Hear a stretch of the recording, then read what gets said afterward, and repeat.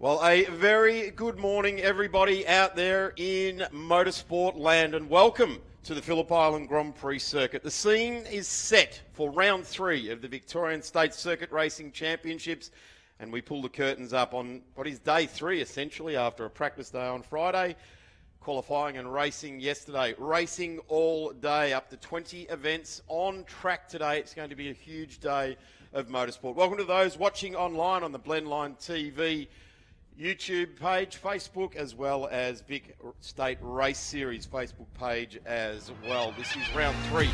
We've been to Sandown, Winton, and round 3 has landed here at Phillip Island. We go to Sandown in late July, and then on the 25th and 26th, the final weekend of the Victorian State Circuit Racing Championships back here at the magnificent Phillip Island Grand Prix circuit. That iconic shot down underneath the Melbourne, Australia, 2 bridges. Off to the left there, the control tower. Right at the very top is where we're housed in the commentary booth. And all the way around this iconic, beautiful race circuit here at Phillip Island today. Massive program, great categories setting the scene for us this morning will be the MG and invited British sports cars.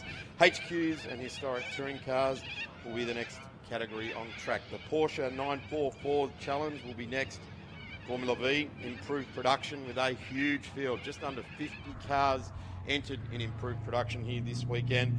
Looking forward to seeing all of that action as well. Saloon cars, a great field of saloon cars, and was arguably the best event on yesterday. We had a bit of trouble running with all the horrendous weather that was around here, and I guess depending on where you were watching from, it was either horrendous or spectacular. But certainly a very interesting day weather-wise here, right on the edge of Bass Strait. In fact, at one point in the morning, it felt like we were just sliding into Bass Strait. There was that much water coming down.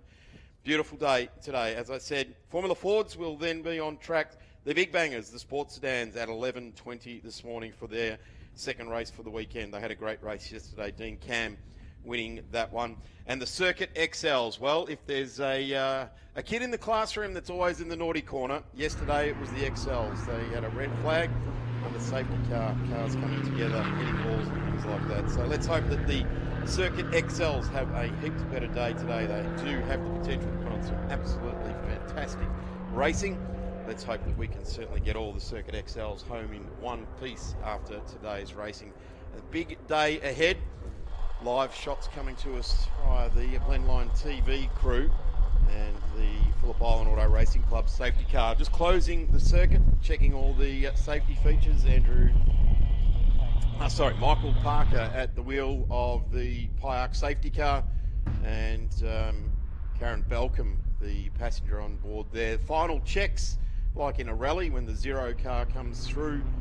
Final checks around the track, the race control checks. Also helps our TV crews to check their camera angles and shots, and I love that one. That's a beautiful way to look at the Phillip Island Grand Prix circuit. The whole field of race cars just go under that second Melbourne sign and then looks like they disappear off into Bass Strait. Wonderful day ahead. We do have a smattering of showers around the place, and the track is, I would say, all but dry. There's some wet bits that are still in shadows, and they will certainly dry off very, very quickly. Just as I'm setting the scene, a magnificent field of MG and invited British sports cars make their way down the pit lane, being led by Phil Chester in the Monty-entered outfit, the Yarra Valley towing vehicle, and of course this round being sponsored by Wolf Chester for the MG and invited British cars, and they have a lot to do with the MGs, and they start to roll out onto the track now. Right next to me is Paul Vernell, who has been travelling around with the Victorian State Series, like me, all his life. Second generation involved in circuit racing in Victoria. Welcome, Paul. MG's on track. It's going to be a good day, isn't it? Thanks, Darren. The weather's been turned on. We've got the sun out. This is what we get sold on when we come to Phillip Island, isn't it? The beautiful picturesque views. We've got them today. So hopefully we have a great day of racing for all the categories today. Certainly do. Now, this field, you have a lot to do with it. This is sort of your bread and butter. This is where you grew up with the MG and invited British cars. What news do you bring from the pits for these cars? Well, we didn't lose anyone overnight, which for English cars is a good start. So we've got everyone back out. We had a couple of people yesterday with issues. Robin Bailey obviously finished up a little bit early yesterday. We saw him come in. He, well, hopefully he's fixed his problems. He went out in sports cars and finished that race, so he's hoping to come from rear grid today to hopefully get up on the podium. So he's probably the biggest one to watch out for in this one. Certainly some of the ones we pointed out yesterday and didn't disappoint in the MGs. Keith Ondiaki in the invited British cars section of this field. The Stag out there as well will come into shot in just a moment. There it is there. Doesn't look like a whole lot of Stag. It's got that big sweeping spoiler around, or air dam across the front of the car there, but certainly looking the part. The field being led around by Phil Chester and Vince Gucciardo in P2 there. Two cars that are very much the talking point because they are a lot different. They've got a historical sense of an MGB to them. Like these cars, these look like the iconic MGs that we know seeing on screen now. Some old, some of the newer era of the MG market mixed up in there as well. Yeah, a bit of everything. We've got a couple of the more modern cars, 3 MGZRs in there, which are little hatchback things. But we've also got really good group of MGBs this weekend. We've got 2 historic MGB GT V8, so that's what Phil and Vince's cars would have looked like when they came from the showroom in Mike Wood and Mark O'Neill. And yeah, a whole group of 4-cylinder MGBs, which are a bit of the bread and butter of MG racing, have been for a long time. That's what everyone sort of knows of, 4-cylinder MGBs, don't they? They're one of the, there's a couple of cars, if you're standing in the straight or you're somewhere where the cars are wide open throttle. First of all, the flat 6 of the Porsche, you can close your eyes and pretend you're at Le Mans. Yep, absolutely. And then that 1800 2-litre sound from the MGBs, you close your eyes, you can be at Silverstone or Brands Hatch or something, just that induction noise and that raspy exhaust note that they get from them. Very, very iconic, very noticeable sort of sound. I guess the other one is the V12 Aston Martin that gets around in GT type racing as well. Let's have a look at the grid. It'll be Phil Chester in the number 72, right next to him, number 12, Vince Gucciardo. And these two really did battle it out in only 4 laps yesterday. We've got a 5-lap journey today, so those guys will get the slicks that they run nice and warm in this warm-up lap. Keith Ondiaki, previously mentioned in the Stag, Gary Bulmer, Barry Pritchard, Rodney Gibb, Michael Wood and Greg White. Mark O'Neill as well weighed in. They had a good group just sort of battling for it was fantastic yesterday. That podium spot that group yesterday, so we'll keep an eye out for them. Dave Mottram, great to see Dave out on track. Darren Suter, Michael Herlihy in the number 61, a guy that does a lot of work for this series and state level racing in the background as well. So big welcome to Michael, great to see him out there. Anthony Vollebrecht. Then we go to Andrew Watson, Danny Siama, David Bajan, Lee Borton, James Dodd, Robin Bailey in the number 50 on the back, and Alana Ondiaki. I'm looking forward to seeing the 44 follow the 50, carving the way through the field. So Alana jumping onto the back of Robin as they go through there. I was talking to Alana last night. It's 11 years since she's been to Phillip Island, so she's still trying to find her way around and where the lines go and how to get the big stag round here. And what a great day to try and do it yesterday. You wouldn't mind a nice dry day to come and do it. No, she certainly had her work cut out for her. So we cast our eyes to the front of the grid. That's the traditional spot to start a race, but I certainly challenge you to try and watch the front, but then 3 or 4 rows back. That was really where the battle pack was yesterday for the minor positions, but it's hard to avoid the spotlight on these two magnificent cars. The 72 and the number 12 on the front row of the grid. Tireless hours have gone into getting these cars right. The lights are off, and a great start from the second row of the grid and the third row of the grid as well. The number 41 there of Barry Pritchard in the TR Triumph, getting away beautifully, but it will be the GB galvanising car of Vince Gucciardo. He gives them a really clean set of heels. Phil Chester looking to get away just a little bit gingerly there. He's certainly not ramming it up through the gearbox to get down to turn 1 like Vince was, but the whole field streaming on through, watching very closely for where the number 41 emerges out of turn 2. Yeah, so Phil uses launch control, so I think the traction control got involved there, and the old right foot of Vince might have just pipped him off the start there. So that's, of course, not a factory-fitted device to an MG No, but yeah, a lot of modernising that's going on with those. And it shows technology doesn't always win out, because Vince is sitting there just trying to get it off the line. So hey, look at who's in P3. Yeah, Barry Pritchard up to 3rd, just ahead of Gary Bulmer now, which is great. see Robin Bailey's already got up to about 10th there. Rodney Gibb getting away nicely too. That's the black hardtop with the green stripes. The big ZT. Yep. Yeah, and so that's actually a really good note too. That's got a fantastic end of noise to it as it comes to thunder. Yeah, the big 5-litre V8 in that.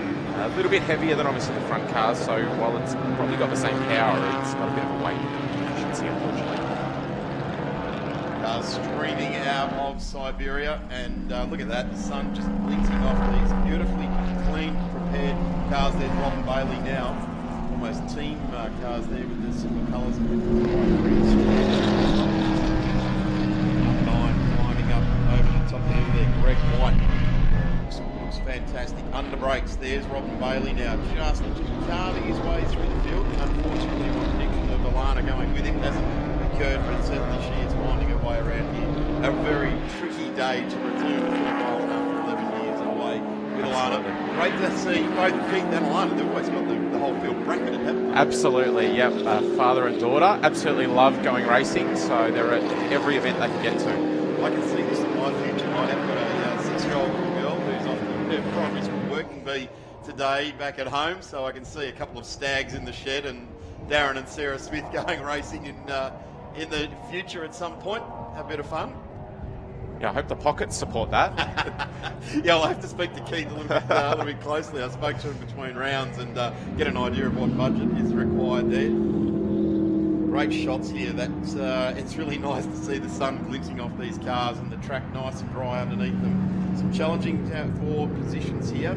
Yeah, Mark O'Neill returning after about 5 or 6 years away. First race back in the GT V8 there, the orange car, gorgeous colour. He's having a good battle with Tony Vollebrett. So great to see Mark back and having a good run, 9th and 10th here. Yeah, good to see. Tony Vollebrett there, he's started out at 14th, so he's made 4 spots up on the opening stanza of this race, so doing a tremendous job there. There's the back of Robin Bailey, and he has made his way all the way through to P3, I would suggest. P4. Yeah. In behind him there. An answer for the charging Robin Bailey. I tell you what, when you fix your problems with an MG, you come from the back of the grid. It's a good day, isn't it? It is, yeah. So Robin had a little bit of had some clutch issues yesterday. It looks like he's resolved them, but probably not quite at 100%. Looks like at the moment. Vince Gucciardo out in front's got a really good start there. He's getting away. He actually had a little bit of a deflating tyre yesterday, which hampered his challenge to Phil. So today looks like he's found his form and he's got a bit of a gap here. 91 battling away now with Keith Kondiaki. It's Gary Bulmer. And he's actually fighting back. He started out at P3. He's finds himself just back in 6th place now. The snag there, so onto the straight now. Let's see. The cubic inches are going to count here. He's got no chance here. Little 4-cylinder, 2-litre 4-cylinder up against the big V8. Beautiful red MG there. Got a subtle rear wing, rear head wing, centimetres above the movement there, so that was great. And here's the battle coming onto the straight. This is this group that we saw yesterday that really started to battle it out. V8 power just thumping down the straight there. And as is customary with any V8, on the brakes, 200 metres out of turn 1, and then the little cars start to range up and use their advantage. There's Keith Kondiaki now coming down. It's a good battle, starting to gear up for the number 40 and the number 91 there. Up the road a little bit further, who had an absolute demon start, is the TR. Yeah, I'm sure Keith's probably got the red mist coming down going, how's he up ahead of me? I've got a V8, so it'll be interesting to see if he can pull that gap back. It's all about the start. Absolutely it was. The TR just absolutely launched. I think Barry's showing his age and experience there, that he had the confidence in the car and the conditions to make that start, and it's holding off now. Pretty much this weekend up until now has been about the experience of the driver and confidence around here. If you've been around here and you've done lots of laps yesterday, you rose to the top. If you're sort of a little bit hesitant and you haven't done a lot of laps at Phillip Island, yesterday was a tough day in all the categories. I think good call out. While it's hard for the drivers, all those volunteers and flaggies trackside that went through all the weather yesterday, a big thank you to all of them. They're definitely got their eyes field for these guys now, and as you see, you'll see a lot of the trackside marshals and flag marshals. They'll be got their back to the sun, just absorbing that heat into it. The 32 now coming under fire, Gibb and Tony Wallenberg. And this is this battle again. Have a look at this. These guys are fighting it out. This is 9th, 10th, 11th, 12th, 13th. Yep. Michael Hill in the mix there as well. So there's battles all the way through this field. So Michael Hurl, he was giving me page one of the excuse book yesterday that the tyres were old, so we'll see what the excuses are for this one, but he's made some good progress here, up into 13th, chasing Greg White. Greg White's another really wise competitor, so these two will be having a great battle together. A lot of confidence in each other and trust, so they'll go door to door and have a lot of fun, and Mike's getting quicker and quicker at each lap, so here he goes looking for a move into turn one. Fastest lap now done by Robin Bailey in position number 2 at 1:51.377. Testament to the conditions. The lap record set back in 2013 by Morton Fitzgerald and a 1:39.95. We're a country mile away from that. And certainly, if we can get the weather to stay nice, I reckon this afternoon, if it stays dry, this cool air, if most of these cars are carburetted, although the lead cars are fuel injected, the latest gear, they'll still be able to produce the best horsepower with this low ambient temperature and being right next to sea level, good dense air as well. So we see Mike Hurl, he's got past Greg White and now on the back of Mark O'Neill. And we also see Robin Bailey's now almost on the tail of Vince Cicciardo for the lead as well. So that gap's come down very quick. So we'll see what Vince has got to respond. Certainly has. And Robin Bailey, this could be one of those landmark races for him if he can get onto the back of the GB galvanising outfit. He's certainly got through on the Montepower Yarra Valley Towing outfit of Phil Chester. Great to have Wolfchester on board this weekend as the round 3 title sponsor. Australian-owned company established for the purpose of providing quality products at realistic prices based in Lilydale. Trade sales as well.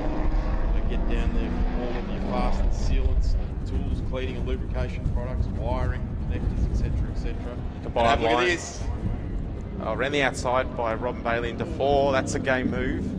Tell you what though, he's going he might make this stick. Off out over the back, painted the lines there. That might give him a bit of boost, but certainly trying to keep off any painted surface around the track. And I would say Vince has just had a very clear signal that the car from behind is quick, and he has absolutely got a head full of steam.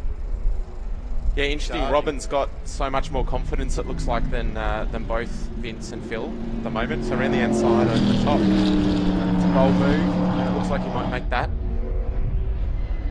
Oh, look how close they are down here. Vince giving him plenty of racing room. He's making that hard. Very gentlemanly move there by Gucciardo. Nice move. Let's keep it clean. Robin Bailey, though, looking for every effort when you charge from the back of the grid. Looking for a win. It's a terrific drive. A really strong job. Checkered flag is at the ready and he's being waved. Who's going to get it? Wow, I tell you what, for second, it is very close indeed. So Vince Gucciardo takes the win, but only just. Phil Chester had that much of a run at it. He streamed past the guys down into turn 1. Robin Bailey claiming the fastest race of the lap on that last lap at 1:49.64. And we'll see if Keith can wrap up one of these on the run to line as well. And the Stag, here we go. 3 wide across the line. And he did. 2 spots at the end. Fantastic. Those 3 covered by, well, 0.6 of a second. Not even that. 0.3 of a second.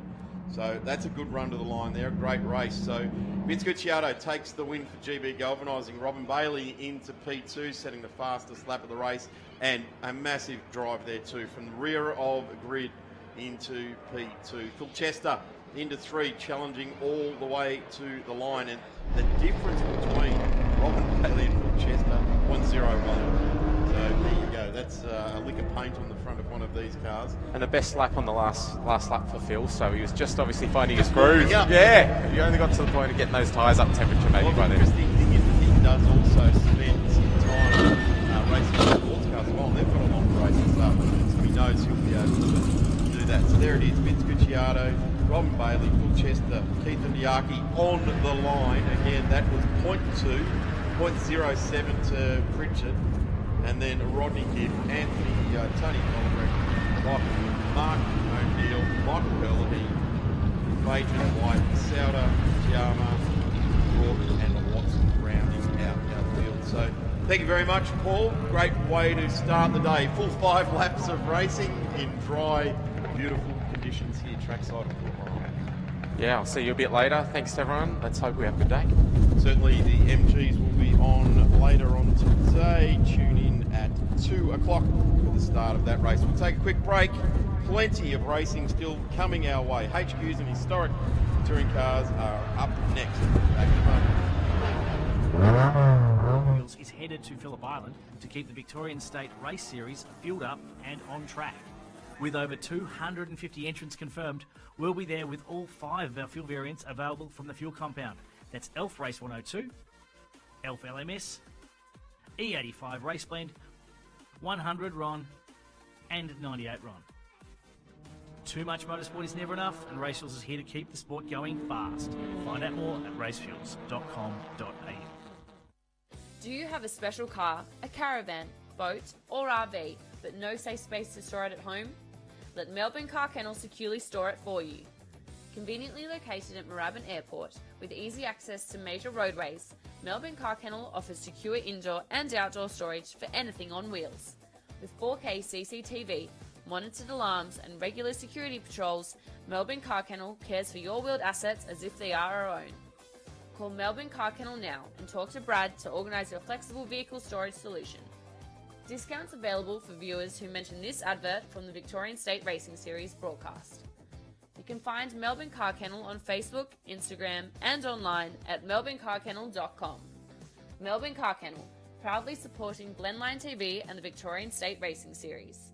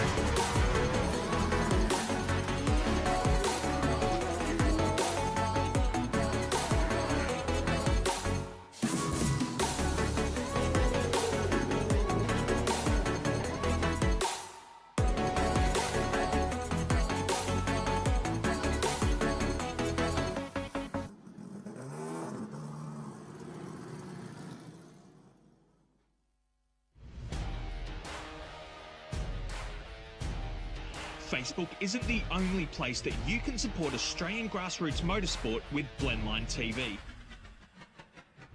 To see more real race cars, more live events and more of the racing you love, subscribe to the Blendline TV YouTube channel, sign up to our mailing list or bookmark and subscribe to our website at blendline.tv.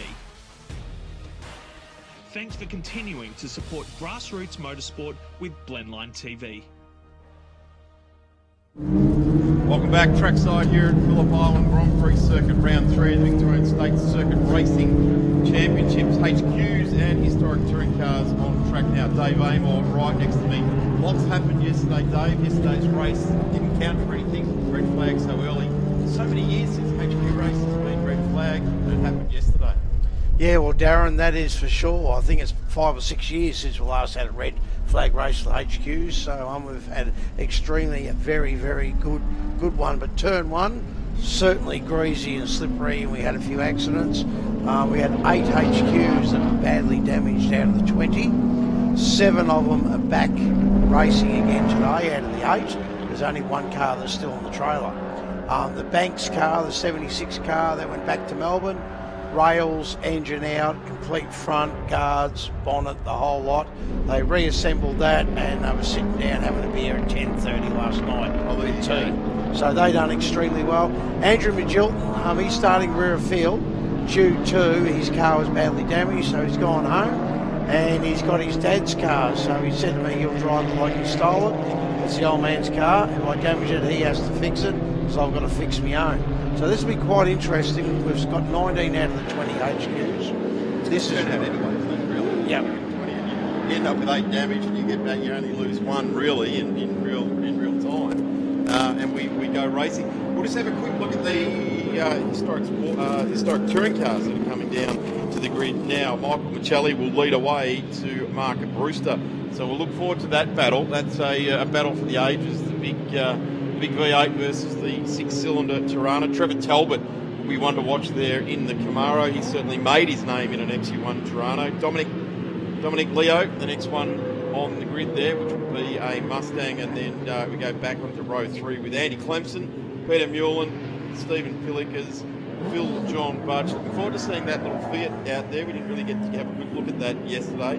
Bill Trengove and Andrew Lane off the back of the grid there. We'll have a split start. It does get a little bit confusing for the first minute or two, but the historic touring cars will take off, and then the HQs will take off. So we're just seeing them starting to all get gridded up. The historic touring cars are set to go. Mark Brewster emblazoned across the front quarter of the number 135 NC Tirana. He's got pretty good confidence. Checkered flag painted across the roof of that car.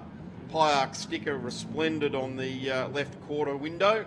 So just letting everyone know around the track he's a PIARC member, a local lad. Must support him. Always works on a wet and muddy day today. If you head off in the grass, all the PIARC officials see the sticker. It motivates them to get out there and push out. No, they'll push anyone out equally as happily.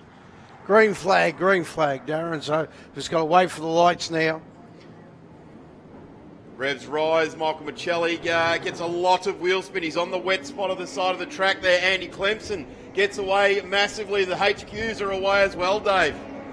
They certainly are. Rod Rogers down the outside there with 4 wide underneath the bridge where the lights are with 4 wide. Rod Rogers got a fantastic start. Also Andrew Williams. Ryan Woods, the big loser, from second back into 4th position as they go through turn 1. The 33 there, as you mentioned, of Rod Rogers leads the field down into turn 1 here. The Tyre Power HQs. Great to have Tyre Power on board if you're looking for rubber for your HQ. Quite a good place to go, but certainly anything, your tow car, your truck, whatever you need tyres for, Tyre Power supporting the HQs massively. Certainly is. It's fantastic to go to get a sponsor that is Australian wide. You know, it's absolutely brilliant. We've also got all the other sponsors you see on the cards of the HQs. Rod Rogers is back to where he is as they all start going through one. So the historic touring cars have settled themselves down. It's Michael Michelli leading to Mark Brewster. Looks like the fast-starting Dominic Leo in there as well. And then it goes back to the Camaro, Trevor Talbot, Andy Clemson. Got a great start in the 100. The HQ's coming through here. Look at that. You've already got the little Fiat starting to gazump that as it goes up. It'll be like a big climb for the Fiat coming out of Siberia. Certainly is. The front runners are going up over the top. Ryan Woods has got back into 3rd position. He's delegated Ronnie Eastman back to 4th, and Andrew Williams in 2nd position. The 68 car of Andrew Williams got a pretty good start as they come up over the hill down into MGs for the first time. It is a 5-lap race. It is, and this is going to count every single corner here. Some challenges being thrown out on the way up to the hay shed there, but they all line up line astern, just getting the first lap underway, shaking themselves out, making sure, because the HQs didn't get a lot of running yesterday, so they'll just be starting to feel the car under them. Andy Clemson absolutely rocketing down the straight in the historic touring cars. Look at this field lining up all behind each other. The HQs coming around side by side onto the straight in the mid-pack. Brave move going right down there, almost high and wide, Thunderdome style there, Dave. Yep, they certainly are as they come down. There's Andrew Magilton there in the 75 car. Normally it's a 14 car. He's passed 7 cars in the first lap as they go down through turn 1. It's fairly tight there. Geez, that was tight. They've gone through. Tony Maloney is in the bright green with the black. This is a good battle going on here with the 87. Just getting through on the run down into turn 1 that time. Glenn McDonald. Yep, then you see you've got Ryan Woods in camera angle there, Andrew Williams, and also the Stripe electrical car there, Rod Eastman. Rod Eastman put it on pole in qualifying yesterday. But Rocket Rod, the 33 car, has got a fair bit of a gap. Oh, look at that. The Eastman car has gone straight past Williams now. Williams is back into 4th, Ray Jardine into 5th. Just trying to see how Andrew McLeod is. He's there in 8th position. Andy Williams looks like he's got some sort of brake issue. The car, as soon as he goes for the brakes, tends to have a little bit of a squirm there. Yeah, well, it could do, because it got fairly badly hit on the left-hand front, so maybe it's got a bit of a wheel alignment issue and problem. You only find that out in the race. You do. So now you've got to drive around it, fix it for the final this afternoon. So Andy Williams, a great racer. He won a historic touring car race at Tail on Bend going back into 2019, and never before kept the run to win at that track, but certainly did a tremendous job. Look at this pack of HQs. They're coming across Lukey Heights. A lock up there. That's Magilton. The Magilton 75 car. He's coming through. Perry Beckers and the Yellow Peril is having an average race at the half a lung at the moment, coming onto the front straight. Here comes Rocket Rod bringing all the HQs, and we'll have a look at 5th, 6th, 7th, 8th, 9th, 10th and 11th. I tell you what, there's a gaggle of HQs, almost like the Southeastern at 4:30. That's what they look like on the tail end shot. This is the front end shot as they come down into turn number 1. This pack, they're going to go 3 wide into turn 1, starting to form up now, all starting to jockey for positions. It's on the inside run there, 3 working together. The Ready Roasts, number 87 there, Glenn McDonald. He's pushing pretty hard to make back positions in this race. And it's a lock up there too from the 87. Left front, unweighted, coming into turn 2, the Southern Loop. It's a bit of a pinch of the brakes there. Pretty hard to unrelease a lock up in a HQ, Dave. It certainly is, mate. The Kenda tyre just starts smoking a little bit, but it will fight for another day without an issue or problem. As they all start to stream through, going through Honda at the moment. You can see them there. Geez, Gavin Ross is having, big lock up. That's Tony Maloney in the 99 car. Andrew McLeod has got in front of him. Glenn McDonald's gone back in position. Then Andrew McLeod is in behind him. And Ben Ritchie's, I'm just trying to see Ben Ritchie's. He had a fairly big crash there coming on the front straight yesterday. He seems to be doing okay at the moment. That's the one that's got the flat left-hand side, Darren. Yeah, right. Good to see Gavin Ross back at the racetrack as well. A national champion in the Saloon car field back in the day, as we watching them climb up into Lukey Heights. So great to see Gav back at the track. Always very enthusiastic racer and a talented wheelman as well. So we look back to the actual front of this race, which is the historic touring cars. It's Michael Michelli and Andy Clemson coming around through turn 2. Fantastic shot there. Now that is historic touring car racing right there, isn't it? A couple of fastback Mustangs going for it. The Ben C cars coming down under brakes. Cassini, puff of smoke. Old Hollywood, Andy Clemson draws alongside. Little lock up there. He was still on the brakes as he was turning in there, so trying to find a way past Michael Michelli. Not being able to do it. Lines back up in behind there as well. Andy Clemson's got everything at it. He's got the headlights on, flashing. Now he's doing a 4-wheel drift coming out underneath the Victorian State Circuit Racing Championships bridge as he starts to climb out of Siberia. Back up past Hayshed here.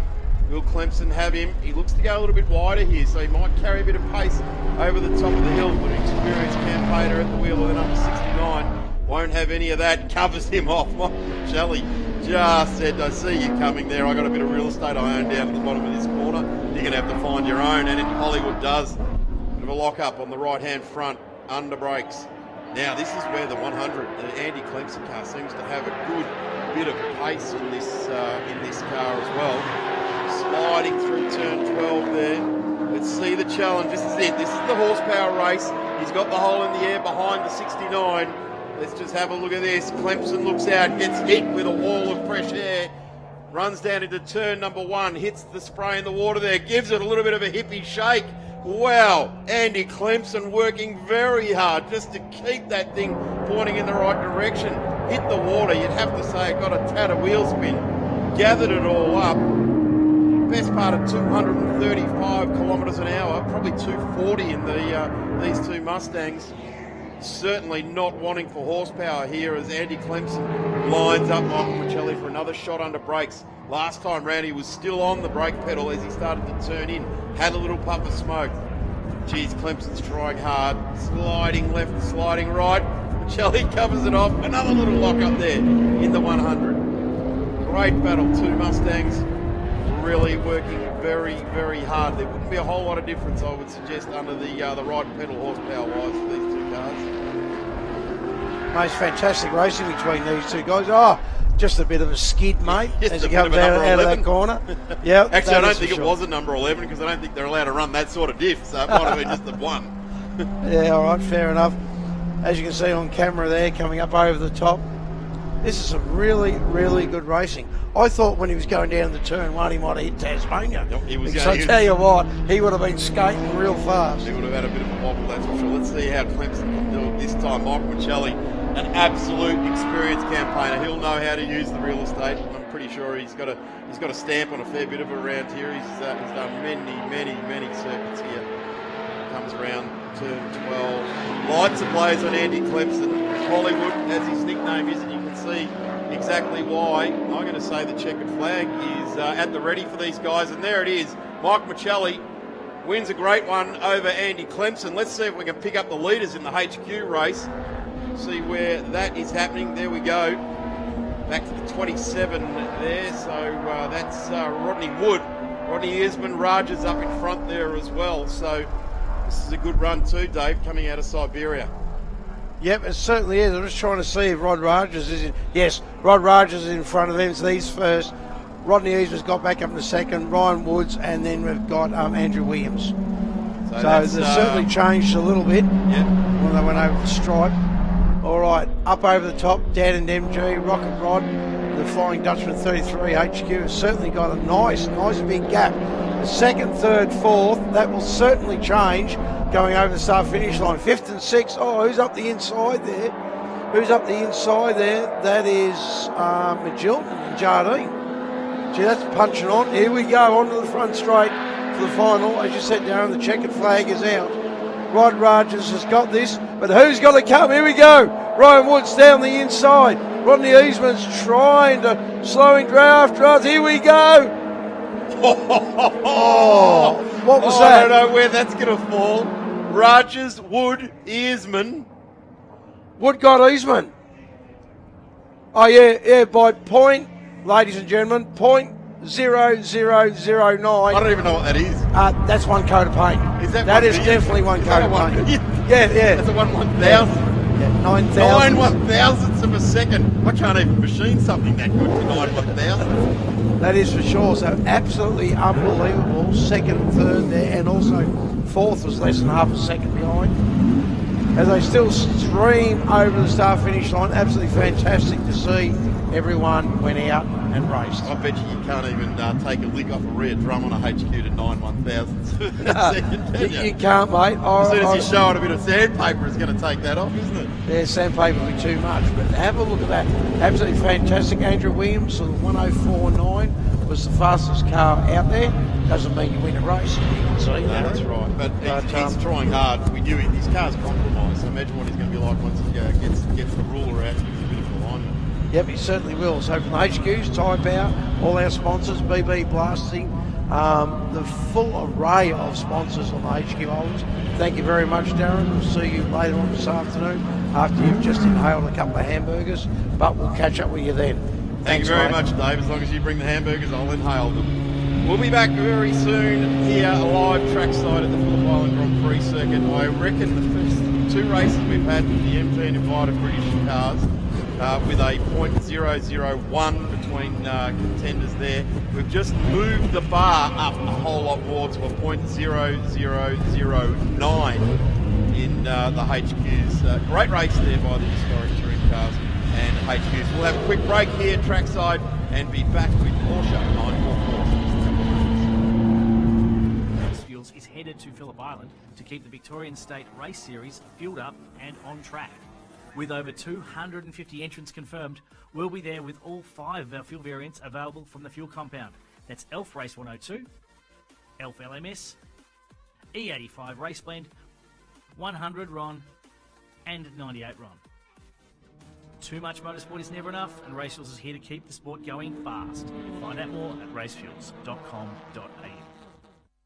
Do you have a special car, a caravan, boat or RV, but no safe space to store it at home? Let Melbourne Car Kennel securely store it for you. Conveniently located at Moorabbin Airport with easy access to major roadways, Melbourne Car Kennel offers secure indoor and outdoor storage for anything on wheels. With 4K CCTV, monitored alarms and regular security patrols, Melbourne Car Kennel cares for your wheeled assets as if they are our own. Call Melbourne Car Kennel now and talk to Brad to organise your flexible vehicle storage solution. Discounts available for viewers who mention this advert from the Victorian State Racing Series broadcast. You can find Melbourne Car Kennel on Facebook, Instagram and online at melbournecarkennel.com. Melbourne Car Kennel, proudly supporting Blendline TV and the Victorian State Racing Series.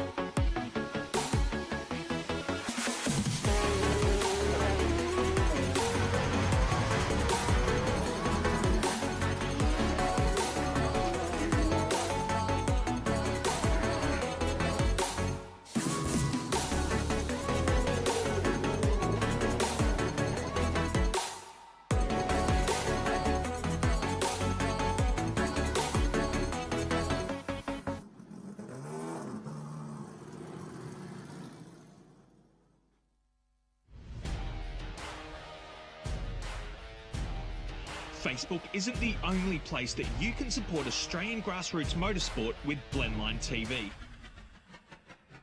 To see more real race cars, more live events and more of the racing you love, subscribe to the Blendline TV YouTube channel, sign up to our mailing list or bookmark and subscribe to our website at blendline.tv. Thanks for continuing to support grassroots motorsport with Blendline TV. Welcome back trackside here, round 3 of the Victorian State Circuit Racing Championships. I'm Darren Smith. Right alongside me now is Matt Dunlop for the West Bond Management Porsche 944s. Great to see Race Fuels and the Melbourne Car Kennel and 888 Home Loans on board sponsoring our telecast today, but certainly lots of sponsors make up our categories, and this is the West Bond Management Porsche 944 cars on track. Matt, welcome to Phillip Island. Horrible day yesterday, or spectacular, depends where you are. If you're in the commentary booth, it was spectacular, but if you're outside, it was horrible. Welcome, mate. 944's on track. Thank you very much, mate. It's great to be in the booth once again, and we have a huge field of 944s this weekend.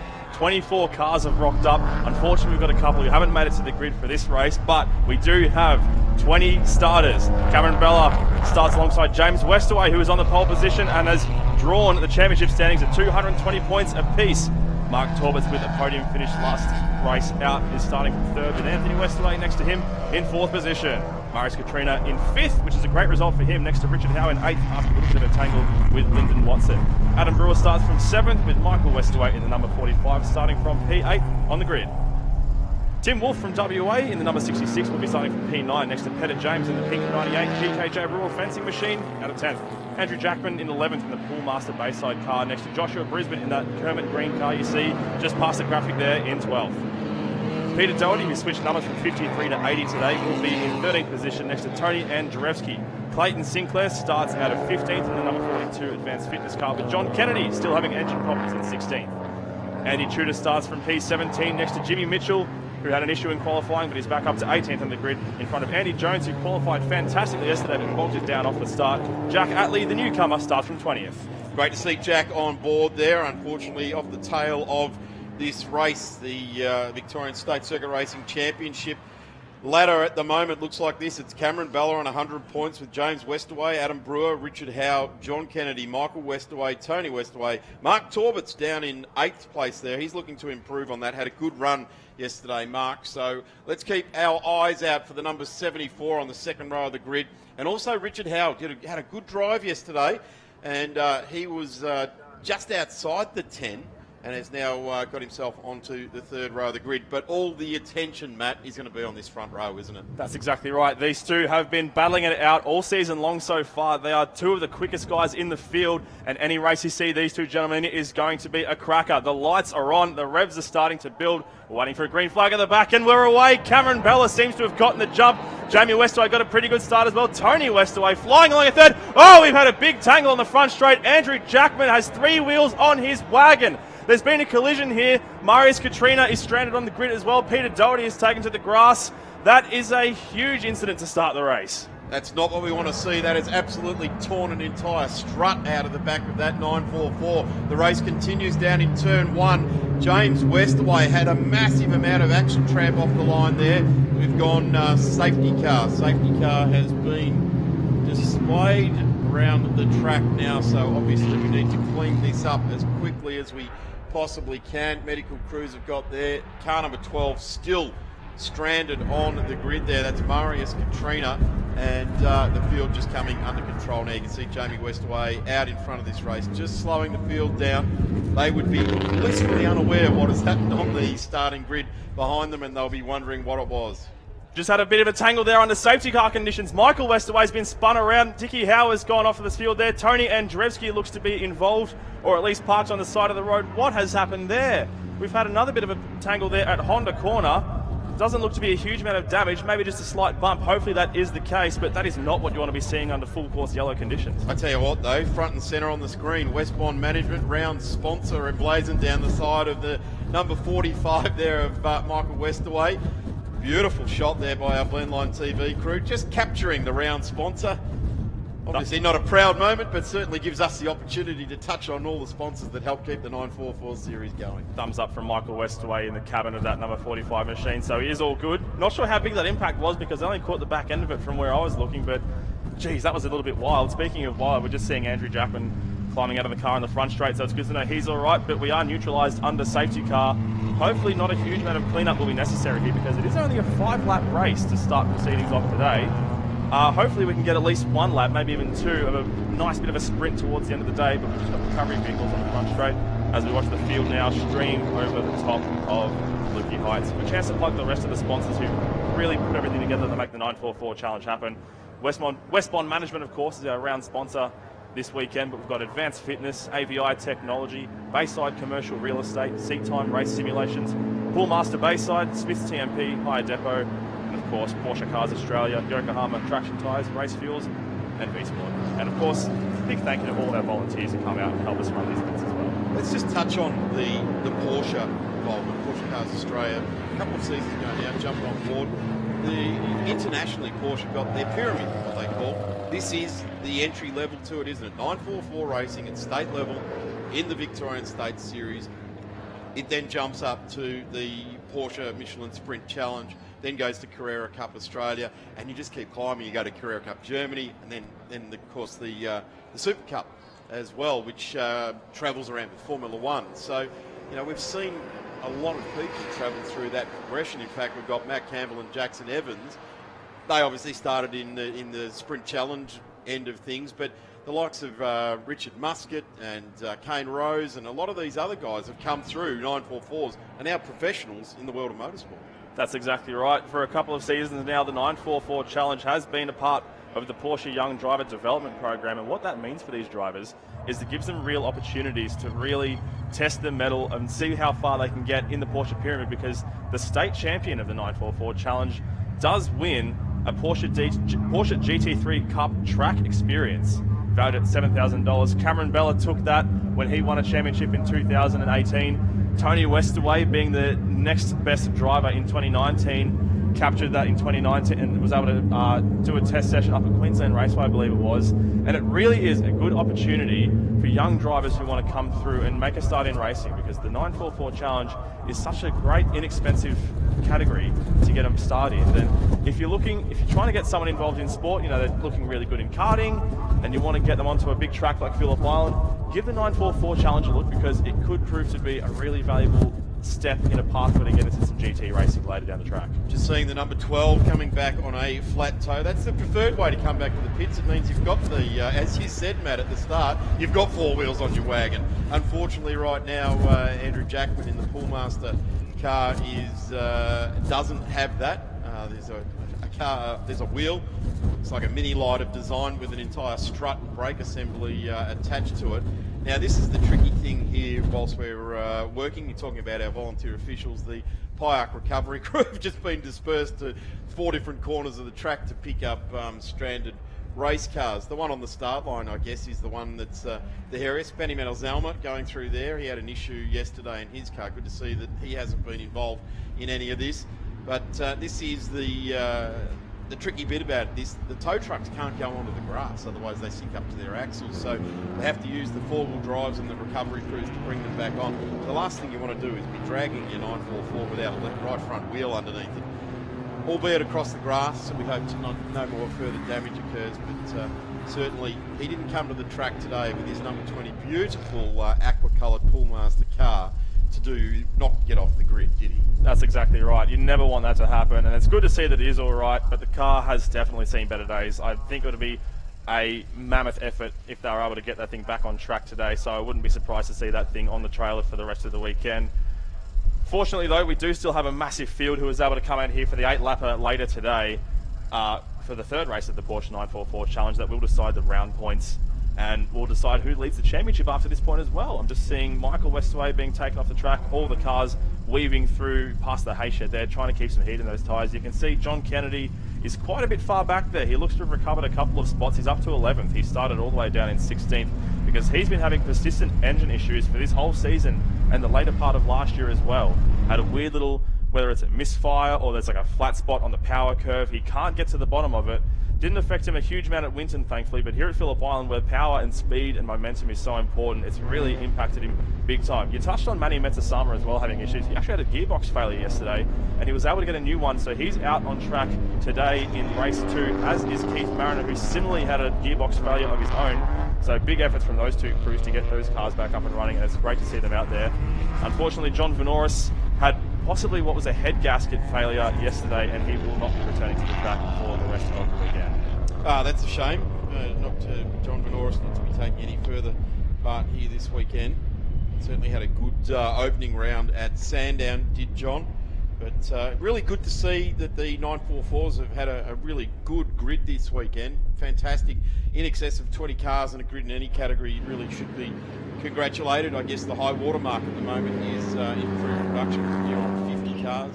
And surprisingly, they've gazumped Circuit XLs, which only got about 30 cars here. In fact, after yesterday, they've probably got about 3 or 4 left that are going to be running. But we'll see how the Circuit XLs front up for the rest of today. I'm going to suggest that we're not too far away. We're probably going to get another lap under safety car, unfortunately, but that will give us 3 flying laps to complete this race and be able to make it a point-scoring race, make it be able to score points for both the Porsche 944 Entrance Association as well as the State Series. Jamie Westaway will lead the field away to Cameron Bella and Tony Westaway there. Mark Torbett's in position 4. He hasn't been able to bust out of position 4 here at Phillip Island. Of course, the 944s supported the Shannon's Motorsport Australia Championships earlier this year, and on the same bill as S5000, Trans Ams, TCR.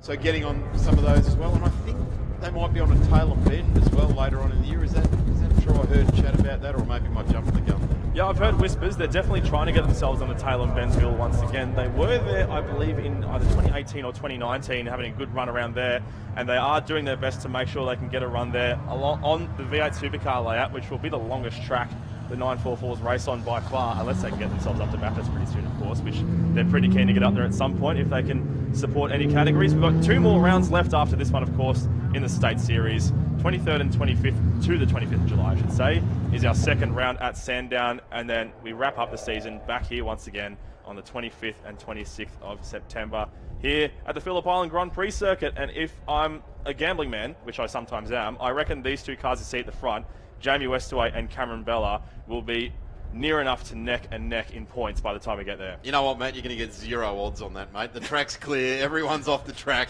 You're not going to get anyone to take a bet off you on that one, that's for sure. But certainly we've got another circuit around. I'm going to suggest that the safety car will start to pick up its pace once we get out of Siberia. Michael Parker there at the wheel and doing a great job. Karen Belcom operating the radio right alongside. There's such an integral part of modern motorsport is the safety car. It really can and does change the outcome of races, and the way they enter the track to bring the field under control, and more importantly the way they exit the track, is very, very important, so that the drivers all the way through the field know that the safety car is going off. Not everyone's in radio contact in these types of events. In fact, some categories out and out banned, but radio contact to the drivers as well. So they have to be very much in tune with the flashing lights on top of the safety car, because as soon as they go out, that's our clear signal too, and I'm going to suggest they're out now. So that's nice and early.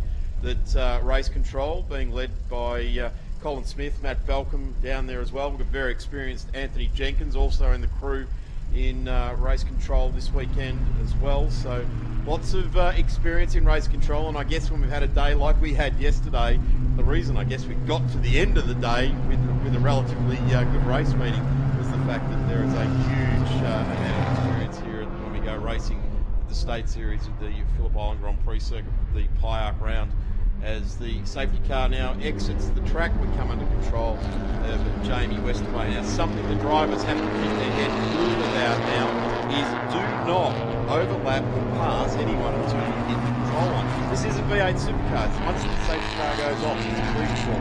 In the Motorsport Australia manual, which is what this event is run by, you have to hit that control line, which is right in front of the control tower where our vantage point is here, and you cannot overlap. So it can be a little bit frustrating if the car in front is not getting away as quick as you'd like. So you do have to train line astern. James Westaway leads the field. Campbell is going with him here very nicely indeed. And the green flag is being waved. Line astern with each other. This is a good restart. No need for the stewards to get involved with this restart, and the entire 944 field continues on. 2 laps remaining, a virtual club sprint. Now we're talking grassroots of the Porsche Pyramid, aren't we? Now we're cooking with gas. Cameron Bella on that cool-down safety car lap was all over the back bumper of Jamie Westaway, trying to find a way past, and he just could not get through. Oh, Josh Brisbane around the outside of Manny Metsasama. Either Metsasama's having a bit of an issue with his car there, or Josh Brisbane is on an absolute flyer. He's one of the newcomers this season. Oh, really tight battle here. A lot of speed missing there from Manny Metsasama. He, of course, had a gearbox failure last time out. Hopefully it's not the same issue once again, because the whole field is trying to get past him now. Dickie Howe, Peter James, John Kennedy's having a look up the inside of him as well. What a shame for Manny if that is the case. But Josh Brisbane is up to 7th position for his only first season in 944s. That's a fantastic effort. He's really taken to this series very quickly. Peter James getting nicely through there in that bright magenta or pink coloured car. There's Mitchell as well. Beautifully liveried car there. Martini, I guess, inspired. Here comes Dick Howe as well now. Right behind him, Kennedy, Sinclair, Peter James. I'm not sure where he is at the moment. He's got 10th on our leaderboard, so he's a little bit further back. But there he is there. So he's just behind Manny Metsasama right now, trying to find a way past. And we're just listening to the field come through MG in the last 2 corners. With a nice side-by-side action. You can see him happening there. Josh Brisbane there we see in the number 56, sitting tight in 7th, right behind, I believe that is Richard Howe, who is one of Australia's, you could say, most season checkered flag. We've got an early finish. Jamie Westaway has won in front of Cameron Bell, with Tony Westaway crossing the line in 3rd. Adam Brewer is 4th. Behind him we have Mark Torbitz, who's dropped back to 5th position. Tim Wolfe finishes P6. Richard Howe is 7th. Josh Brisbane ends up 8th with, I'm not sure who that is behind him. Peter James has ended up 8th as a matter of fact. John Kennedy is 9th, and Manny Metsasama has dragged that car across the line to finish in 10th. Gee, you'd have to suggest that Manny's just realised that we've only got 2 more laps to go. Whatever is ailing him, he was going to bring it home, wasn't he? Just to drag any number of points that he possibly can out of that. Good drive to bring it home. Well done, Manny. So 944s have finished their race for West Bond Management here this weekend. And that was I guess, a one-lap screamer is what we will call that, from safety car off to coming back on. Matt, thank you very much for your expert comments with the 944s, as always. No worries at all, Matt. I'll see you later this afternoon for race 3. Thanks, Matt. Of course, we'll be back next with Formula V. But if you like that 944 racing, then be back at, I'm going to say, 1:45 for their 8-lap race. We'll be back trackside here at round 3 of the Victorian State Circuit Racing Championships. Race Fuels is headed to Phillip Island to keep the Victorian State Race Series fueled up and on track. With over 250 entrants confirmed, we'll be there with all 5 of our fuel variants available from the fuel compound. That's ELF Race 102, ELF LMS, E85 Race Blend, 100 RON and 98 RON. Too much motorsport is never enough, and Race Fuels is here to keep the sport going fast. Find out more at racefuels.com.au. Do you have a special car, a caravan, boat or RV, but no safe space to store it at home? Let Melbourne Car Kennel securely store it for you. Conveniently located at Moorabbin Airport, with easy access to major roadways, Melbourne Car Kennel offers secure indoor and outdoor storage for anything on wheels. With 4K CCTV, monitored alarms and regular security patrols, Melbourne Car Kennel cares for your wheeled assets as if they are our own. Call Melbourne Car Kennel now and talk to Brad to organise your flexible vehicle storage solution. Discounts available for viewers who mention this advert from the Victorian State Racing Series broadcast. You can find Melbourne Car Kennel on Facebook, Instagram and online at melbournecarkennel.com. Melbourne Car Kennel, proudly supporting Blendline TV and the Victorian State Racing Series.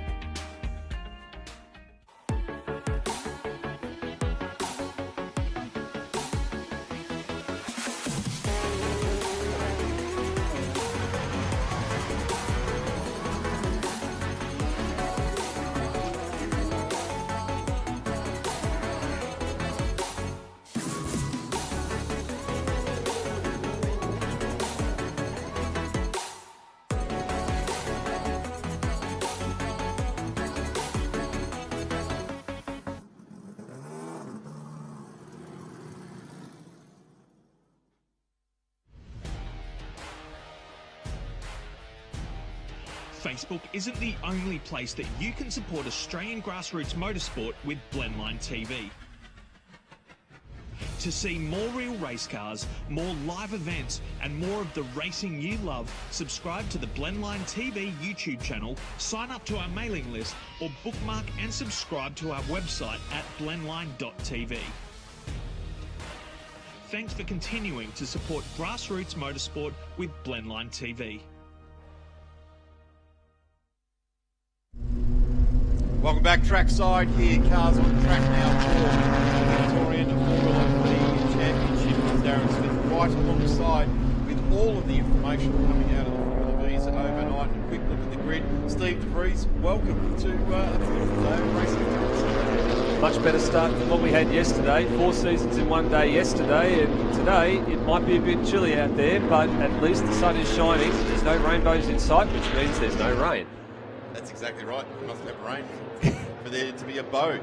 What happened yesterday and overnight down there in the Formula V? IPRA judges? Well, the good news is that everybody got through the race relatively unscathed yesterday. The only real major drama was for Brian Buttigieg's Equity 1 Jacer that had a little coming together with Rob Vile toward the end of the race. He was the only non-finisher. He was in the kitty litter. A little bit of wheel-to-wheel contact. Saw his left wheel get higher than Joe Cocker on the run to the braking zone for turn 2, and he was off in the gravel trap. And a little bit of minor repairs to get done, but good news is all 21 of the Formula V's are back out there. And I guess as long as you were born in the 50s, 60s and 70s, you know what the Joe Cocker reference is about. Absolutely. I grew up born in the 80s or 90s, you're not going to really know what that was about. Grew up listening to that music. Google it, I guess. It is a good period. Good Let's time have a look period. at the grid, Steve. Well, the grid looks like this. Reef McCarthy streeted the field yesterday in the short 4-lapper, and he is off a pole with Ash Quiddington and Heath Collinson and Ash Clifford, the 3 JRD stablemates, finishing very close together for positions 2, 3 and 4. Shane Purvis and David Hutchison are on the 3rd row, 5th and 6th, with Ken Philby from Queensland, Nick Kerr, Lucas Kawam and Johnny Casamati with one of his best finishes in his very short time in Formula V's. Go back to Phil Gardner in Little BC car 73. Nick Grigg is the 4th car in the JRD stable. Rob Vile, Brett Burden, Claudia Lennox, Mick Fisher, David Stewart, Russell Saunders, and the last couple of cars on the grid Lights are lined out. up. We've got a race start. It's the 61 of Reef McCarthy gets away nicely. The second generation racer on the second row of the grid, Ash Clifford, got away nicely as well. So as Steve just said, the teammates there, but he looks like to be dropping back into P4 there. So it will be the 2 front row cars, then Heath Collinson in 3 and Ash Clifford as they get down into turn 2. Yeah, correct. So much better start this time from Ash Quiddington. And he ran wheel-to-wheel with Reef McCarthy in the run to turn 1, but just pulled into the slipstream. So too did Ash Clifford behind his teammate in Heath Collinson. And a good start for Nick Kerr. He's made up a spot ahead of David Hutchison at the start. Coming around down through turn 3, Vass Straight just off in the background there, crowding over to the right-hand side of the track there. There's Ash Clifford. We've got a spinner in the middle of the pack there. That's the number 7, and that's Vile. Yep, that's Rob Vile, and how he didn't hit somebody there, I will never know. He has almost gone through that little gap that just sort of magically appears whenever you have a bit of a moment, and has avoided hitting anybody. So I'm going to say, Ken Block, yes, I'm just going to do a loop here and continue on. Yeah, grab no harm, no foul. Do a 360, pull a gear, off you go. Press on. A little bit of hoonigan going on there in the middle of the pack there for Rob Vile, although it's found him right down the back of the pack. The race at the front is starting to heat up. Got a battle in 3 there. That's Shane Purvis, very experienced V racer. Comes under fire now with young Clifford. Bit of a squirm under brakes there, so I'm going to say Shane Purvis might just run in time. So I'm going to use a bit of experience here and just let this young bloke in front sort himself out. Yeah, this is part of the tactics with Formula V as well. Just got to make sure that you pick your right moment to make your move. You don't want to sort of be that sitting duck at the head of the queue, especially at a track like this where the slipstream on the front straight is very, very powerful. And have we got I was about to say, look, there was a bit of smoke there for a minute, but might have been a bit of spray coming off the ripple strips. Yep, and we've got, I think that's the David Stewart car, that's car 77, off stationary on the outside of turn 4, so they might call a safety car to pull that car in if he can't get it fired and going. For the Clifford moment, and Purvis went side by side through turn 1 there. That's we're looking at the 17 and the 6. The 96 also weighing in on it there. That's Nick Kerr, another very experienced racer. So I tell you what, if Ash Clifford wants to get a bit of a lesson on Formula V racing, he's got 2 very experienced racers just behind him. I'm sure that we'll be willing to get through and just show him how it's done. Ken Philby's joined that little battle pack as well, so he's mixing it up with David Hutchison as well, as Ash Quiddington now goes to the head of this queue. Ash, the Quiddington name, not unfamiliar here at Phillip Island, is I think I'm pretty sure it's his brother, and Mitch Quiddington holds the track record. Still, look at the age of that track record, one of the longest track records here, 8 years it's been set at a 151.38 and hasn't been broken since. Safety car nullifies this race, and the good thing, I like to see that. Yep, they put their hands out, let everybody know that, hey, I've seen the yellow flag, and it sort of just has a ripple effect a bit further down the field. One of the benefits of being in the open wheeler and not being so tall is that they can just get their hand up and let someone know that, hey, I've either got a problem or we need to slow down here. And good gamesmanship and good camaraderie between all of them there just to back it off. Historically into Formula V, I think it was one of the first categories that respected the flag marshals with that acknowledgement. And although we're seeing a lot of GoPros and cameras like that mounted on the top of the roll cage, certainly when one of these drivers put their hands up, it becomes very evident to the guys behind that, hey, we're coming under control of an external force here. Let's all just respect each other and line up, line astern. So we'll have to move that car that was parked down the front to number 4. So I'm going to suggest the safety car after this all out. It might need to go down the racecourse, not down, topped up. It's getting more race laps, more laps on the track here than just about anyone today. So let's hope we get a very short, sharp 1 lap under safety car, and the Pyre safety car heads down into turn number 1. Let's have a look at the leaderboard. 2 laps completed now. I guess 1.5 of them in anger under full race conditions. And it looks like they've actually recovered that car now. So as the order sits, Ash Quiddington got the pass done before the safety car was called. He's ahead of Reith McCarthy with Ash Clifford and Heath Collinson. The other way around, actually. Collinson ahead of Clifford. And Shane Purvis has had a pretty good start. He was boxing on there with Ash Clifford for a couple of corners, and he's in 5th. Nick Kerr with a good start as well, moved himself up a couple of spots to 6th. Ken Philby, David Hutchison, Johnny Casamati's made up a spot, and Lucas Kawam has gone back 1 spot. So that's the top 10. Back to Phil Gardner and Brett Burden, who's actually borrowing Mark Mitchell's DocuLink car this weekend. Mark was very kind to give that to Brett after Brett's very scary moment in qualifying at the last round at Winton. Bit of wheel-to-wheel contact in the last couple of corners, and the car ended up on its roof and still undergoing some repairs. And he's running car number 40 this weekend instead of his usual car 11. And then you've got Nick Grigg, Mick Fisher, Claudia Lennox, and Brian Buttigieg has just started to make up a couple of spots. He started 21st and last. He's now up to 16th place on the order there, followed by Russell Saunders and Rob Vile after that spin.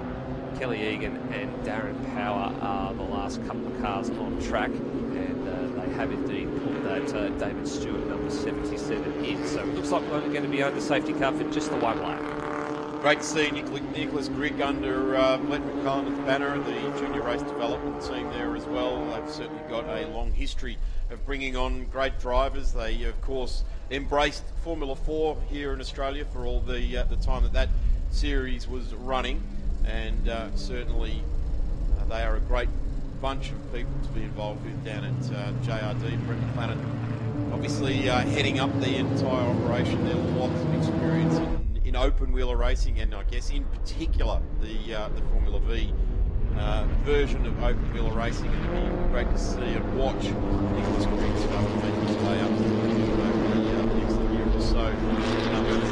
Lights are out on the safety car, Steve. We're about to get back underway with race 2 for the weekend for the Formula Vs. And just like the Porsche race a few moments ago, this will become another one of those club sprints that you were referring to.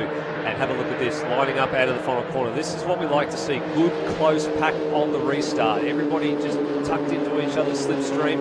Again, the same rules apply. Cannot pass, cannot overlap until the control line. These guys know the rules better than anybody. And well, this is how they race. This is how they come to the line, exactly as they are. And there's some gamesmanship going on here too. Ash is waiting to the very last minute to drop the hammer, and he may have missed the boat here because Reith McCarthy was very quick to pull out of the slipstream on the run to the line and surges to the lead. So maybe very well timed, but it could be a close there. I'm not sure that Reith McCarthy waited long enough then, but there are 4 or 5 judges, in fact, downstairs from us that will decide on that move on the restart there. A little bit of impatience trying to dive out there, but we'll wait and see what occurs for that actual restart there. The field is back and well and truly underway. Look at Andrew Clifford now. He's giving the big hurry up, and they're going to go right round the outside now of Quiddington. He's being gazumped a little bit there. Clifford looks to the inside as well. It's an under brakes move. Gets it done. Cars squirming under brakes as well as just trying to push the limits a little bit on these last couple of laps as Collinson and Clifford both go through on Ash Whittington. And Purvis is hanging in here as well. If he can get just a little bit closer, he's dragging Nick Kerr along for the ride as well. So it might not be over for those last couple of spots on the rostrum. And McCarthy just trying to stretch his legs here a little bit too. We saw yesterday he was able to run solo and run quite comfortably quicker than everybody. Usually cars running in a pack run a little bit faster, but he had their measure well and surely, but he's not quite getting away at the moment. Cars all plunged down into MG. Spots being sorted out there as well at the restart. There's Nick Kerr as well.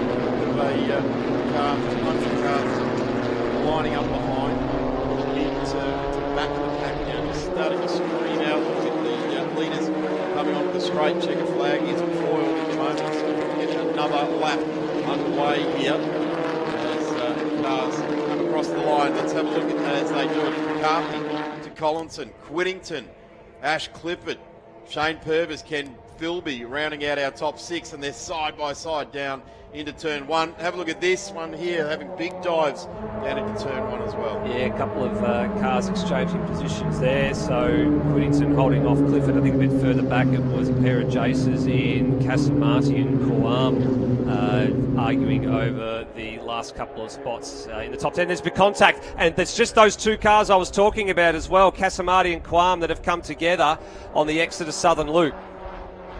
Has a massive hit there. One of the cars spearing off to the driver's right there over the gravel trap. The other one just pirouetting on track, and I would suggest maybe just coming back underway now. So there it is, the 23. That went for a wild ride off to the driver's right there. So that was one.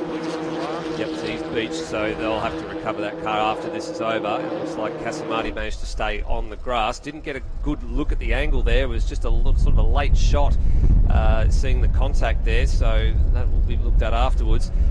Now, for the last couple of steps on the podium, maybe there might still be a late change here for B1, but I think Collinson's going to have to get a little bit closer than this through MG, and Whittington is going to be under fire from Clifford, I think, by the time they get to the start-finish stripe as well.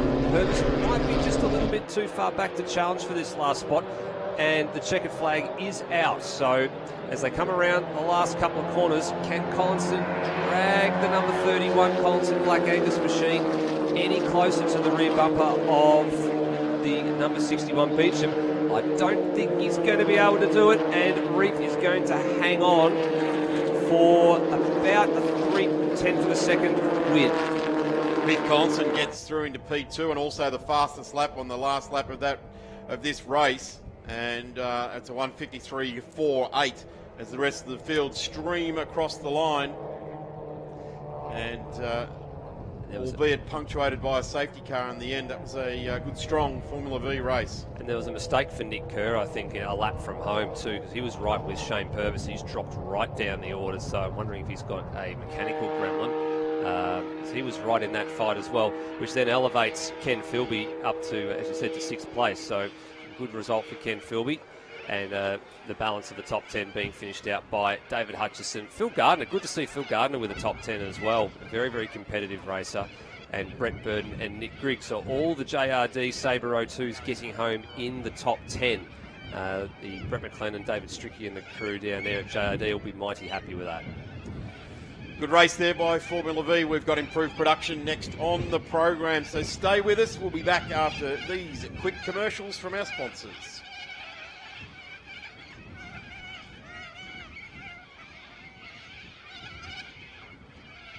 Race Fuels is headed to Phillip Island to keep the Victorian State Race Series fueled up and on track. With over 250 entrants confirmed, we'll be there with all 5 of our fuel variants available from the fuel compound. That's ELF Race 102, ELF LMS, E85 Race Blend, 100 RON and 98 RON. Too much motorsport is never enough, and Race Fuels is here to keep the sport going fast. Find out more at racefuels.com.au. Do you have a special car, a caravan, boat or RV, but no safe space to store it at home? Let Melbourne Car Kennel securely store it for you. Conveniently located at Moorabbin Airport, with easy access to major roadways, Melbourne Car Kennel offers secure indoor and outdoor storage for anything on wheels. With 4K CCTV, monitored alarms and regular security patrols, Melbourne Car Kennel cares for your wheeled assets as if they are our own. Call Melbourne Car Kennel now and talk to Brad to organise your flexible vehicle storage solution. Discounts available for viewers who mention this advert from the Victorian State Racing Series broadcast. You can find Melbourne Car Kennel on Facebook, Instagram and online at melbournecarkennel.com. Melbourne Car Kennel, proudly supporting Blendline TV and the Victorian State Racing Series.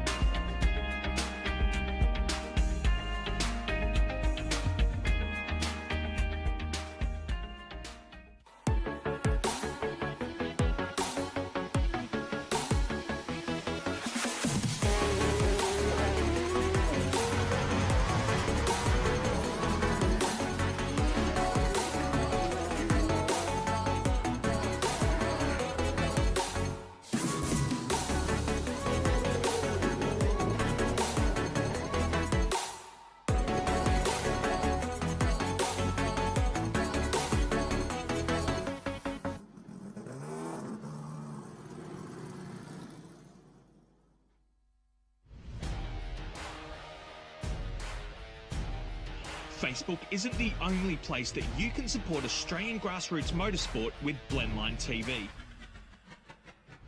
To see more real race cars, more live events and more of the racing you love, subscribe to the Blendline TV YouTube channel, sign up to our mailing list or bookmark and subscribe to our website at blendline.tv. Thanks for continuing to support grassroots motorsport with Blendline TV. Race Fuels is headed to Phillip Island to keep the Victorian State Race Series fueled up and on track. With over 250 entrants confirmed, we'll be there with all 5 of our fuel variants available from the fuel compound. That's ELF Race 102, ELF LMS, E85 Race Blend, 100 RON and 98 RON. Too much motorsport is never enough, and Race Fuels is here to keep the sport going fast. Find out more at racefuels.com.au. Do you have a special car, a caravan, boat or RV, but no safe space to store it at home? Let Melbourne Car Kennel securely store it for you. Conveniently located at Moorabbin Airport, with easy access to major roadways, Melbourne Car Kennel offers secure indoor and outdoor storage for anything on wheels. With 4K CCTV, monitored alarms and regular security patrols, Melbourne Car Kennel cares for your wheeled assets as if they are our own. Call Melbourne Car Kennel now and talk to Brad to organise your flexible vehicle storage solution. Discounts available for viewers who mention this advert from the Victorian State Racing Series broadcast. You can find Melbourne Car Kennel on Facebook, Instagram and online at melbournecarkennel.com. Melbourne Car Kennel, proudly supporting Blendline TV and the Victorian State Racing Series.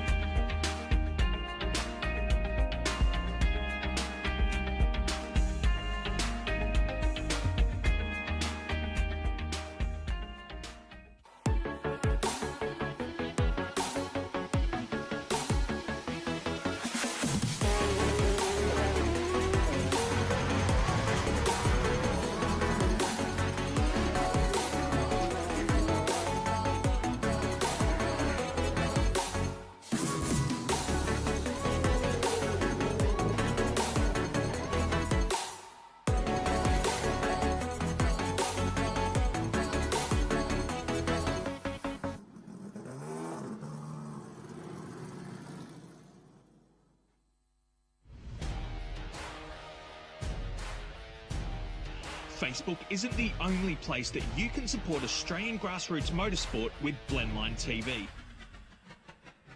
To see more real race cars, more live events, and more of the racing you love, subscribe to the Blendline TV YouTube channel, sign up to our mailing list, or bookmark and subscribe to our website at blendline.tv. Thanks for continuing to support grassroots motorsport with Blendline TV.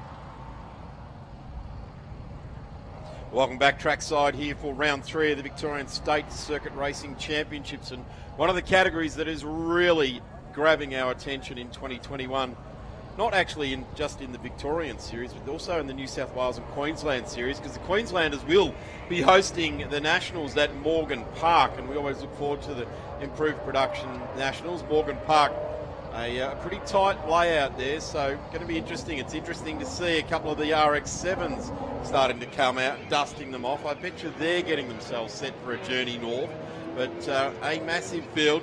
Yesterday, unfortunately, one of our really great mates, a long-time campaigner in improved production, had an off down at turn 1, hit the wall, got out of his car okay, and certainly, personally, I know Steve from you and even from me, we send our love down to Dave, wishing him all the very best with repairs or reshell or whatever it may be. But it's never good to see one of your mates have a hit with the ball, is it? No, definitely not. And I think you put it perfectly yesterday off air as well. It's one of the last people in the club that we want to see that happening to. So not that we want to see it happen to anyone, but no, correct. It's certainly like him, a bloke that helps everyone, make sure that the whole show continues on, the work that he does with Gary Mackay, and I hope Dave's listening and watching his category for that he does so much work for, and we hope you're going well, Dave, and enjoying watching on. It's not the best way to do it. It's better to have the helmet on and out there doing it. Here's our grid. Here's our grid, complete reset from yesterday. So Milano and Poole on the front row from Jared Thompson, Kay Lehman. Then Paul Cruz in the S13 Nissan, Adrian Taranto in the little four-wheel drive Audi S3, then Andrew Butcher in the BMW, Brad White in the VX Douglas Parade Motors Commodore, Brad Blunt on his return since 2019, September 2019, the last time we had that car out here at Phillip Island in number 16 in 9th place. Paul Vullerman flying the EA flag proudly. There he goes in the back of shot in 10th place. Danny Timewell and Craig Piergros, two gentlemen who have acquitted themselves very well to improve production racing this year. Then we go back to some stalwarts of the category. Wayne Twist in 13th. Bryson Lloyd, Andrew Rhodes Anderson, the ever-charging Andrew Rhodes Anderson. Keep an eye out for that car, 96, the packet of tyres and more. Commodore surging through the field along with Shane Williams. John Perkins, there's a name we haven't seen for a while. And the other half of Team Green, Daniel Verica in car 98 down there in 20th. The pair of green-looking RX-7s. Fantastic to see them back and bolstering the RX numbers. There's actually 6 of them here this weekend, so I think you're grinning from ear to ear right now because that's something you were looking forward to at some of the earlier rounds, and there was only maybe 1 or 2, and tripled the size of them this weekend. Well, even with that, if we just off the corner of the grid there, we see Gary Mackay going through. I guess it's the guys that were from my peer group when I was racing in this category all those years ago when it was known as club cars. But also a returning guy, which is rapt to see. I haven't seen at a racetrack since the early 90s, is Robert Baird as well, and it's great that he's chosen to put his RX-7 in the same livery that he had on his RX-3 all those years ago. So, yeah, a little bit of nostalgia, I guess, sneaking into this category. When I was doing my research for this weekend as well, the one thing that has happened since Robert Baird last race was they invented something called Natsoft since then. There's absolutely nothing on him, so I was wondering whether he was a new person or not, because I'm only fairly new to the category in the last couple of years and still doing a lot of digging into the history, and as you rightly pointed out, It's been a long time between drinks for Robert Baird. Well, he actually predated my time in the category as well. I just remember the car when I was a kid, gridding cars up in the dummy grid and stuff like that. That particular RX3, along with the centerline suspension car of Chris Muscat and of course Andrew Brown's RX3 ones, I just loved. They were just such ace race cars to a kid in the late 80s, watching on at Gordon Park and places. There you go, they're gridding up the last of the cars and the improved production race today. The Verreca family also as well, 3 generations of race drivers, all in green. They've done time with RX4s, RX2s, RX3s, also the Hyundai. Great and successful team. Yeah, Kane Verreca before Dan, and also the young fella in Brad out there in XLs this weekend as well. So second and third generation races here this weekend. This field continues to stream around the final corner. Tom Allen in there as well, the Lee Fisso Racing sticker emblazoned across the back of his car. A big welcome back to improved production racing as well. Tom, a guy that ran an RX2 in the early 90s, and a red car, was always on the front couple of rows of the grid. Fantastic to have Tom back at the track. A big g'day to his wife Kerry joining him as well, all watching on the live streaming. Huge field, Steve. It's over to you, mate. I'm going to let you go with this one. Who knows what's going to happen? Well, for 888 Home Loans, DLL Photography and Design, New Line Homes, and Yokohama and Traction Tyre Centre, we are finally gridded up. Green flag at the back. It was a complete reset from yesterday, so points are on offer for the first time today. And the two Generals men get away from the grid initially well, but Milano leaves a trail of 11s leaving the start box and is going to get swarmed all over the back by Cruz, Tonks and Taranto heading into turn 1. Clean set of heels for Adam Poole, but Damien Milano is under some pressure early. One of the things I like about the RX powered vehicles is the flames down into turn 1. Big lock up by McKay, but it was Johnny Perkins had the candle lit down into turn 1 there. The flames were licking on the road behind his RX-7. And Verreca's actually managed to grab his stablemate John Perkins as well, so good early start for Dan Verreca and for John Perkins as well. And you can see here Milano just starting to catch up just a little bit to Poole after that terrible start. And have a look at Pierre Gross Falcon, 640, very firmly up the inside of Brad White's number 48, sporting the new deck lid spoiler on that car as well, which I know you weren't particularly a fan of. You like that pure look with the bonnet there, but they haven't really had a chance to work out whether it's actually going to have an impact or not just yet. It does look good. It sets it off, makes it look more like a race car, I guess. So that's good. Have a look at this group, the Taranto car there as well. Danny Timewell, he's got aspirations of stardom here in this class. He won the production class in 2018 and 19. He's moved over to improved production and looking to the certainly the very front of the field to find his way there. He's a determined bloke. But have a look at this change of position. Young Caden Lehman is doing a tremendous job. It's a huge success at the High-Tech Oils Bathurst 6-hour, winning Class C driving for Colin Osborne, and has got an absolute wealth of confidence and experience under him after tackling Mount Panorama. And Milano will have him back here down the front straight as well. He's lost a couple of spots, Milano, as they flash across the line to finish the first lap, and there's still plenty going on back down the field as well. You can see Wayne Twist and Matty Logan getting it on there as well. Big blow up down into turn 1. That's a big slide. That's Timewell, is it? No, that's Brad White. Oh, and very lucky to avoid some contact. Maybe there has been a little bit of contact between Timewell and Wyatt. It looked like there was a blow up going on. You called it perfectly there, Darren. And the rear end on the 48 machine got loose. And as Timewell tried to go around the outside, he may have been an innocent victim in that one and just been collected with a little bit of minor contact, and both cars off at 1. I think that was an engine going on the white car, and that was what might have happened. So we've got Andrew Rhodes Anderson also retiring from this race. It's a shame because he'd actually made up some good spots on that opening lap as well. And he's now coming back into pit lane. It also looks like Paul Chafots has pulled over at the side of the track just to put a MotoGP pit exit as well. The race continues. We are full green now. Still, the turn 1 is covered off with yellows at the moment. There's Verreca driving out of here. 1 races here in the RX-7s going back to 12 years ago now. And the RX-7s, they're still a weapon of choice around here at Phillip Island. watch for late November when we come back here for Island Magic when it gets a bit warm. These lighter start to come in. Gary McKay now builds his way to the GP Automotive Tirana. He's been driving this car since the early 90s, and I'm going to say even beforehand. It has been a labour of love between Gary and that Tirana over many, many years. It's like a cherished member of his family. And it is indeed one of those cars you just look out there and you just wonder why on earth it's actually in the category, but he does what he loves, and he loves driving an IP. Is Paul Vorman doing a pretty decent job to hold off some pretty hard charges behind him? Is Robert Braun trying to make his way through the field in the Braun Super Tune BMW E30? And whether or not he's got the legs in a straight line or not, he doesn't have it now because the race has been nullified. Safety car. So obviously a pile up of cars down at turn 1.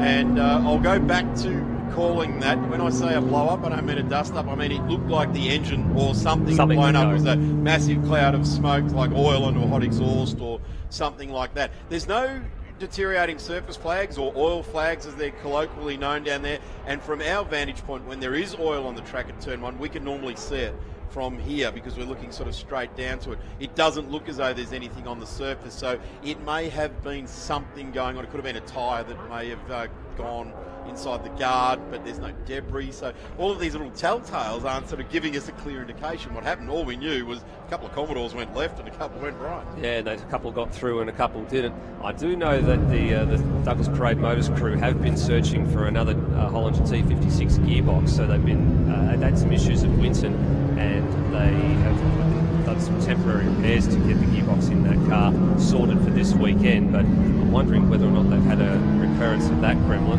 or as you rightly pointed out, whether it might be something else that has caused that problem. But there is nothing untoward. There's no sort of major clean-up effort required down at turn 1. It's really just to get the cars off the track.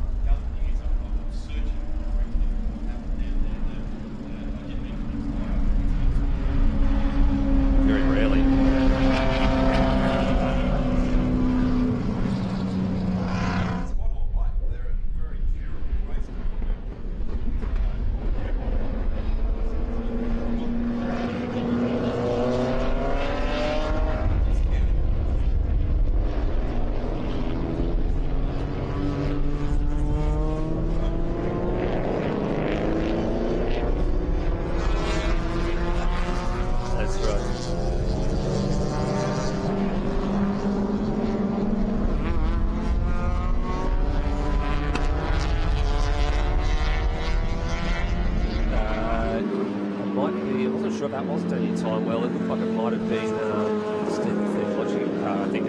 There is two cars that look very, very similar.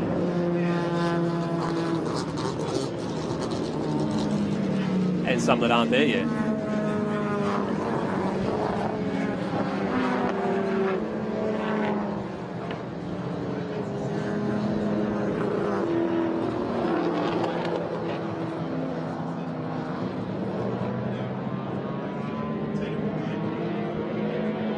Come on, Paul.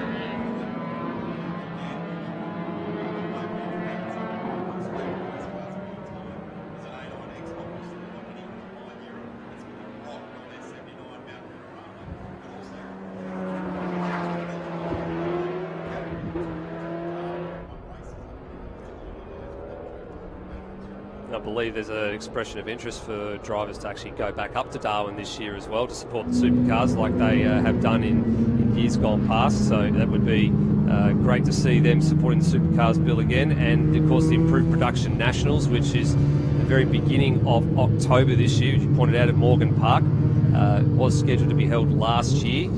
It's been held over 1 year due to COVID-19, and the Queensland crew already got, I think, a very healthy lists of expression of interest. I think there's at least a half a dozen, if not more, Victorian drivers that are looking to make the journey. I think John Perkins was one that said he was going up. Robert Baird, I think, was also talking about going up as well. So a number of those RX-7s, they might actually go quite well at Morgan Park, but there's a very fast one they've got to beat up there too with Zach Hudson. Yeah, and that's probably why they've all brought them out. They've gone, I can beat Zach. Give it a red hot go, but it's one of those tracks that is going to favour a car that will change direction. And with that, it's like Winton, as you go, you've got to be able to change direction. You've also got to get whatever power you've got to the ground. They're just this shot in 4th place at the moment. The guy that is so good at getting out now is Paul Cruz. The car's sort of, I guess, this weekend flown under the radar a little bit. A really tidy, beautifully built car in his principle. Keep it simple, stupid, and that's what they've done. They've poured the horsepower into it, they've kept the car light, and when he lit, he's on fire. That car is absolutely beautiful. It is one of the masterpieces of the Victorian production. Yeah, in the last couple of, the last 18 months or so for that car.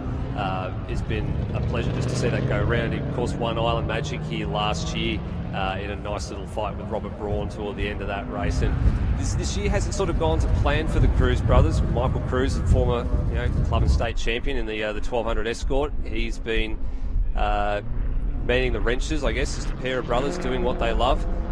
They also wanted to give a shout out to Zagami Ferrari for repairing some of the damage on that car that it sustained at Winton about 6 weeks ago. It actually looks pristine now. Back to, they don't do things by halves at Cruz boys. They're very, very particular about how they want their race car to look. So much to the fact they even gone out and got matching orange race tape to mend any little imperfections that car has over the course of a race weekend.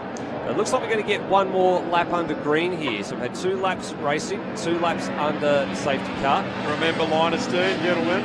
Out there, we've got to keep a very close eye on it. There's 5 judges, in fact, watching to make sure that there is no overlapping before the start. The green flag is being waved. Adam Poole has now seen it and gone with it early. A good idea when you've got bulk horsepower is to go early. Watch the turbo car at the number 13 in position number 4. Go with him, Craig Peargruss has also gone with them there as well. Neil Crow, a former champion, buried down in this pack here at in this race. We can see a couple of cars are a little bit out of order there as they've gone to the line there. So watch for Neil Crow in the VH Commodore, a champion of I think about 2013 it was. There he is, right there. The number 90 car buried in the field, trying to make his way back through the front. Hasn't done a lot of racing, so the category has changed. It's one of those ones you miss 1 or 2 events and you go behind a little bit on a development, let alone take a couple of years off. Neil Crow was down here last year as well for Island Magic, and he calls this place the best track in the world. He calls it his home track. And as you said in the video, keep up with the development of what happens in IP. You tend to be sort of fighting with one hand tied behind your back, but he's scrapping away really nicely here. Looking down the inside of Shane Williams at turn number 4. Likewise, Andrew Tickner, he's having a bit of a look at the back away twist here as they head through turn 5 into the outside for Siberia. John Perkins mixing it up in here just in between Cam McKinnon and Bryce Peter Budge, that's just ahead of them as well. And a bit of side-by-side action now with Graham McPherson going the long way round at turn 8. They stay on the inside of Paul Vorthen on the run up to Lukey Heights. He can, but Paul's got that EA Falcon moving quite nicely at the moment. He's doing really well. Neil Crow wide around there, goes right round the outside. I think we've got a checkered flag. We do. Checkered flag for Adam Poole. So he went early and he insulated himself from any attack from Milano. Smart move here, and it was a good job there by Paul Cruz to stay right with Jared Tonks all the way to the line there. Very important for Paul Cruz in that championship fight for the Victorian State Circuit Racing Championship. And Robert Braun with a sensational drive.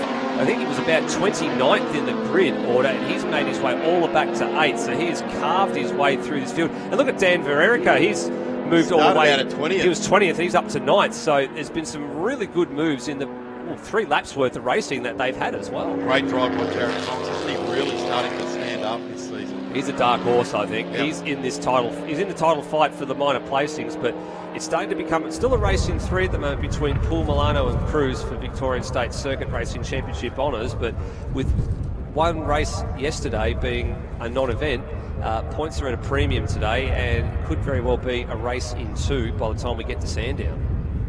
I think you might be right there, but very impressive on return. Dan Ferreco in the number 98 into P9, started out at 20th. Gary McKay also in the number 63, getting home there in 11th place as well. Brad Blunt, a good return there. Tom Allen, wow, great drive there, Tom, in the number 62. He came from quite a long way back there in the RX-7, so returning, came out at 26th. In fact, he's half his point, 13th. great drive by, I'm going to call him the veteran. He'll probably top me for that as I lead the commentary booth today, but let's call him the wily veteran. This goes off in yellow car. There's Neil Crow as well.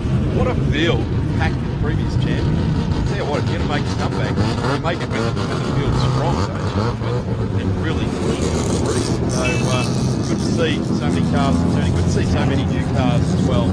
So thank you very much, Steve. The improved production cars exiting at 4. The Saloon cars making their way onto the grid out of pit exit. We're going to take a quick break for a cough, and we'll be back with the Saloon cars and combined BMW E30s. Race Fuels is headed to Phillip Island to keep the Victorian State Race Series fueled up and on track. With over 250 entrants confirmed, we'll be there with all 5 of our fuel variants available from the fuel compound. That's ELF Race 102, ELF LMS, E85 Race Blend, 100 RON and 98 RON. Too much motorsport is never enough, and Race Fuels is here to keep the sport going fast. Find out more at racefuels.com.au. Do you have a special car, a caravan, boat or RV, but no safe space to store it at home? Let Melbourne Car Kennel securely store it for you. Conveniently located at Moorabbin Airport with easy access to major roadways, Melbourne Car Kennel offers secure indoor and outdoor storage for anything on wheels. With 4K CCTV, monitored alarms and regular security patrols, Melbourne Car Kennel cares for your wheeled assets as if they are our own. Call Melbourne Car Kennel now and talk to Brad to organise your flexible vehicle storage solution. Discounts available for viewers who mention this advert from the Victorian State Racing Series broadcast. You can find Melbourne Car Kennel on Facebook, Instagram and online at melbournecarkennel.com. Melbourne Car Kennel, proudly supporting Blendline TV and the Victorian State Racing Series.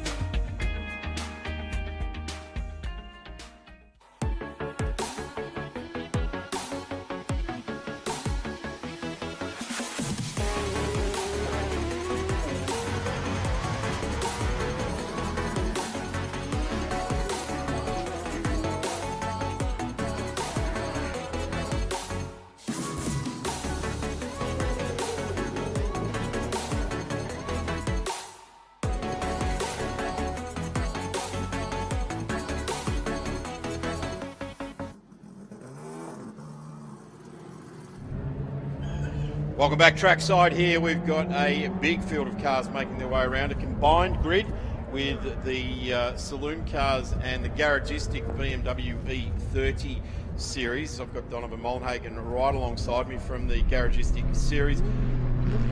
Obviously out of yesterday, lots of things, weather, all of that sort of things come together. You guys were supposed to have raced too late in the day. Yep. It all just got a bit dangerous. Got a bit late. Got a bit late. We had a few other categories with some contact, so we've jumped on the back of the Saloon car grid. They're a little bit quicker than us, but with the split start arrangement that we're going with this morning rather, we shouldn't be having too many Saloon cars overtaking the British. Maybe just their fast guys catching one or two of our guys at the back, and our quicker guys at the front may catch some of the slower Saloons, but it'll be fairly good around this track. They're doing about a 49 at 150. And we're doing sort of 150s, slightly higher than that. So, yeah, it should be a good game. We'll see how it goes. It's a good grid of both categories. Luckily for everybody, I guess it's just a bit of that old French word force majeure has snuck in. Yep. And everybody. The good thing is that everyone gets to still have a race. And, the grid looks like this. It's going to be Simon Taberner after a fantastic drive yesterday, and Daniel Johnson, in fact, on the front row of the grid. It's Adam Bear, Mark Sutherland, Adam Lowndes, Harris, Travis Lindorff, Elliott, Michael Kokori, Rob Knight down there in 10th place for the Saloon cars. Jeff Thomas, Lee Capali, O'Connell and Callahan rounding them out there, and it'll be Jory and Bailey on the front row of the grid for the BMW E30s to Bowles, and that has just disappeared off the timing screen as we have got ourselves all set with two fields. Have a look at that. They disappear right up the entire straight here. The first field away, and it's going to be Taverner with Bear, but have a look at the older AU get away there as we see the number 9 not getting away at all there, just getting rolling. Mark Sutherland, who featured strongly, was actually on the second row of the grid as they all disappear down into turn 1 for the first time. Daniel Johnson just gets shuffled back a spot there. The sole forward in the front running group there goes back to P3, and they all get through turn 1. No harm, no foul. So good running there by the Saloon cars. Right in the back now for Harris Racing is the car number 40 there, and he gets in very, very nicely indeed. BMWs are off now. We've got Mike Bailey with a really good jump there on Alex Jory. Jory is our current championship leader, and Brian Burke and Jeff Bowles vying off the second row of the grid. Looks like Jory's going to hold that inside line through 1 with Mike around the outside. So the first field away is the Aussie cars, and they have absolutely stormed into each other down at Honda, all but blocking the track there. So that's a good start. That was car 2 on the road coming together there. There's debris. They've cleared the track, but there's certainly debris on the track. The first field goes, and that could have been the Hume Highway on any given morning, and then the second field takes off. We could have been in Berlin there with all the BMWs disappearing down the straight, and they're away very, very nicely indeed. Here they do come down into turn 4. It's the orange car leading the way. Brian Burke now again, demon under brakes, looking to the inside. They swing around. It's Bailey, 24 push right wide there, and then we got Brian Burke. Yellow flags waved down there, so hopefully no one made any positions up. There's certainly debris all over the track. There's the car, the number 63 Saloon car coming around O'Callaghan, and that is not in a good way whatsoever. It was running near the front of that pack, and there it is coming across the top of the hill. The race is at the front now for the Saloon cars and the BMWs. Certainly the front pack here, they're all going to line up to come around across the top of Lukey Heights. I think he might just clear out to the pit lane before the BMWs catch him, I think, so that should be okay. Here they come through now. Mike Bailey trying to give Alex a bit of a hurry up there. Mike's totally redone the suspension on that car. Very high quality this round, so he's having a much better run in this round than he was in previous races. All of our cars, you can see, with Minami sponsorship for this streaming today, looking fantastic. They're an automotive photography and video production company, and the BMW Drivers Club of Melbourne also on board, so that's really great to have those sponsors supporting this category for us, along with our series sponsor Garagistic. Looks like we've got a bit of hard racing into 1 there. I can't quite see who those cars are, but it's great to see some really good pack racing in the E30s this season. We've had some really good close racing right through. Saloon cars now coming down there. The lead has changed out in front. The Harris Racing car leading the field there with Bear. Back to Taverner and Johnson. He's weighed right back in it. Here's Travis Lindorf arriving on the scene now as well.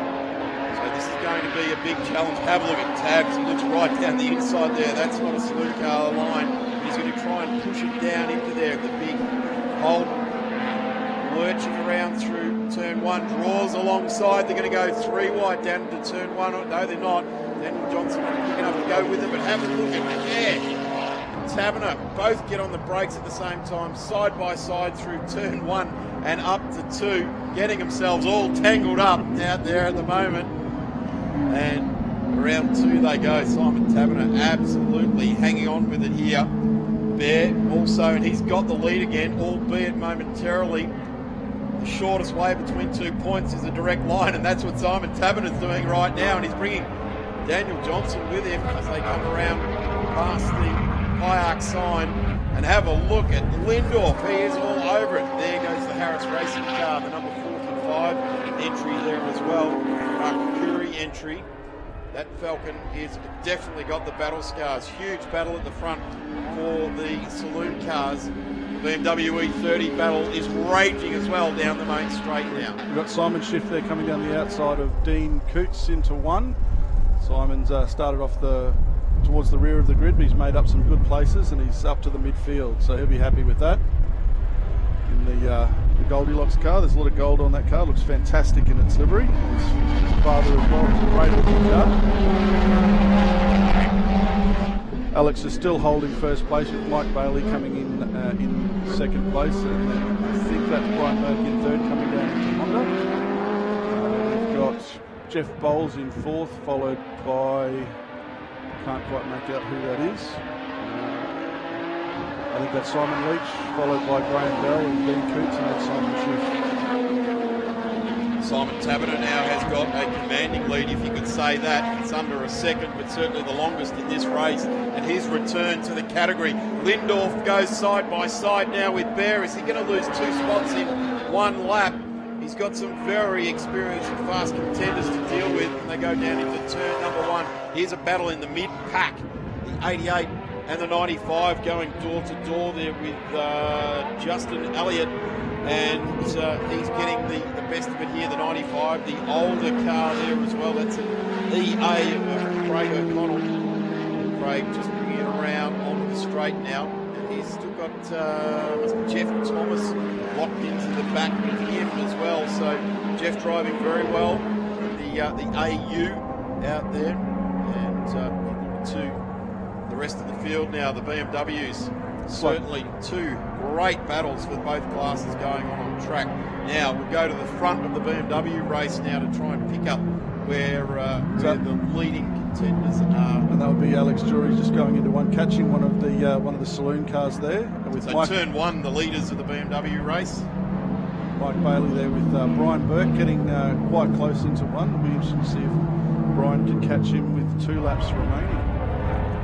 Following this battle with the 2 tail markers for the Saloon cars, coming down into turn 4. It's the 88 Elliott and the number 5 there, mixing it up. Falcon in a combo battle. We'd love to get some shots of the BMWs, and we have now. Here's the BMW field. So that's we've got Stuart Clark there, following Chris Bell. It's not Chris Bell, I think that's Jess Bell. Stuart is one of our newer competitors. His father's on the grid again today. Gavin, nice to have him back in the category. That's Rory Plant, our marketing officer, doing a good job in the only 4-door in the category at the moment. So he's Phillip Island Cottages supporting the Saloon cars here this weekend, and of course the Garagistic BMW Series also has announced. Yeah, so we've got, as I said, the Foreman Army is on board, as well as the BMW Drivers Club of Melbourne. So that's it's great having them on board again. BMW Drivers Club of Melbourne, they were with us at the last round, and the Army's come on for this round in particular. So we've got Simon Leach there. It's just switched over. Looks like Brian has caught onto the back of Mike Bailey. This will be interesting. They're going to try and have a bit of a battle while overtaking the back of the Saloon cars 312. The cars making their speed in a very different way. The Saloon cars typically faster in a straight line, although Mike's and Brian are doing a bit of slipstreaming down the front straight to go past those 2 Saloon cars. This will be interesting coming through Southern Loop. And I think that we'll find that Brian is probably going to try and have a go into Honda. And then we've got Simon Schiff coming down the inside of Dean Coots there into one. Side-by-side action. Dean manages to hold him on the outside of one. Just back to the front of the field now with the Saloon cars. They're coming around to complete their race. Simon Taberner, Travis Lindorf, 2 experienced campaigners battling it out at the front of that field as the rain makes an appearance here, albeit just a little bit of spinning on our windows here. The track's certainly not shiny. Here comes our Saloon car contenders on the straight. Simon Taberner to Lindorf, but it's going to be Taberner that gets it on the line. That's 2 from 2 here this weekend, and the rain is absolutely streaming in from Bass Straight down at turn 2.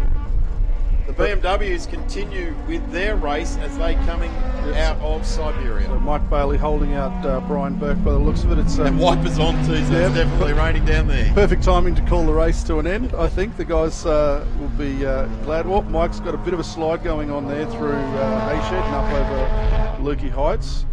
Maybe Alex, not the perfect time because Formula Fords are in the marshalling area. They'll be like in a bath. They won't be happy about it. No, not ideal. But Alex has given the guys a bit of a driving lesson for this first race of the day. He's done a fantastic job, our current championship leader, and looks to be extending that for this round, so long as nothing goes wrong for the remaining race this afternoon.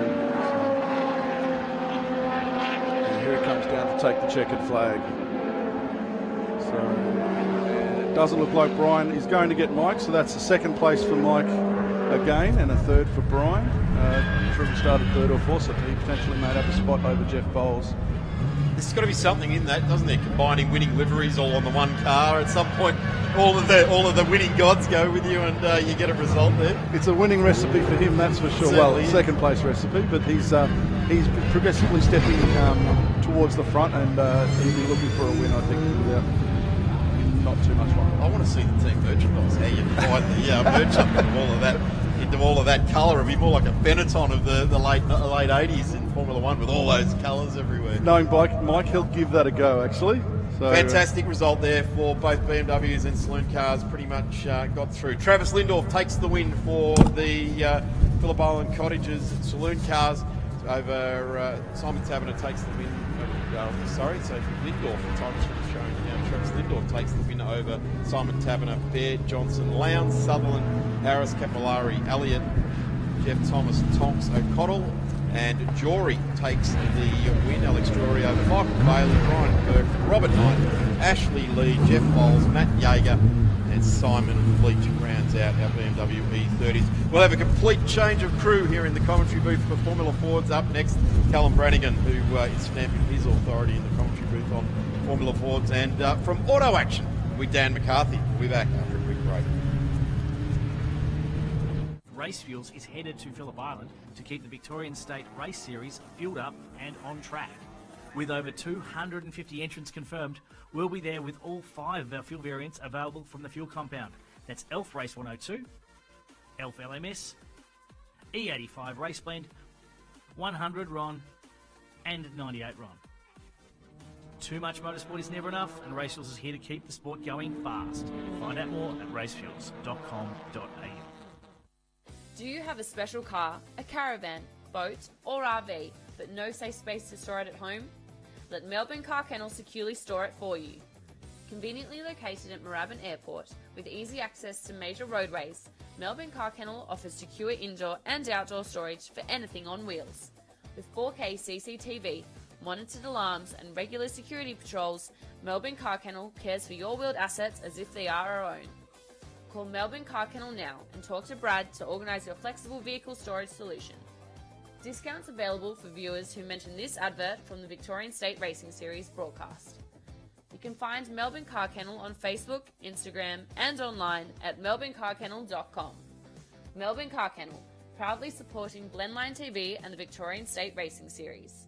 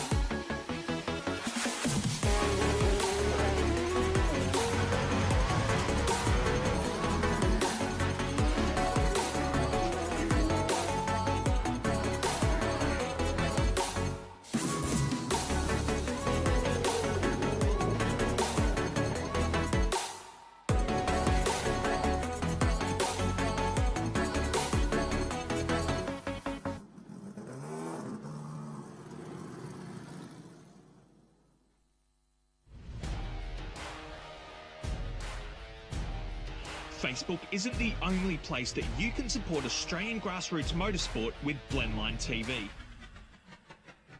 To see more real race cars, more live events, and more of the racing you love, subscribe to the Blendline TV YouTube channel, sign up to our mailing list, or bookmark and subscribe to our website at blendline.tv.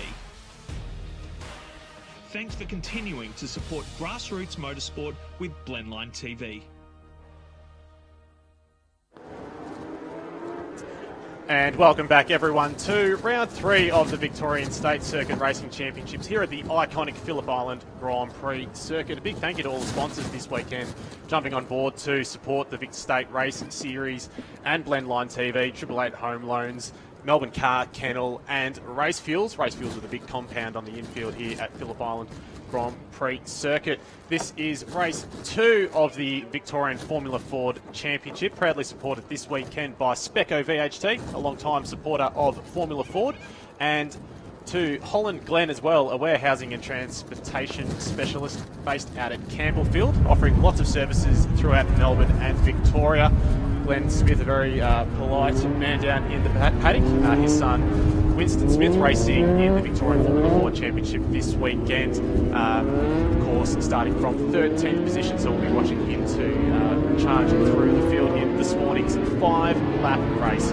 My name is Callum Brannigan, and joined alongside me is Dan McCarthy from Auto Action. We've subbed out Heath McAlpine, and you've had the call up. Welcome. How are you? Good to be here. Looking forward to this one. Rain has just fallen on the race circuit, so this will certainly be an interesting 5-lap encounter, as you say. So looking at the radar, there was a tiny blip of rain, and of course it had to come over the Phillip Island Grand Prix circuit. So a dusting of rain. It doesn't look like it's absolutely sodden out there. I can't see any reflections on the circuit, but definitely a headache for the drivers as they're sitting on the dummy grid, getting anxious, getting ready for this race, only for the rain to come along and throw a spanner in the works. But of course the mandated control tyre, the Yokohama AO48, is more than equipped to deal with all of these conditions. Rain, hail, or shine.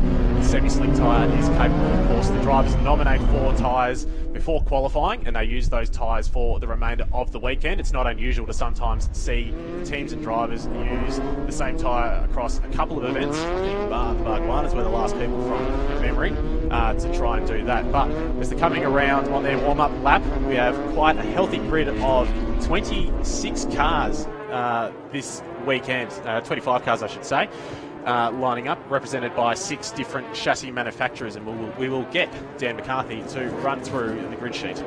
So starting from pole position, we have Thomas Sargent so far undefeated this season. He'd like to keep that over this 5-lap race.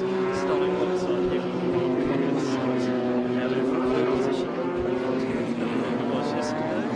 Clay Richards, car number 14. Matthew Holmes, car number 4, out of position number 4. On the third row of the grid, Fletcher Harris alongside Joe Fawcett. David Woods alongside Mitchell Gatsby on row 4. Clyde Capstan and Pete Formula Ford split into 2 categories. The outright class and the Kent class. So we have James Beaton starting from pole position at car number 86 alongside Jack Clifford.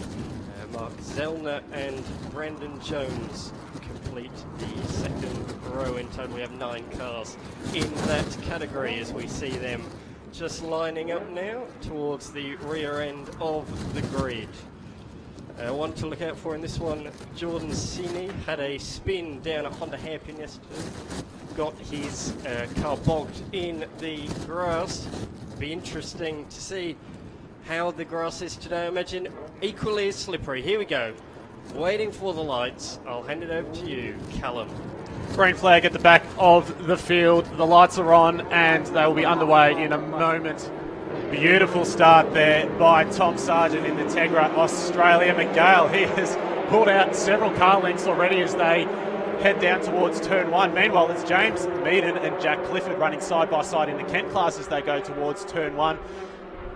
It's a little bit slippery. They're tiptoeing their way through the fast, sweeping right-hander for the first time, and it's Clay Richards who's jumped up into second position in his Spectrum. That's a great start from row 2. Tom Sargent, however, making a fantastic getaway as we were expecting in the team of Australia McGale. He has won all 6 races so far in season 2021. He has set the benchmark for the young developing drivers in Formula Ford, but it's quite a benchmark for them to chase after.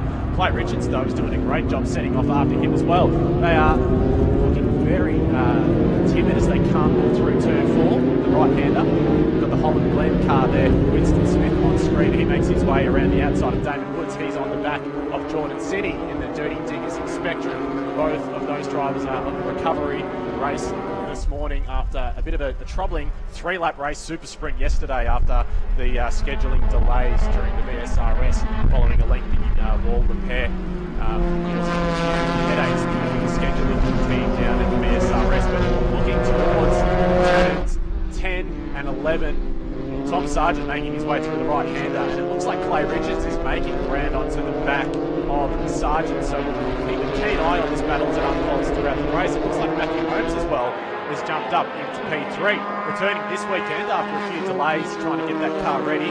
Obviously the COVID situation last year not helping him to get out onto a race circuit. It's been the first time since September 2019 for a lot of these guys since they've last circulated around the fast-flowing Phillip Island Grand Prix circuit. So confirmation on the timing screen. Tom Sargent in the lead, ahead of Clay Richards.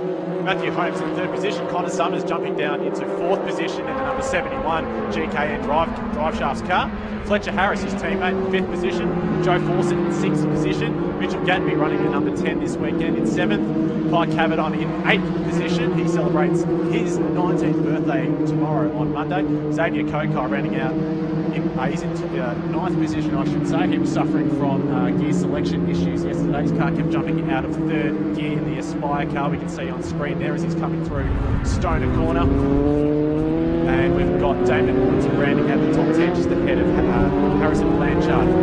It looks like Brendan Jones has also got ahead of Jack Clifford. Jack Clifford, a very promising young man in Formula Ford racing, stepping into the car owned by John Blanchard as he commences his circuit racing career, just 16 years old, currently in year 11, doing a fantastic job. He's migrated to the Yokohama AO48 this weekend after spending the majority of the season so far on the historic Avon tyre.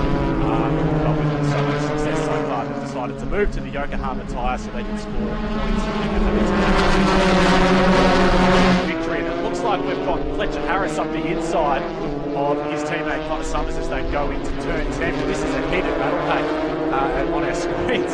It looks like Kai Cavadon having a huge battle with Xavier Kokai, and we've got Jordan City involved in there as well. At the head of it, it's Mitch Gatby from the ACT. Yeah, absolutely. Jordan City had a great first lap. He moved his way up from 17th on the grid up to 12th. Let's see whether he makes any more positions on this lap. But yes, this gaggle of cars certainly allowed the front 5 to get away, but they're certainly wanting for Sheep Stations 3 wide as they head down to turn number 1. So very, very tight stuff early in this race.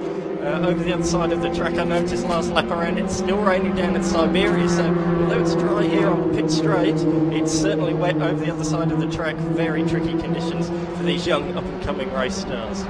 And they are doing a fantastic job out there. Green flag racing so far, and it looks like we've got Summers back up the inside of Fletcher Harris, or it might be the other way around, I stand corrected.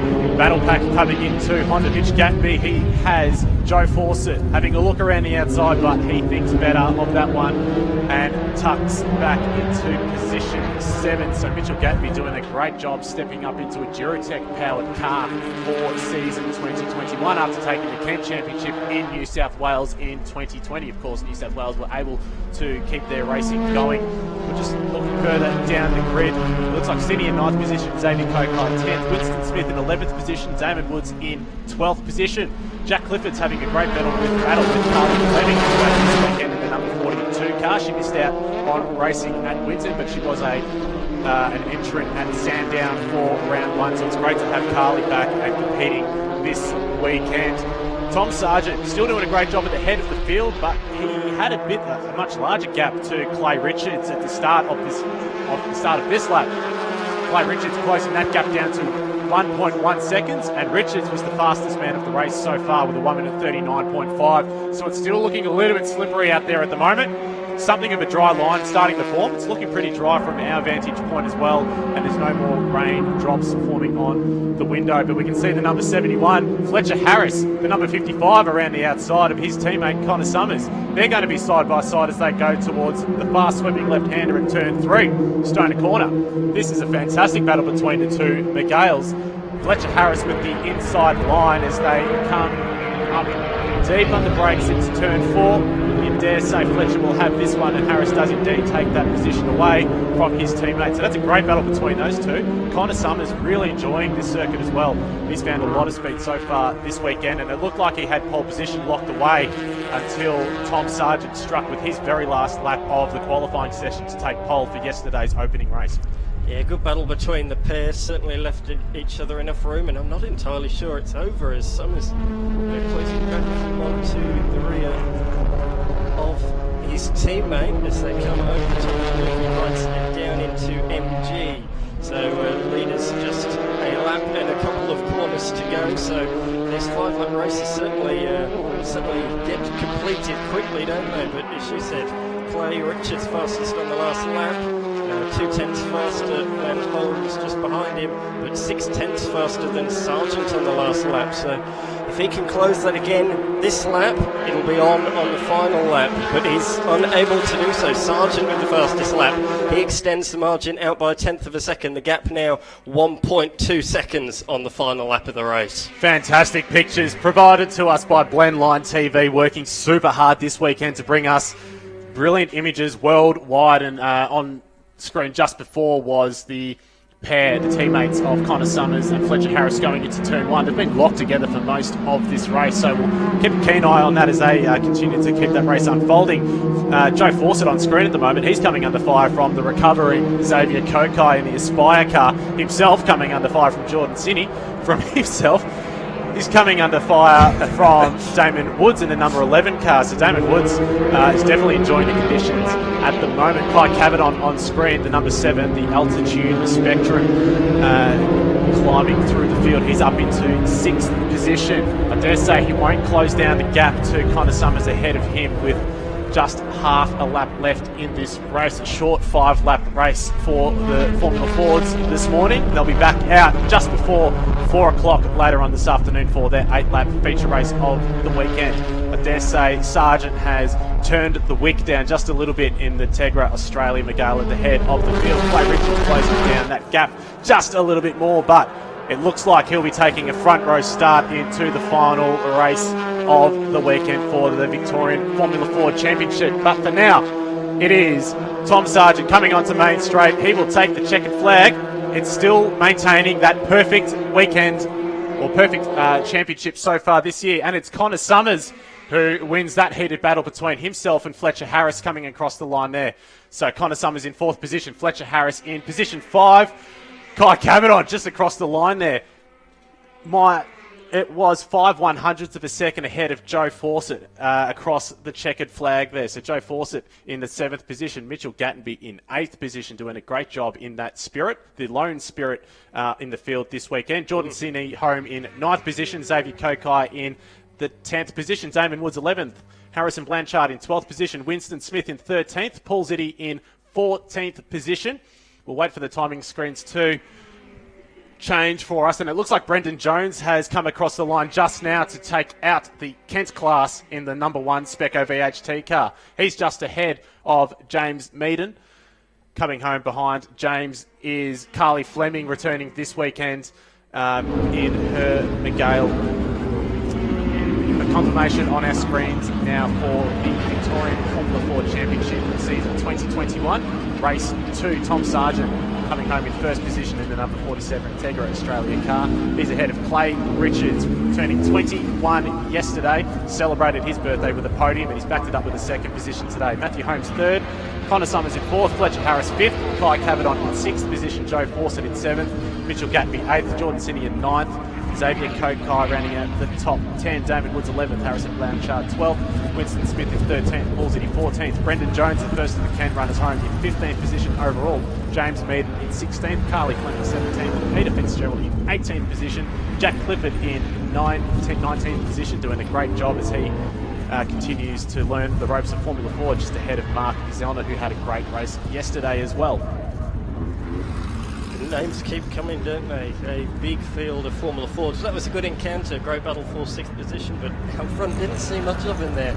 Tom Sargent taking off into the distance. Looking forward to their final race this afternoon. So that was race 2. Formula 4 proudly supported by Speco, VHT and Holland Land Warehousing and Transportation Specialists based out at Campbell Field. We're very thankful to the sponsors jumping on board to support grassroots motorsport and Formula Ford in Victoria.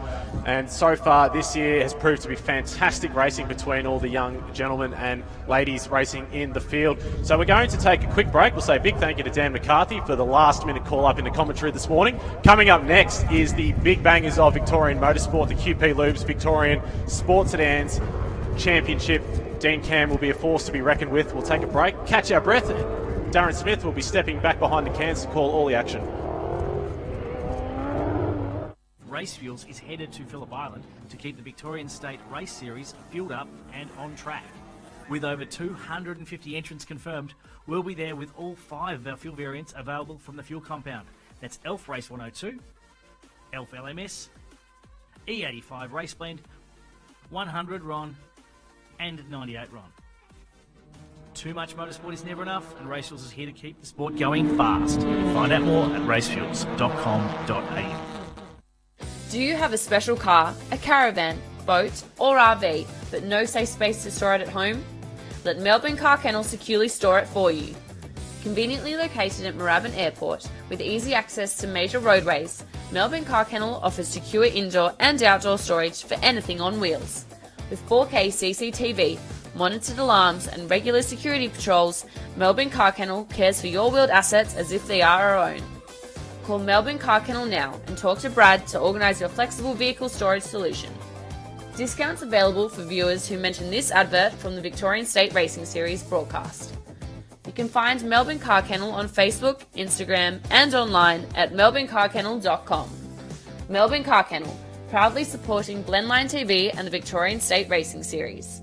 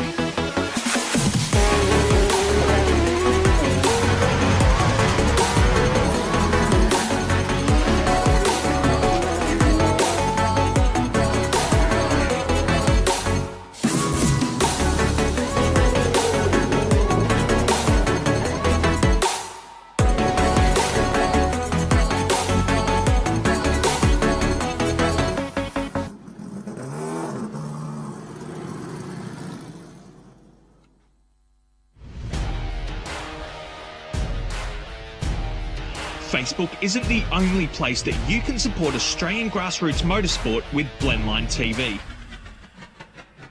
To see more real race cars, more live events and more of the racing you love, subscribe to the Blendline TV YouTube channel, sign up to our mailing list or bookmark and subscribe to our website at blendline.tv. Thanks for continuing to support grassroots motorsport with Blendline TV. Welcome back trackside here to the beautiful seaside resort right on the edge of Bass Strait. Phillip Island Grand Prix circuit for round 3 of the Victorian State Circuit Racing Championships. I'm Darren Smith. Right alongside me, Callum Brannigan remains in the hot seat for the QP Lubes Victorian Sports Sedan Championship. There's the man of the moment, Dean Cam. Has anyone got the pace to take it up to Dean Cam in the QP Lubes Victorian Sports Sedan Series here this weekend. He's acquitted himself so very, very well at Phillip Island in that car over many years, the Honda he had before it, and has certainly taken the chocolates on many a time. Here is how the grid will look. It'll be Dean Cam with Tony Groves right alongside for Mornington Mazda. Jeff Taunton in the Mark II car. Great run from rear of grid to P3 yesterday, so I guess the car right behind Dean Cam is the one that could possibly take it up to him. Paul Panesi, I'd love to go with him. He was on the front row yesterday. Andrew Parker in the number 14, that magnificent-looking VS Commodore, as it comes down to the grid. Not to be confused with Ian Cowley, and I do apologise for the mix-up there at Winton. Terry Hamilton in the number 59, another one who could certainly bring it up to the front of the grid. He raced from the rear of the grid yesterday as well. Stuart Eustace has jumped behind the wheel of his Mark car for the first time, so a learning experience there. Greg Lynch in the 22, that magnificent replica of the HRT car down there. John Ippolito in the number 97. John Angeletta there as well. Cameron McKee, Mark Durbin in that Falcon, the mean green-eyed monster. Then back to Ben McLeod, Francois Habib in his Mark car there. Francois Habib now in the ex-Bob Gill championship-winning car. Ford emblazoned across the window, right down the back there. Fastback Falcon, Gary Finnemore, Steve Coe, Tristan Bergman and Paul Greer. The revs are rising at the front of the grid. That must mean we're about to get away. Tony Groves gets the first bite of the clutch and then disappears into a whole lot of wheel spin, and away they go down into turn one. He moves to the centre of the track. Dean Cam's gone. Clean set of hills. It's Mark 1 into P2, and then Mark 2 into P3. Work that one out. Paul Panesi in there as well. There's Greg Lynch. What a great start for the dentist from the eastern suburbs of Melbourne. Our screen's filled now with the Mark II car. There's two cars out of exactly the same fabrication shop. The 88 and the 95 looks down the inside of the Mornington Mazda car there of Tony Groves. And have a look out in front. The QP Lubes Victorian Sports Sedans, a very, very synonymous signal to the rest of the field there. Dean Cam. Now, Callum, I reckon this is going to be the battle at the front now. The Mark Car 2, Jeff Taunton at the wheel, vastly experienced racer. Dean Cam has made this place his over a decade now. Let's see what transpires over the next few minutes. Yeah, you were asking who could take the battle up to Dean Cam, and the first person that came to mind was Jeff Taunton in that Mark II. And so far this weekend, he's doing a fantastic job. We saw him charge through the field in two categories, in sports sedans and sports cars, doing double duties this weekend. But it's great to see him up into P2 in race 2 of the QP Lubes Victorian Sports Sedans Championship. They're coming through turns 11 and 12, and the gap appears to be closing between Dean Cam and Taunton. They're starting to drop the car of Tony Groves in the Mornington Mazda 3 in position 3, but you can see now Taunton so much quicker as they come through turn 12 and onto the Gardner Straight. This will be a great comparison between the two as they come down the fast, long main straight at Phillip Island Grand Prix circuit. The track seemingly dropping out from underneath you and going through turn 1. It's good to see that the weather has stayed off so far as well, the dreaded R word. And we're keeping a keen eye on the radar as well. But the battle is still super close between the two leaders as they come through the southern loop. The number 66 versus the number 95. Dean Cam had the fastest standing lap time of a 1 minute 45.3. Jeff Taunton just 0.2 of a second off that time. Looks like they're side by side under brakes going into turn 4, but Dean Cam has the desired inside line. So Jeff Taunton will step back into position 2, but I dare say that won't be the last look for this race, and it's fantastic racing between the sports sedans early this morning for this 5-lap encounter. Dean Cam will be absolutely loving this. Someone that's going to take the battle up to him. A car that is equally matched to the piece of equipment he's got under his big right foot. It's about a size 18 boot 2 that Dean slings onto the accelerator pedal, and he climbs over the top of the hill here. Jeff Taunton in the back there. What will be interesting is that as Dean looks in his mirrors just to check where Jeff is, it's going to be very confusing to him, because I think the label on Dean's favourite beverage is around about the same colour as the green on the car behind him. So we'll see how that transpires over the next 4 laps as they come around turn 12 now. Belinda's Terrace, as it was known back in the day. Onto the straight now. Here comes the horsepower race. It's the Chevy versus the Mustang, the Corvette and the Stang. A battle of the ages, the great North American battle.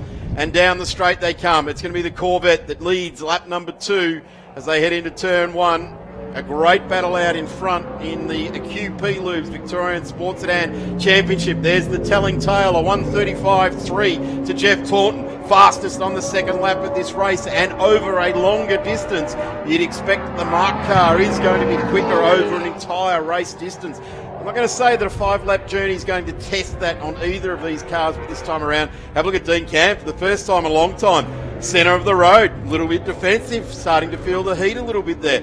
Having said that, Dean Cam could also just be playing a bit of what Dean Cam does best and just allowing him to play in his game. I reckon Jeff Taunton's driving well enough, setting fastest laps to be part of that game. There's nothing wrong with feeling a bit of heat this weekend either. It's absolutely freezing out there at the moment, but those conditions are suiting the sports sedans beautifully. Looking further down the grid, it looks like Groves still in 3rd position ahead of Panesi in 4th position.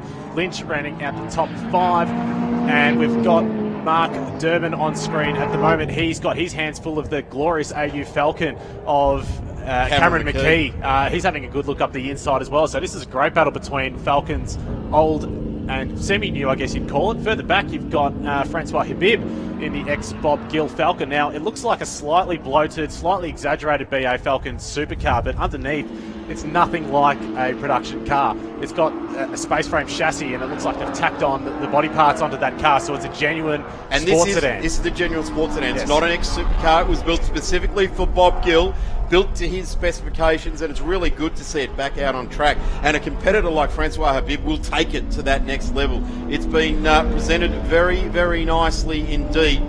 And again, Jeff Taunton, a 1:34 fastest lap, a 1:34.113. In fact, Dean Cam, a 1:34.15, and Jeff Taunton, a 1:34.13. Here's this great battle. Have a look at that. Terry Hamilton leading Andrew Parker. Back to the Mark car there, which is Stu Eustace and Andrew Parker. Look at that in the Sentinel car, right round the outside of Terry Hamilton. I'm going to say Terry might have his measure here. He gets the big boot into the number 59 as well, and this is going to be a battle in 3.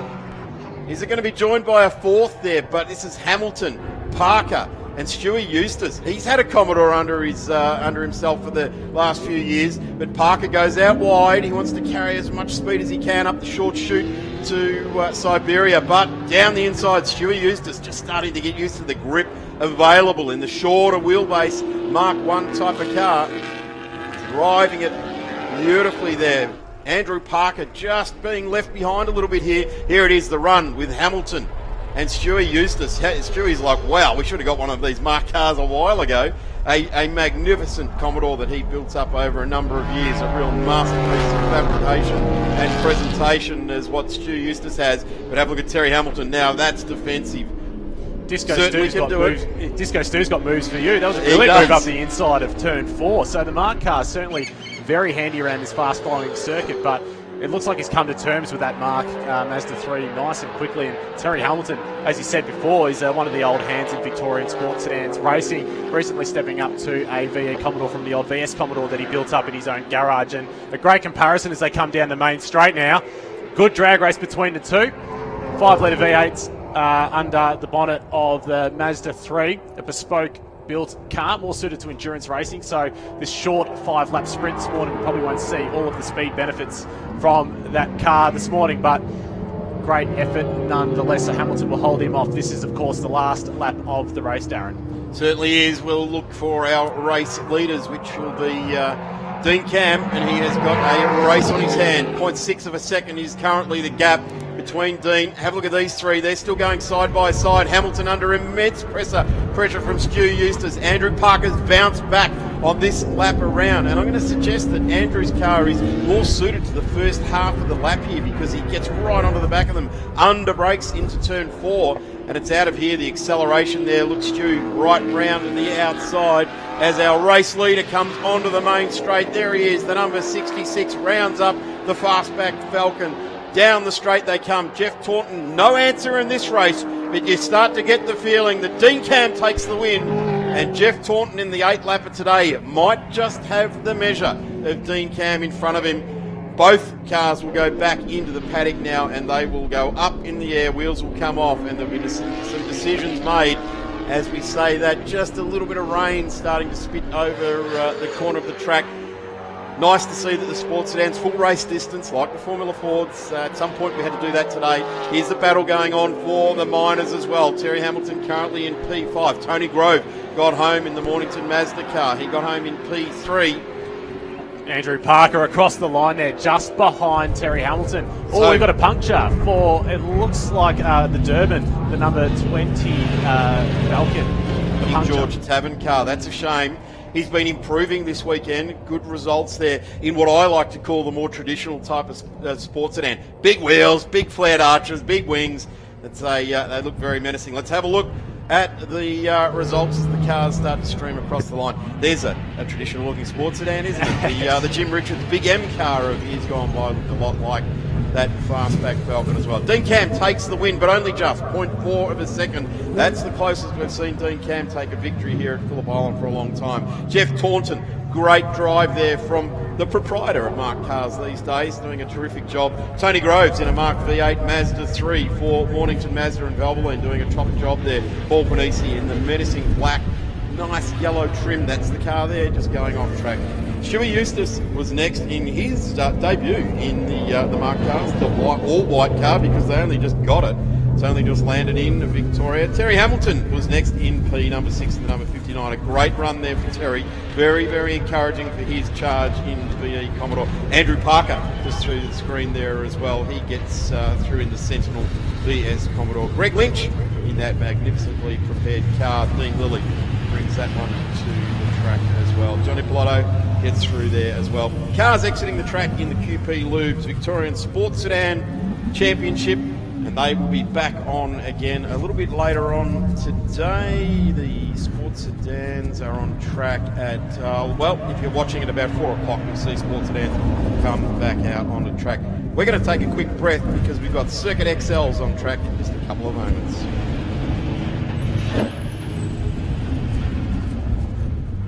Race Fuels is headed to Phillip Island to keep the Victorian State Race Series fueled up and on track. With over 250 entrants confirmed, we'll be there with all 5 of our fuel variants available from the fuel compound. That's ELF Race 102, ELF LMS, E85 Race Blend, 100 RON, and 98 RON.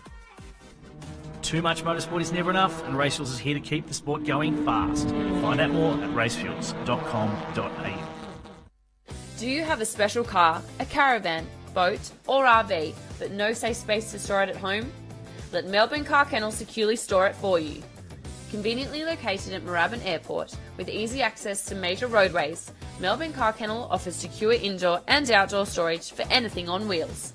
With 4K CCTV, monitored alarms and regular security patrols, Melbourne Car Kennel cares for your wheeled assets as if they are our own. Call Melbourne Car Kennel now and talk to Brad to organise your flexible vehicle storage solution. Discounts available for viewers who mention this advert from the Victorian State Racing Series broadcast. You can find Melbourne Car Kennel on Facebook, Instagram and online at melbournecarkennel.com. Melbourne Car Kennel, proudly supporting Blendline TV and the Victorian State Racing Series.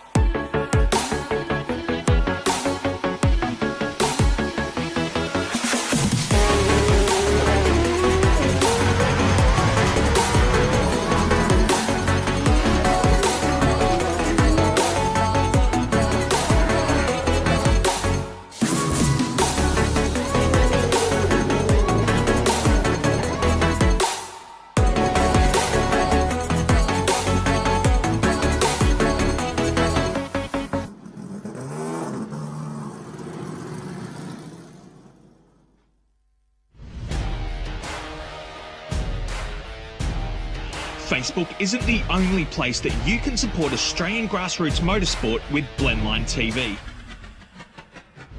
To see more real race cars, more live events, and more of the racing you love, subscribe to the Blendline TV YouTube channel, sign up to our mailing list, or bookmark and subscribe to our website at blendline.tv. Thanks for continuing to support grassroots motorsport with Blendline TV. Welcome back to Phillip Island. A brief public service announcement to all the people here at the Phillip Island Grand Prix circuit. The COVID-19 virus is alive and well out there, as we know. We've all been living it. But a very, very sage message to everybody. Please remember, social distancing is what you signed up for when you came in the gate and you had your QR code registered. So everybody, please make sure you are well aware of the COVID-19 restrictions. Please make sure you have social distancing wherever you are watching, particularly around the top of the pit buildings. Please make sure you are adhering to social distancing. Make sure you are sanitising, and if you feel at all ill, onto those now well-known symptoms for COVID-19, please make sure you get tested and isolate until you get yourself a negative test. So everyone here at the track, and I guess those watching on the Blendline TV coverage as well, we certainly, it's still with us. It's still part of what we're doing, and if we adhere to those social, medical or public medical warnings, then we will be able to continue ongoing racing. It's what's got us back racing. Let's continue to do so. So please remember the social distancing. The grid for the Hyundai XL race number 2. And I welcome Dan McCarthy back to the commentary booth there as well, as we've got a great grid of XLs, and this is how they'll line up. So we've got Jared Farrell starting from position number 1 alongside Kobe Williams. Adam Bywater on touch out for in this one, starting from P3 alongside Hugo Simpson out of number 4. Harry Tompkins, position number 5. Ethan Griegolt, position 6. Dale Carpenter on the 4th row alongside Toby Waghorn. Rounding out the top 10, we have Matthew Horn and Benjamin Barguana, TCR driver and son of 2000 Bathurst 1000 winner Jason Barguana. Marcus Fraser, starting from position 11, normally a front runner in XLs. Again, one touch out for in this one, alongside Rylan Gray. Mason Kelly next in 13th position, another second-generation racer there, son of Todd as well, Bradley Packham there, Jason Kay, Bradley Vareca, a third-generation racer, very well known out of Kyneton here in Victoria, so great to see the Vareca family continuing on their great strength that are involved in Victorian motorsport. George Elias next with Bjorn Chulthulis, then we have Ed Narkwitz, Donovan Rajarak, Mark Garner, Brandon Stewart, Emma Clark, Michael Jeffs. I don't think we'll be playing any further part. He was involved in that incident yesterday. Chris Stylo, Gareth Hodgkiss and David Sharp. We'll keep our eye out for the number 30 car out there on the grid. The Circuit XLs. Marcus Fraser has just come into the lane. I said he was one to look out for. Yes. He's already come into the lane. I'm afraid I might have put the commentator's curse on him there. Yeah, certainly out of position number 11. The bonnet pins have gone back in, and now a conversation between mechanic and driver goes on. Looking down in the footwell there, so I wonder if there's a brake or a clutch pedal issue down there. It's watching the number 117 getting very agitated behind the wheel down there. Probably want to take a deep breath and get your thoughts together at this point in time, because you want to be the calmest head on the block when you go Hyundai XL racing. The green flag has been waved. We watch for the front row of the grid. It's the 114 of Farrell out of GPC and Montrose Panel Shop. They all get away. Clutches out and off we shoot in the Circuit XLs. Coming into this round, it's Jared Farrell over Hugo Simpson, Adam Bywater and Marcus Fraser as those that were in the pit lane exit now, and the number 51 of Marcus Fraser, who was to start out of 11th spot, has retired to the back of the garages. Farrell led around turn 1 ahead of Williams and Bywater, so it was the way they started into turn number 1. Bit of a lock up there as they all stream through turn number 2, Southern Loop, with no problem. That's what we like to see. There's a couple of incidents, including under safety car yesterday, so glad to see these guys are so far clean into Honda Hairpin for the first time. Bywater up the inside of Williams for position number 2, and he's made the move stick. A nice clean move there into turn number 4 on the opening lap. Ryland Gray, the lock up into turn 2 there, and the number 211, or 211 as you'd say in NASCAR, as he comes out of turn 4, and the whole field's still intact. This is what we want to see out of our Hyundai XLs for the rest of this season of racing. Good, clean, close, door handle to door handle type racing. Some may say champagne type racing. Let's keep it clean, keep off each other, and go racing. We all want to pour them back onto the... No, we don't want to pour them onto the trailer. We want to drive them onto the trailer and head home at the end of the weekend. So some good racing, close at the front, close in the mid-pack, and some good contest going down the back of the field as well. Down into MG for the first time. A bit of out onto the painted stuff there as well. You probably want to stay off the painted ripple strips. It's going to be slippery, and one of them just getting away with that. Didn't quite pick up the number. Griegelt it was. He was having a look at Simpson. He was having a look at Bywater. That's the way it is early on in these XL races. Just trying to jostle for position, try and find your spot. Don't want to get tangled too early on. As they come across the line to complete lap number 1, it is Farrell who leads, then it's Bywater, but he's right in the slipstream, right in the toe. As they head down to turn number 1, Bywater goes to the outside, but he's early on the brakes, just going to slot in behind the race leader. Some tight, good, clean racing early in this one. That's what we like to see. Oh, just as I say that, 994 is off. Williams, can he rejoin safely? He has. He's run a little wide, and he's lost another position to Griegelt. I put my hands in my head then. I just went, no, we regained, and everyone grabbed a whole lot of brakes as they came back on there. You should never close your eyes when something's going to happen, but peering through my fingers I was at the what was going on down there. Brad Verrecker's had a great start to this race. He's up 3 spots, as is Mason Kelly and Packham as well. So some of those midfield competitors have had a really good opening lap of this race. As we're looking at that part of the field, just outside the top 10. That's with Ben Barguana, Ryland Gray, Mason Kelly and Packham also mixed up there, and just off the back of that is Verrecker.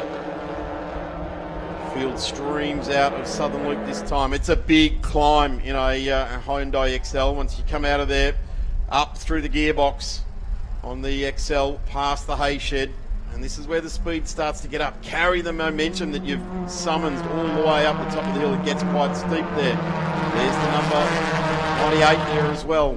Going nicely indeed. They all line up under brakes.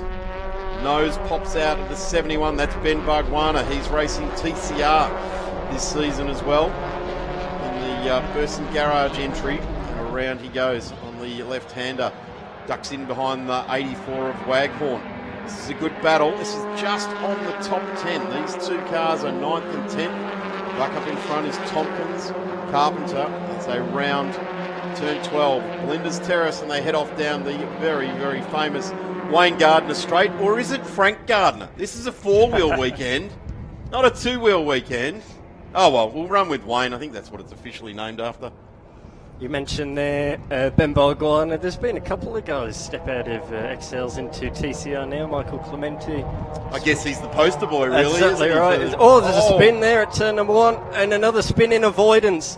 Who's that? Can't quite see who it is, but there's definitely 2 of them down there. They're going to try set their GPS and try and get back onto the track at turn number 2. That's a long way off. You have to spin around and head right back because a bit of a dip there. That wasn't. That's. I suppose if you're going to do it, these are one of the only cars you can get down off the edge of there. But wow, that's another one. Cover your eyes with your hands. Here we are at the front of the race, though, for GPC. Montrose panel beating outfit there. P plates on the back of a lot of these cars, so we do have some beginners. There's also some experienced campaigners, and the one sitting there right in P2, Adam Bywater, very experienced campaigner in the PFD Food Services WinMax entry. Going to try and go side by side through the hay shed. We've seen over the years that is not too easy to do, even in supercars. These guys almost touching door to door it looks like they've escaped all right. Bywater with the inside as they go up and over Lukey. Heights, he'll have the inside, but will he have track position by the time they get to MG? It looks like he won't. So Farrell back up the inside and holds the lead. Now, that's the sort of racing we want to see from Circuit XLs. That there is absolute textbook. That should be in the manual. Given to you, if you want to go XL, this is how you do it. Side by side, giving each other room. Not even adjusting each other's mirrors on the way through there, but as close as you're going to get. And that is beautiful. They come around turn 12, both maximum speed. Vital part of racecraft is to get out of MG, because if you haven't got out of MG corner, there's 2 corners or 3 quarters later called turn 1, you will have lost that. Bywater looks out. He's playing a real canny game. The veteran of XL Racing looks to the outside for PFD Food Services. Can't stream through. The GPC, Montrose Panels outfit, doing a tremendous job. Have a look at Farrell. Jared Farrell driving beautifully. He's carrying great form from Winton and doing a tremendous job here. Around the outside there as well, trying to pick up the numbers there. That's the number 50. And that will be Matthew Horn there as well. Being hung out to dry into turn 3, going a long way around. G-forces start to take effect there through that part of the track. Under brakes now. Jared Farrell looks to have the lead just established. 1 or 2 car lengths. A massive lead in XL Racing. Yes, yeah. All of the, 4th, 5th, 6th, 7th, 8th, 9th and 10th all set personal bests on the last lap, and all of them closed into the leading trio up ahead. So it's certainly closing up in the last couple of laps of this XL race. Waghorn set the fastest lap of the race on the last lap, a 2-minute 0.1, not a 2-minute 1, a 2-minute 0.1 second lap. And he's closing. And that's the car smack bang in the middle of this pack. So he's setting fastest laps in the middle of a battle pack. Good driving there. Really good driving. We've got 2 laps remaining. Short, sharp races this morning here. We go to 8 laps after lunchtime today. So stay with us right throughout the day. Watching on the vsrs.com.au. Jump on there and check out all the news. Horn locking up there on the approach to MG. That'll cost him momentum, as you said. That cost him momentum all the way around these last couple of turns, down Gardner Straight and down into turn number 1. Yeah, very exciting stuff, and it's been green so far, which is fantastic to see. One Mate Racing, this is what it's all about. And they come across the line, they've kept it clean. There's been extra drivers briefings held for these guys this morning as well. So Motorsport Australia love to see these cars on track. They certainly also want to see it clean and safe racing. Have a look at that now. Look at that big move there. The 84 absolutely going tremendous. That's Waghorn. Now Jared Farrell, a 2-minute dead, 2 minute 0523. Fastest lap of the race. And the top 10 are all into within a second of each other on that last lap around. So working as one, this whole field coming on strong on the final lap. It's kind of like a Formula V or a Formula Ford race at this point in time. You probably don't want to be the leader unless you've got 10 car lengths, because they're going to all line up and run towards the line, fan out as they get to the line. We've seen that in Formula V racing for 60 years here at the Phillip Island Grand Prix circuit and tracks right around the world with that particular category. Adam Bywater doesn't really seem to have the answer for Jared Farrell at the moment, trading fastest laps with each other. And as long as they're trading fastest laps, Jared Farrell really doesn't have too much to worry about. 2 car lengths, as I said. It's like a century in One Mate Racing. Around they come up to past the Hayshed, Lukey Heights, they crest that. Left front wheel just about up in the air for our race leader there, brings it back down. Great car control for the driver of the 144 out in front. Bywater now is closer than he's been for 2 laps. Behind him bit of a mistake. Simpson as well. Leader ran a bit wide there coming out of MG, trying to maximise all the road, but he did run slightly wide, a slightly compromised exit, and that will certainly affect his run down the straight to the finish line. But will it affect him enough? This is the question.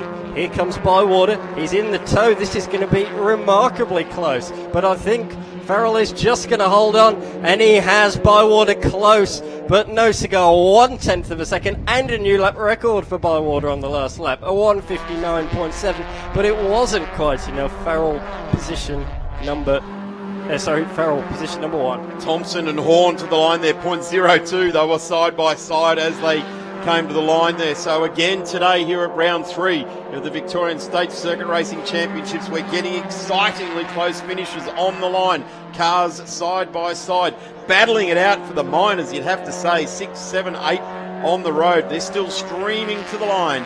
But it'll be Jared Farrell holding his head high. A really, really sensible race there. In fact, I'm going to say the top 4, sensible race, good race. Making sure, I'll quote Neil Crompton here, buying a ticket to the end of the day, make sure you're on the grid for the last race of the day there. So Farrell over Bywater, Simpson, Williams, Greg Galt, Waghorn, Carpenter, Tompkins, Horn.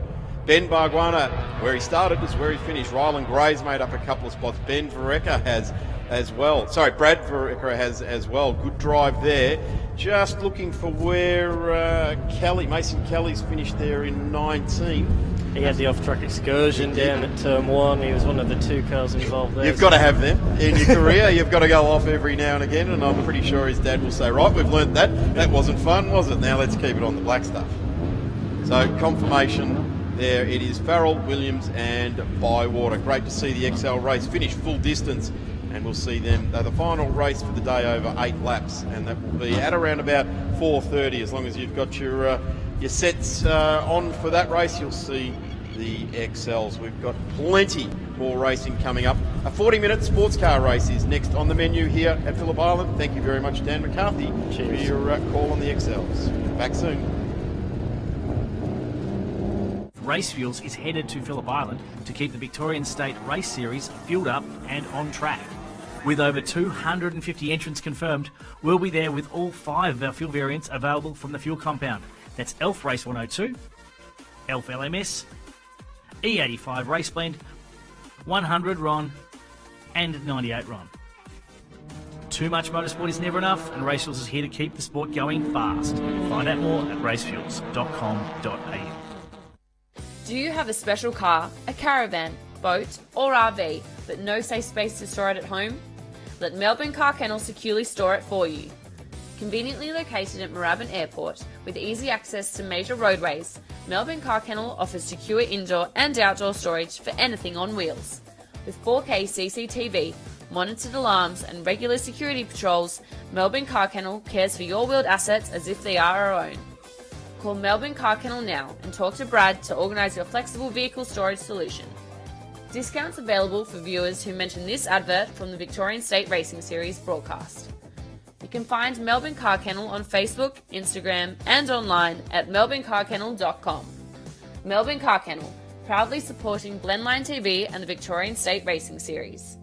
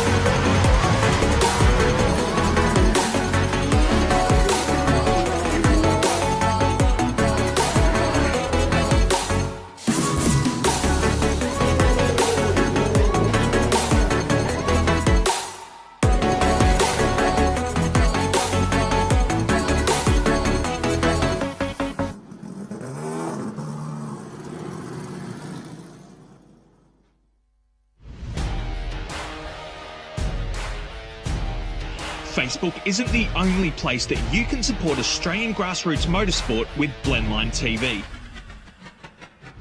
To see more real race cars, more live events and more of the racing you love, subscribe to the Blendline TV YouTube channel, sign up to our mailing list or bookmark and subscribe to our website at blendline.tv.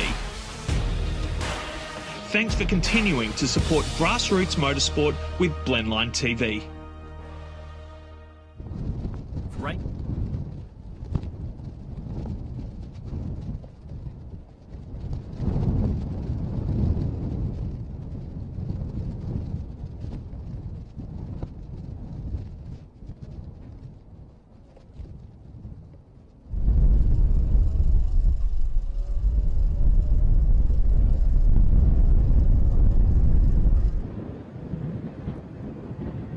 Welcome back to the Phillip Island Grand Prix circuit, and welcome to those fans that have made their way trackside to the BMW E30 Club that are making their way down here, the BMW Drivers Club. Great to have you involved trackside as well. Really good to see the amount of cars here. There's not a lot, a couple of hundred people making their way trackside and really enjoying motorsport in all dimensions. Also fantastic, and we welcome everybody watching on our live streaming, which you can watch via the Victorian State Race Series Facebook page or on vsrs.com.au. Of course, the other channels via YouTube on the Blendline TV stream there as well. So lots of platforms that you can pick up the 2021 Victorian State Circuit Racing Championships by. And we also welcome all of those great sponsors that have joined our telecast. Race Fuels, fantastic to have Race Fuels on board. They've got their full plethora of racing fuels here, trackside, ready to dispense safely straight into your car.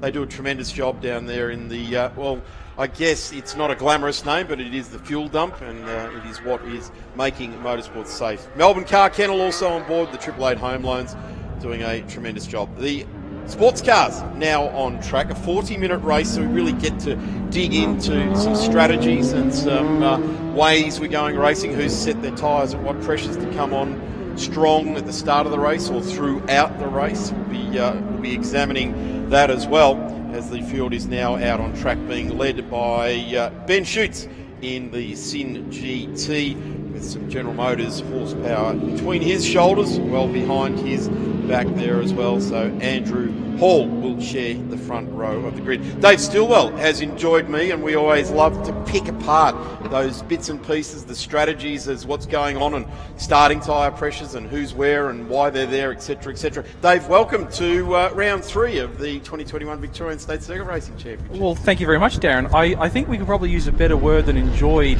each other, because that might imply we do some things later on after hours from the Victorian State Circuit Racing Championships. Whereas in reality, we all just disappear to our corners. And we do. It's just like, nope, done with this, packing up, going home.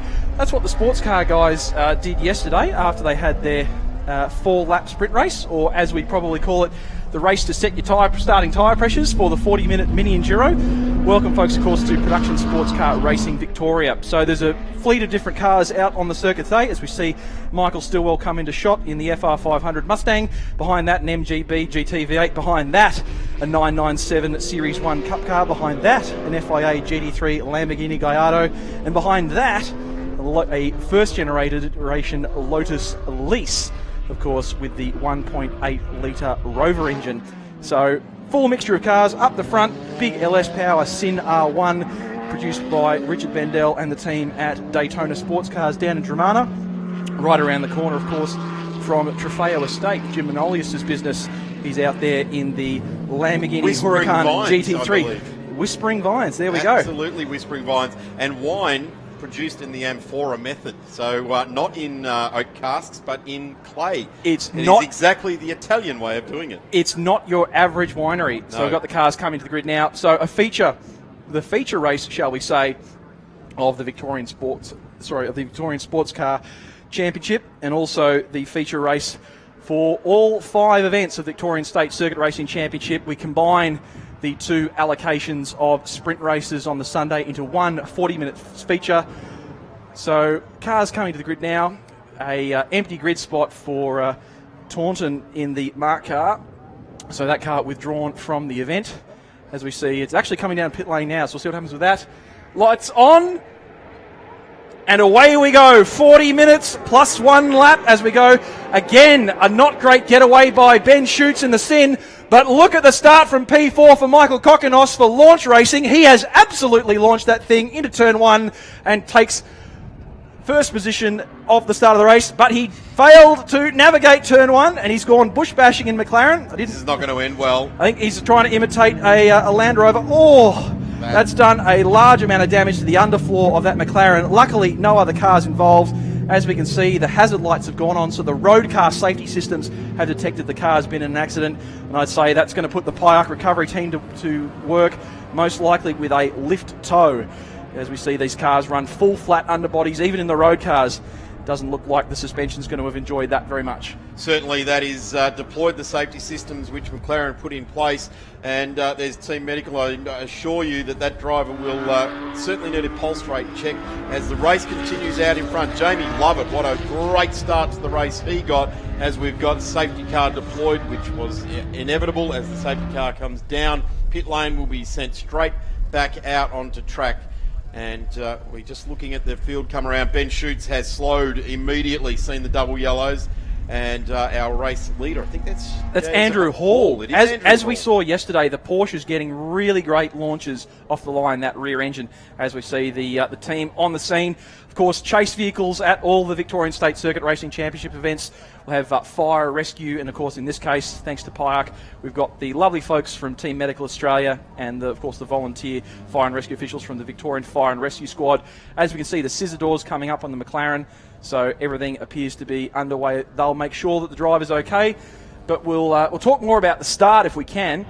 As we saw in the race yesterday, Andrew Hall and Jamie Lovett with those rear-engine Porsches, full 450, 460 horsepower, just let the clutch go with 6,500 RPM, and the thing's, big 12-inch wide rear wheels dig into the tarmac and fire them down towards drive away, don't they? They do. Absolutely. And I guess the interesting aspect is that we look back at more like the Sin and more of the let's call them the GT3 championship type of cars, which feature rolling starts. They're hard to get off the line. Small little triple plate clutches. They're used to rolling starts. The Porsches, we look at it, Carrera Cup worldwide, all standing starts. They just get away beautifully. For Pinnacle Road and Raceworks, let's have a look at the field. Under control now with the PIARC safety car. Well, of course, that awesome launch that Michael Kokinos got in the Euro Motorsport prepared launch racing McLaren GT4. GT4 cars much more based on their road car siblings, so a lot of the original electronic systems carry across, as we saw, flashing amber lights as you'd normally see when a car's detected it's been in an impact. No airbags in the car, but one of the things it does carry over from the road car is the traction control system and the launch control system. So it's a complicated procedure with the original McLaren steering wheel. Push the right number of buttons. Tap your head, rub your stomach, and it's a coordination. Say a quick prayer to the racing gods of McLaren and the Kiwis, and then the thing dials in the correct amount of turbo boost, the correct amount of RPM, the right amount of clutch interface in the dual clutch gearbox, and then fires you down the track. Of course, one of the problems is you get a really awesome launch. You have to consider the fact you'll be going quite quickly, as we see the replay there. Well, this is the thing. Off-road McLaren. I don't think they're going to be entering Paris-Dakar anytime soon. And everything was okay right up until you've got that drop off the berm. So the flag points at 2 and 2.1 on the left-hand side of turn 2 are actually elevated about half a metre to a metre above the equivalent racing surface, and it drops down into one of those drainage ditches like you'd see beside a country road, which is all well and good, for drainage, but it's not so good when your McLaren's going sideways, probably about 60 or 80 k's an hour. The thing with those launch controls and all of that traction control is he's probably arrived at turn 1 with coolish tyres. They've only had it really an outlap. And he's probably 30 kilometres an hour faster than what he expected to get there, and the car just wasn't going to respond. The thing just did not want to turn, and that's one of the reasons why we've gone to this 40-minute race, is that a lot of these cars, be they Porsche Carrera Cup cars, Ferrari Challenge, Group 2B, or FIA GT3 cars, they're engineered around running slick tyres that normally go for 60-minute stints, 2-hour stints. We've seen 3 or 4 hour stints on a set of Pirellis in the Bathurst 12-hour. One thing I just picked up on this, sorry Dave to interrupt you on that, was Robin Bailey went wide out onto the grass around there, just flashed across the shot down at turn 2 there. He has gone past and scored a lap, so I hope Robin hasn't scored any damage to that magnificent MGB GT. Just picking it up, he's off. Yes, he's in behind John Williamson in the Lamborghini Gallardo LP 520. That was quite quick. It just flashed through and back underway there. Quick reset program. I think Michael will be making a very slow lap back to the pit lane, and I might be putting in a call to the team at Zagami for a couple of McLaren spare parts. I think it might also be grab the new driving suit out of the back of the transporter as well at this point. I think Michael will need to make sure he has a very clandestine relationship with his dry cleaner. Although that being said, you can clean your racing garments at home with the wonderful set of products from Molecule, which I use myself. I'm not being paid to say this, folks. If you've got racewear and you want to make it factory fresh again, Molecule's range of driving suits, equipment and cleaners certainly rejuvenated my 10-year-old race suit, which I haven't had a chance to get into for about the last 12 months. We see the hard-working VFT and Pyack officials recovering some of the torn-off bits. That actually looks like a GT3 Cup car front splitter coming off the front there. Does look like the under lip spoiler. Yeah, the little lip you've got to take off to get the cars into the truck. So it appears that someone else might have had something fall off during that race. But as you mentioned, Robin Bailey, very much a stalwart of sports car racing, has had good racing in the MG and invited British category as well, as we see the Pyack safety car going around for one more lap. So they'll make sure the track's clear before we get underway again. 40 minutes to race, plenty of time to look after this. 29 minutes and 25 seconds remaining in the race. And of course, Robin... I'm just trying to find the Porsche that's missing its front lip. I think is it Michael Sluger? No, Michael's is intact. Actually there. Noticing that Travis Knipe made a pit stop there, so he's actually one lap down behind the field. I think he's actually... Yeah, there it is. Travis is missing the front lip spoiler. Yeah, so Travis Knipe, actually the whole left-hand rear corner missing out of that orange 997 Series 2 car. So good thing it's got an orange and black livery on it, because the black race tape's going to blend in. Actually, a couple of things hanging down from the underside of that car, so I'd say it's actually ripped off the underfloor section, which covers the engine and gearbox in the back of those Porsches. So interesting to see. That's obviously exiting turn 4, which is where we were seeing that debris being picked up from, but we certainly haven't seen any footage of that car and what happened there. But certainly he's gone down a lap, so they've been in the lane, and you can tell they've put the band-aids on, or race tape as I think you called it there, and anyone with a sense of humour at the end of this race will go up and write ouch with a white texture on there. Yeah, I don't think Travis will be feeling that level of humour at the moment, Darren. But to get back to Robin Bailey, I think at that moment where you've got a car basically launching off the berm and landing on the track, you're not sure whether it's going to continue going all the way to the right or if it's going to land and not keep going. So Robin just making the claim that discretion being the better part of valor, decided that he'd rally cross in your a little bit of rally cross. There is that grassy section to the outside of turn 2. There is a fair chunk of grass before you get to the gravel, so you can get around. Travis actually coming up behind the field now, so he's going to cross the control line now, so that takes him up to 2 laps. So he hasn't lost a lap, but I can tell you from experience, these Porsche 997 Series 2 Cup cars, in fact all the Cup cars, are pretty evil to drive without that front splitter on them, because you lose what little front downforce you had, you lose, and of course Porsches with all the weight in the back don't really like steering into corners at the best of times. Good focus there on the field as they come around through Siberia, just watching for the safety car to switch its lights out. We'd like to see that happen this lap, and I think we probably will. All service vehicles seem to be removed from the track, and the green flag is being readied down at the start line. Lights ablaze on the Lamborghini there for Williamson. He's looking for a good result this weekend, finish the weekend, car intact, put it into the truck, and head back home. A couple of cars we're also going to keep a lookout for. Rick Campbell in the sole remaining McLaren out there, and we probably hope we may even see Kokonos back out there. Lights are out on the safety car. Michael Parker and Karen Belkin will be back in pit lane momentarily, and as they do, the roar of the flat 6 of our race leader, Andrew Hall, and the thump from Ben Schutz will be opened up as they come onto the straight here. Now, you'd have to suggest the car in P2 has a distinct advantage, and Andrew Hall's gone early. He has gone early, so this will fall right into Ben Schutz's lap. He has to stay behind the car all the way to the line, but you reckon he'll unleash the grunt he's got between his shoulders as they get to the line. Boom, we're racing again. Green flag has been shown. The field down the inside goes Ben Schutz.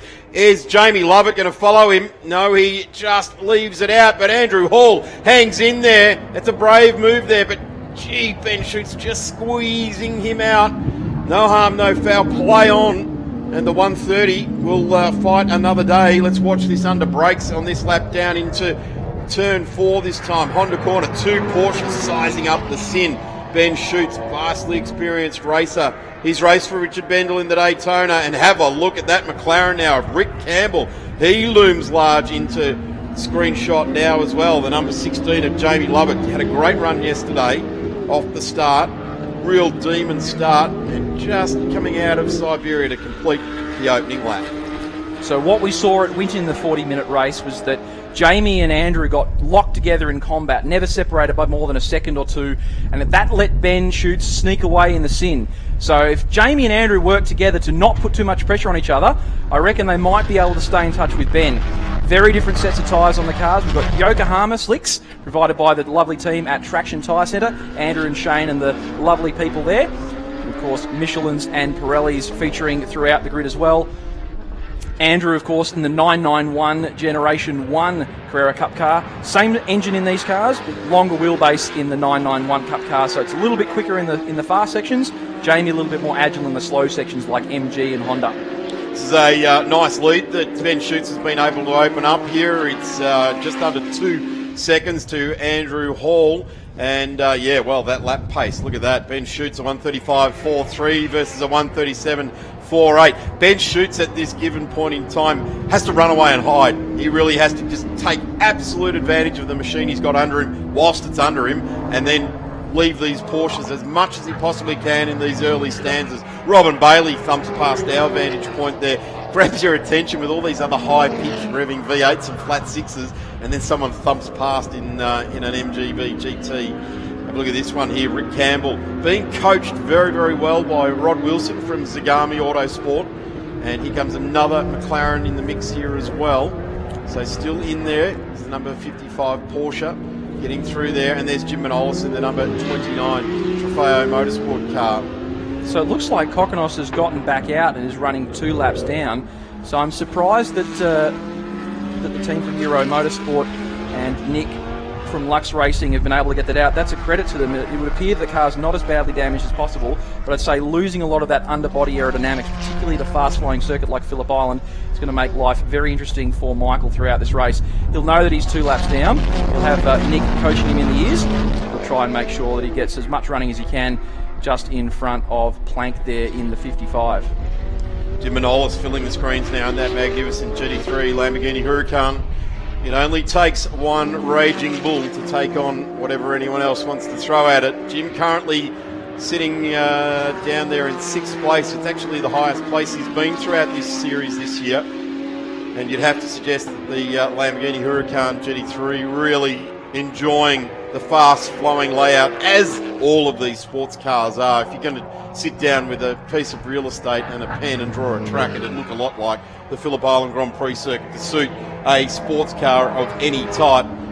So it is 5 laps completed. We've got 22 laps remaining. 22 minutes remaining there, Darren. Sorry, obviously punctuated by a safety car.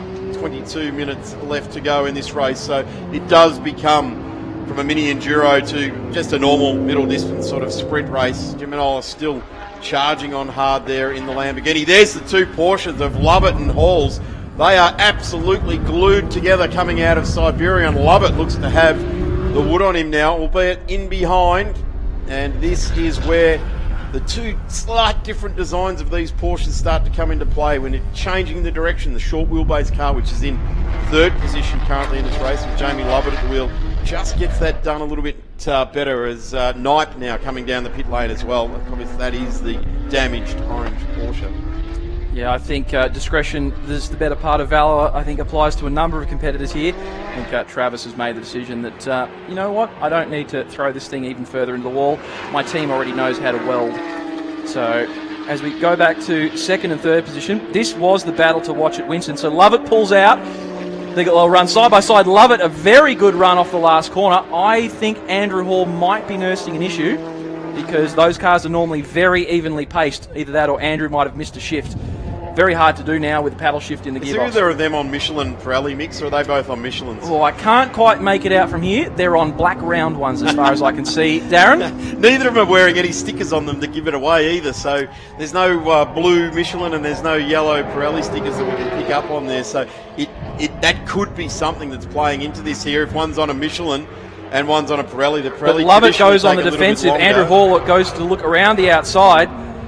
Manages to maintain the overlap, so Jamie gives him space on the edge. And that's the trick with the 997. Even though it got a much wider rear tyre than the 996 before it, or the 997 Series 1, even though it's running a 12-inch wide wheel, it's so hard to use up the rear tyres.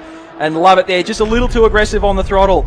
And that shorter wheelbase, very agile, but also very snappy as well. Well, certainly the rear tyres are up to heat now, aren't they? After leaving a big number 11 out of turn 4. Well, that's the thing, because the guys haven't really had any long runs on slicks.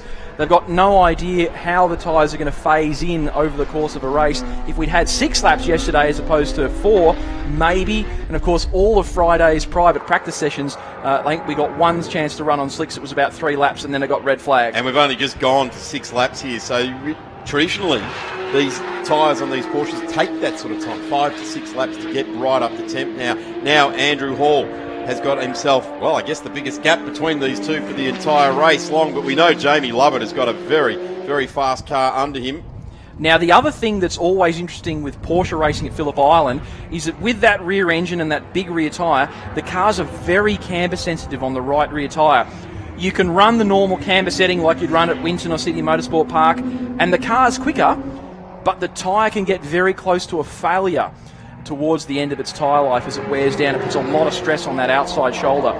So perhaps Andrew Hall's gone a little bit more conservative with the setup, not quite as quick through the final corner. Jamie may have gone with a bit more of an aggressive setup. It'll be interesting to see how the tyre, particularly that right rear tyre, is lasting by the time we get to the end of 40 minutes. Of course, Andrew Hall comes from a very, very experienced motorsport engineering background, so he will be paying very, very close attention to what is going on underneath him. Good battle here, the 55 and the 29, Porsche versus Lamborghini. Have a look at this again as well. Hall has just succumbed to the charge of Jamie Lovett, and let's see how they come across the top of the hill. You know, if I didn't know any better, Darren, I think these two might have had a chat before the race and decided to put on a bit of a show, because that way they'll get me coverage from their sponsors. Up the inside goes the Hills Group sponsored 991 Cup car. I doubt it, mate. I reckon these two are just having a good old ding-dong out there at the moment. It's the 130 versus the 16, and they swap position again. That's twice in this lap. Have a look at Jamie. He wants to get on with it. Looks to the inside. This is wild stuff coming onto the straight at the Phillip Island Grand Prix circuit. Brave move to Lovett, trusting the car he's got under him. Andrew Hall just going, you want to go shallow, mate, have it, and just leads them onto the straight. And they've got 18 more minutes of this. I said to them on the dummy grid, I said, could we please have 40 minutes of you two racing side by side, please? He said, we've already had a chat about that. We'll see what we can do. We had a very robust discussion about driving standards at the Production Sports Car Racing Victoria meeting on the Friday night at the Ramada Resort. We said, if you leave space for someone, what's the worst thing that happens? You have a good race. And we're seeing that play out. These guys have not touched each other so far this race. I do believe that there may have been a little bit of green and black vinyl rub on the back of Jamie Lovett's Porsche after the first race yesterday. But other than that, look at these. Again, very aggressive in the rear steer out of Honda. Very difficult to get that power on. Second gear, very highly strung, 6-speed.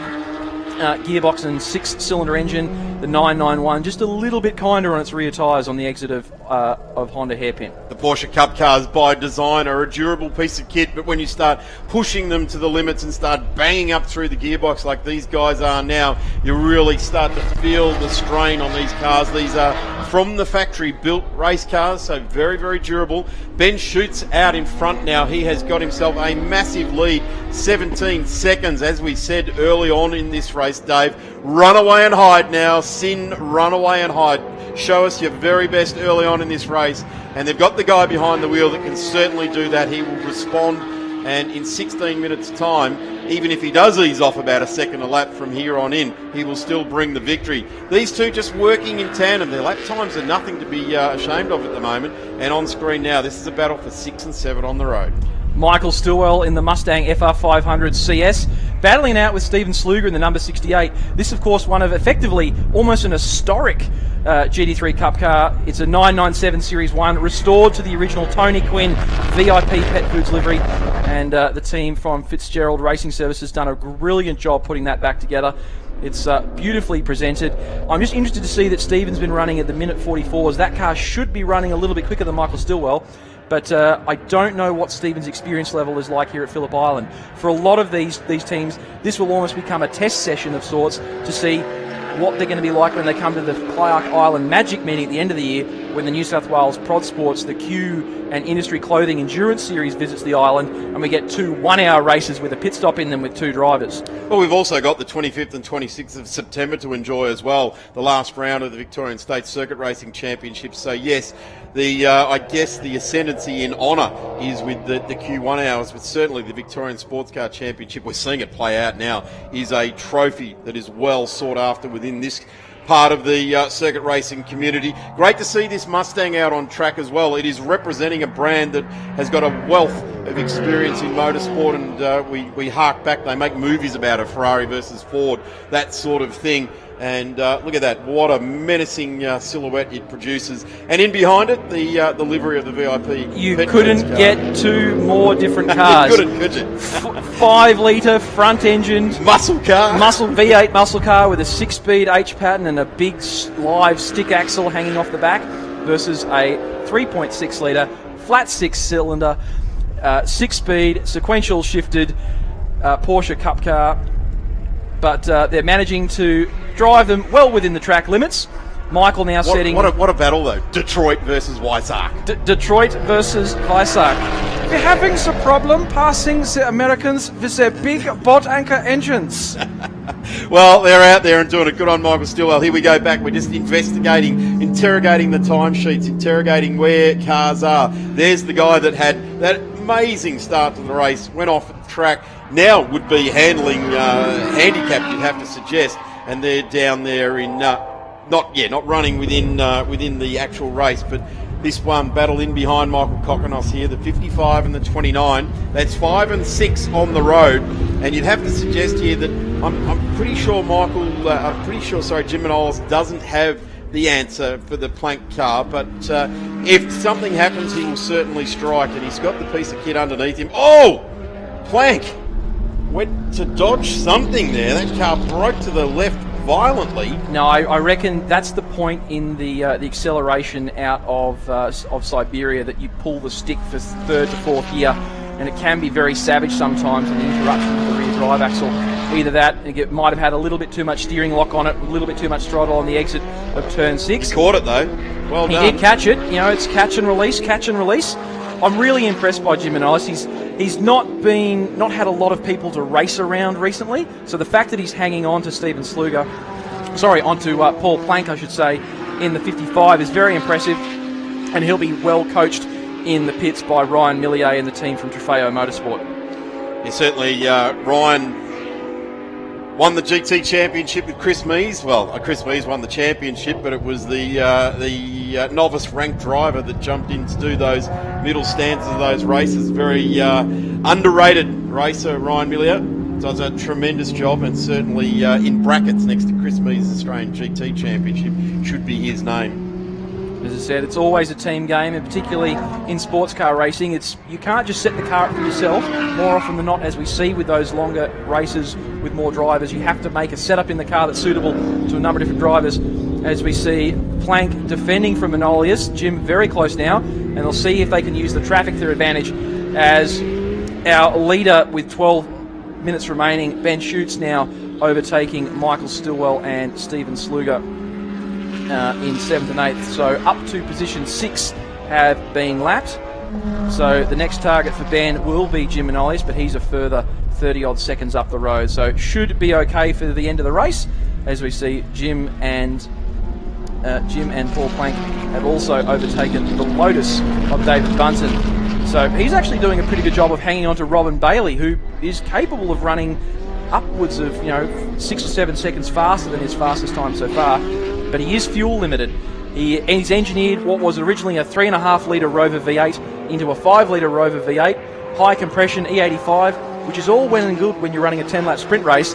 But when the race is 40 minutes long and your fuel endurance is about 37 minutes, you might have to lift and coast a bit, but that early safety car will really have helped him. Just in the back of shot there is the battle we're talking about there. David Bunton in that, I'm going to say, Golf livery, coming around there as we go back to this battle, which is starting to heat up with Michael Stillwell and Stephen Sluger. And Michael Stillwell, this is what I was really looking forward to. Full disclosure, folks, Michael is my Faja. but he's actually set his personal best. First time we've run on Michelin sticks provided by Trevor Schumack. Thank you for the Darth Vader sound effects there, Darren.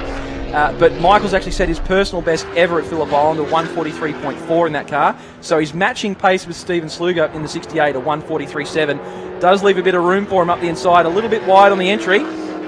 But again, two very different kinds of cars, and that's one of the things we love seeing in sports cars is the different drivetrain configurations still matching each other pace for pace. Again, that 1.8 litre Lotus Elise running it up with a 5 litre engine MGB V8, as Michael leaves a little bit of space up the inside, but Stephen not quite far enough. I think Stephen might be playing with Michael a little bit. I actually think it's the other way around. I think the Detroit muscle is just sending out a message. If you want to go, we'll go. Yes. And Michael just gets the loud pedal into it and drives away from the Porsche. So if we go back to the battle for second, it's still less than a second and a half separating Lovett and Hall.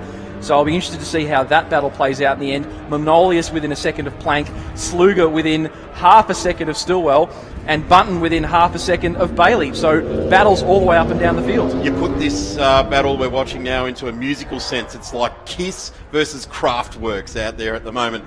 Strumming away, 3 guitars and a set of drums behind a massive electronics and synthesizers doing the very best they can as they open up the wide pedal, climb the hill. And I can guarantee you, your dad and Mr. Sluger will be smiling from ear to ear. This will be the best fun they've had all week. I'm about to say, we haven't seen Americans and Germans battling like this since Belgium. Let's leave that right to one side. Ben Schutz is leading this race in the car. Oh, a little bit taily there for Michael Stillwell. Maybe a little bit too much rear brake. I have been telling him he can push the brake pedal fairly hard. We've got ABS. Doesn't really help you when it's the rear brakes locking up when you're going downhill with all the weight on the front axle. And what brake package number are we up to in this car now? Actually working with Ben Nothling and the team from Brakes Direct up in Queensland to sort out some much bigger rotors for the front. Of course, we're probably going to put some bigger rotors in the back. We've got a new axle coming with some camber on it, so we don't have the wheel standing straight up and down. So maybe. So what brake package are we up to? What I think we're up to version 3 at the moment. We'll be going to version 4 shortly.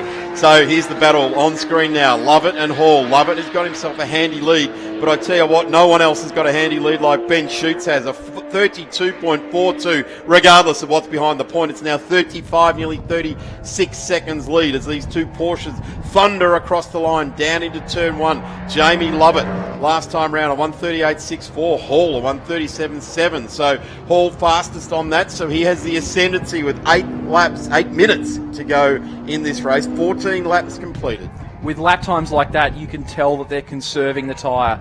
They know that they've still got to make it last that long distance, and it's good practice for doing those 60-minute races, because while you have got a compulsory pit stop, it's a lot harder to change tyres. As big, deep under brakes goes Andrew Hall, doesn't have the overlap, nearly managed to do a joker lap on the MotoGP long lap section, but he's right in behind Jamie Lovett. I think the gentleman's agreement might be coming to an end. Is that some spots of rain on the screen? I think it is. We could be in for a treat. As we've seen at Phillip Island here, it can be dry in one section of the track and damp in the other sections. So it looks like rain on the screen at Siberia, and that's generally where the weather's been coming from the last couple of days. Big southwesterlies coming in from King Island. So maybe we should have got them to put some steaks and crayfish. Steaks and crayfish in a balloon and blow it to the island. But of course, that'll mean a lot of these cars not running ABS, a lot of these cars not running traction control. So it does very much come down to the driver and how you position your feet on the pedals as to how much traction you get left with coming out of corners with a bit of moisture on them. Jamie Lovett now continues on in the number 16, a great number to have him blazing down the side of your race car. Hall now seems to have some good straight line speed, and we are very much watching the horizon now, because the horizon was about 10 kilometres away. It's now about 2 kilometres away as the rain is falling out over Bass Strait. 6 minutes remaining. I'm going to suggest we might end this one with a little bit of damp track underneath us. I think it might be deliciously damp by the end of this race. And we just saw out of shot Steve Sluger making the move up the inside of Michael Stillwell into turn 1. Good heads-up driving by the both of them. John Williamson just trucking along in his Lamborghini. He's holding down a solid 9th position. He's 58 seconds in arrears to the cars in front, 16 seconds in front of Robin Bailey. So he told me his goal was, I just want to circulate, learn the car, learn the track. And he's actually pitting now as we go to that. So perhaps something not quite right in the WPE-sponsored Lamborghini Gallardo. this, of course, is this car has been part of sports car racing for over 10 years in Australia. It certainly has. It was one of the early Gallardos to arrive in motorsport. Yes, there's a bit of an oil haze over the back of that car as he came in, so I would suggest something terminals happened to that car. Yes, a little blue cloud just coming off the back of it there. We just saw the heat haze come in. Oh, look at that. Andrew Hall takes full advantage of Jamie Lovett's just lapse in concentration there. The car just pulled to the left, but he recovers in the number 16, and they go side by side around turn 12. And it's not. It's Lovett. He just Andrew into it. Andrew wasn't able to maintain the overlap out of the last corner, so it's starting to get a bit damp in some of the parts of the track. That'll work to their advantage. They do have the lap traffic coming up to them, so they have Michael Stillwell and Stephen Sluger to navigate shortly. Gee, I think between now and the next round, the G-Lux car needs to have some sort of iridescent orange on the front or back of it, so that when they're on that head-on look, we can tell which car's which. But certainly the green headlights, they're a heavy tint on the car of Andrew Hall's. Just when it's up close, you can see the difference there, but I certainly would encourage Jamie Lovett or his crew or someone just to put a nice big strip of something bright across the front of that car. And it looks like those little patches of rain may have disappeared. I haven't spotted any more rain on the camera lenses yet. Shout out to our Blendline TV camera shooters who are out there in the elements while the production crew stays nice and safe and warm in the production van at the base of the control tower.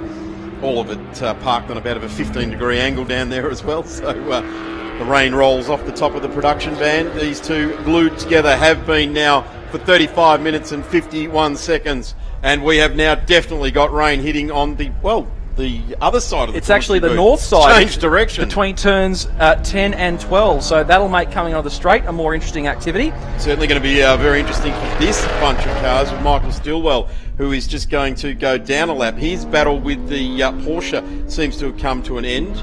So Stephen Sluger's just found another second on top of Michael's best time. So Stephen Sluger working up to it.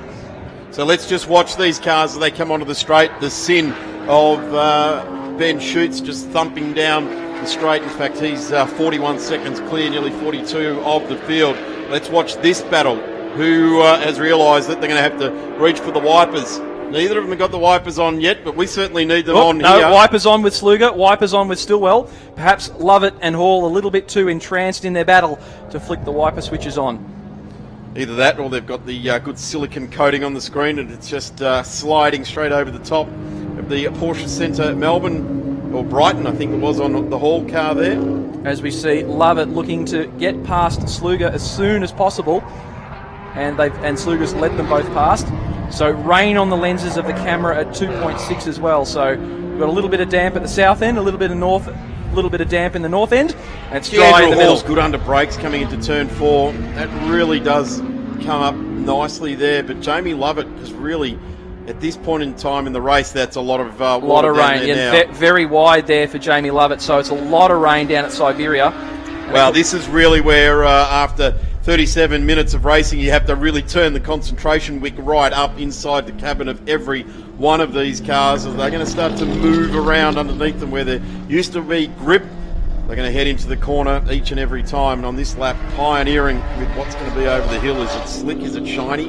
Not yet. It's still got that matte look to it on the track, and I'm going to say it's dissipated a little bit on the on our vantage point here as they come around the top end of the track. 2 minutes left in this race. And Bailey and Bunton are still separated by less than a second and a half, but they're the next pair of traffic that Lovett and Hall are going to have to negotiate. And I think they should see them coming up behind them. We've got them on screen at the moment. Bunton stays to the right. That's nice and easy. Bailey looks like he's going to the left. He'll have a pair of cup cars up the inside. The other interesting one on the main straight now is Michael Stillwell's come right up onto the back of Sluger as well. Bailey very wide off the exit there at 1, so perhaps a little bit damp or perhaps just leaving quite a lot of space. Hall and Lovett, that's a seesaw, just 0.3 of a second across the line, and we happen to miss. Manolius has gotten ahead of Plank and now has a 3.2 second gap over the cup car of Plank. Our race leader coming out of MG. We're going to have another lap here, this lap and the next one. Side by side down into turn 4. The 16 holds up the 130 for another lap in time. But Andrew Hall is definitely strong under brakes down into turn 4. They'll have another opportunity to duke it out into there as our race leader comes onto the straight, and it is 53 seconds remaining in this race. So next time round, checkered flag will go to someone out there on the track. At the moment, Ben Schutz has got himself a mortgage on it with 47-second lead over this battle. Oh, look at the cars squirming through Hayshed. It's normally flat on good tyres. It's almost flat on worn tyres, but on worn tyres in damp conditions, I got to say, it's very, very trepidatious through the fast turn 8. Hall leaving nothing in his battle with Lovett. Lovett very wide on the approach to turn 11, looking for maybe a little bit more dry tarmac. Looking after the tyres, not asking too much from the 12-inch wide rears. Hall, narrower line on the entry, wider line on exit. And so we'll watch for their gap as they come across the line. So the starter getting ready with the checkered flag as we count to 0. So checkered flag will be at the ready for Ben Schutz, who holds a 48-second lead over this battle at the moment. So we'll look to see Ben appear up over Lukey Heights at the moment. Thank you to the cameraman who's getting a little bit damp at the back of Lukey Heights. There it is, the Sin R1 GT. Absolutely imposing silhouette, and on that head-on shot, it's like a shark attack, this car, as it comes towards you. They're very sharp lines. They're very deliberate lines. Have a look at that. Now the question is, does he pass Paul Plank, or does he let him have another lap? No, he'll pass him. He's lining up. Don't lose your concentration. Drive it all the way to the line. No, actually, he's going to let Paul Plank get another lap. That's very generous of you, Benny. Maybe if you'd backed off another 40-odd seconds, maybe a couple of other people could have had some more laps as well. But that's a very emphatic signal sent out of the Daytona Sports Cars garage. So the communication will have gone to both of the drivers in their cars. Jamie and Andrew, this is the last lap. If you're going to have a crack, have it now. They're right on the edge, teetering on the cambered section, all over Lukey Heights. Lovett goes to the inside to defend. Andrew Halls will have the better drive. He's taken that wider line out of there. Now, this is when you get to the line here. The drive out of that corner is who's going to have the terminal VMAX to hit the checkered flag. It won't be VMAX, but they'll be still going through the gearbox. But at this point in time, Jamie Lovett has got himself a handy lead. I'm not going to throw a bet down at this point in time, but they come to the line now, and what a tremendous effort. Thank you, gentlemen, for the entertainment over the last 40 minutes. What a great drive by those two Porsches. But as we turn our attention to the rear of the field, Michael Stillwell's got back past Stephen Sluger, so Michael Stillwell back up into P7. Great job from the Mustang, deploying all 580 horsepower from that 5-litre modular V8 in the long ratio Tremec gearbox. Gets across the line in P7 from Stephen Sluger in 8. Robin Bailey will keep position 9 from Bunton in 10. Rick Campbell gets to the line. A great drive by the McLaren. Absolutely flying under the radar right throughout that race. Staying out of the spotlight. Driving very, very sensibly through to P4. A great drive there as we wait for Jim Manolis gets to the line there. And that's a good run for the Lamborghini pilot. And the last car we're waiting across the line, Paul Plank, will finish in P6. That was a very exciting and very well managed race by our second and third place getters. As we see, the gap across the line, less than 1 second across the line, and they stayed in that gap for over 30 minutes, Darren. What an impressive display from the two different types of Cup cars. Confirming the result, Ben Schutz in the Sin R1 leads home Jamie Lovett and Andrew Hall, both in their Porsche Cup cars. Richard Campbell next in his McLaren 570S GT4. Jim Manolis home in 5th place. How's that? A GT4 car beating home a top spec GT3 car. Paul Plank, Michael Stillwell in the muscle car, the Ford Mustang from Detroit. Stephen Sluger, Robin Bailey and David Bunton home in the Lotus Elise. Thank you very much, Dave Stillwell, for all of your enthusiasm that you bring to the racetrack every time you do it. We'll take a quick break and we'll be back with more here at round 3 of the Victorian State Circuit Racing Championships. It'll be Porsche 944 Challenge on track for an 8-lapper. Race Fuels is headed to Phillip Island to keep the Victorian State Race Series fueled up and on track. With over 250 entrants confirmed, we'll be there with all 5 of our fuel variants available from the fuel compound. That's ELF Race 102, ELF LMS, E85 Race Blend, 100 RON and 98 RON. Too much motorsport is never enough, and Race Fuels is here to keep the sport going fast. Find out more at racefuels.com.au. Do you have a special car, a caravan, boat or RV, but no safe space to store it at home? Let Melbourne Car Kennel securely store it for you. Conveniently located at Moorabbin Airport with easy access to major roadways, Melbourne Car Kennel offers secure indoor and outdoor storage for anything on wheels. With 4K CCTV, monitored alarms and regular security patrols, Melbourne Car Kennel cares for your wheeled assets as if they are our own. Call Melbourne Car Kennel now and talk to Brad to organise your flexible vehicle storage solution. Discounts available for viewers who mention this advert from the Victorian State Racing Series broadcast. You can find Melbourne Car Kennel on Facebook, Instagram and online at melbournecarkennel.com. Melbourne Car Kennel, proudly supporting Blendline TV and the Victorian State Racing Series.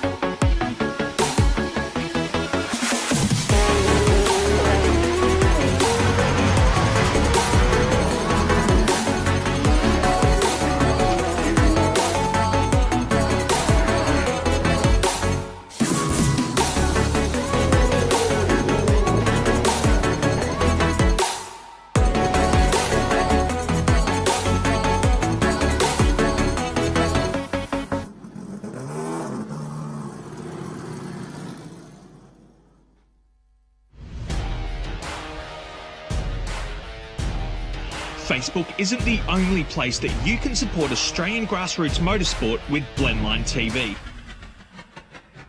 To see more real race cars, more live events and more of the racing you love, subscribe to the Blendline TV YouTube channel, sign up to our mailing list or bookmark and subscribe to our website at blendline.tv.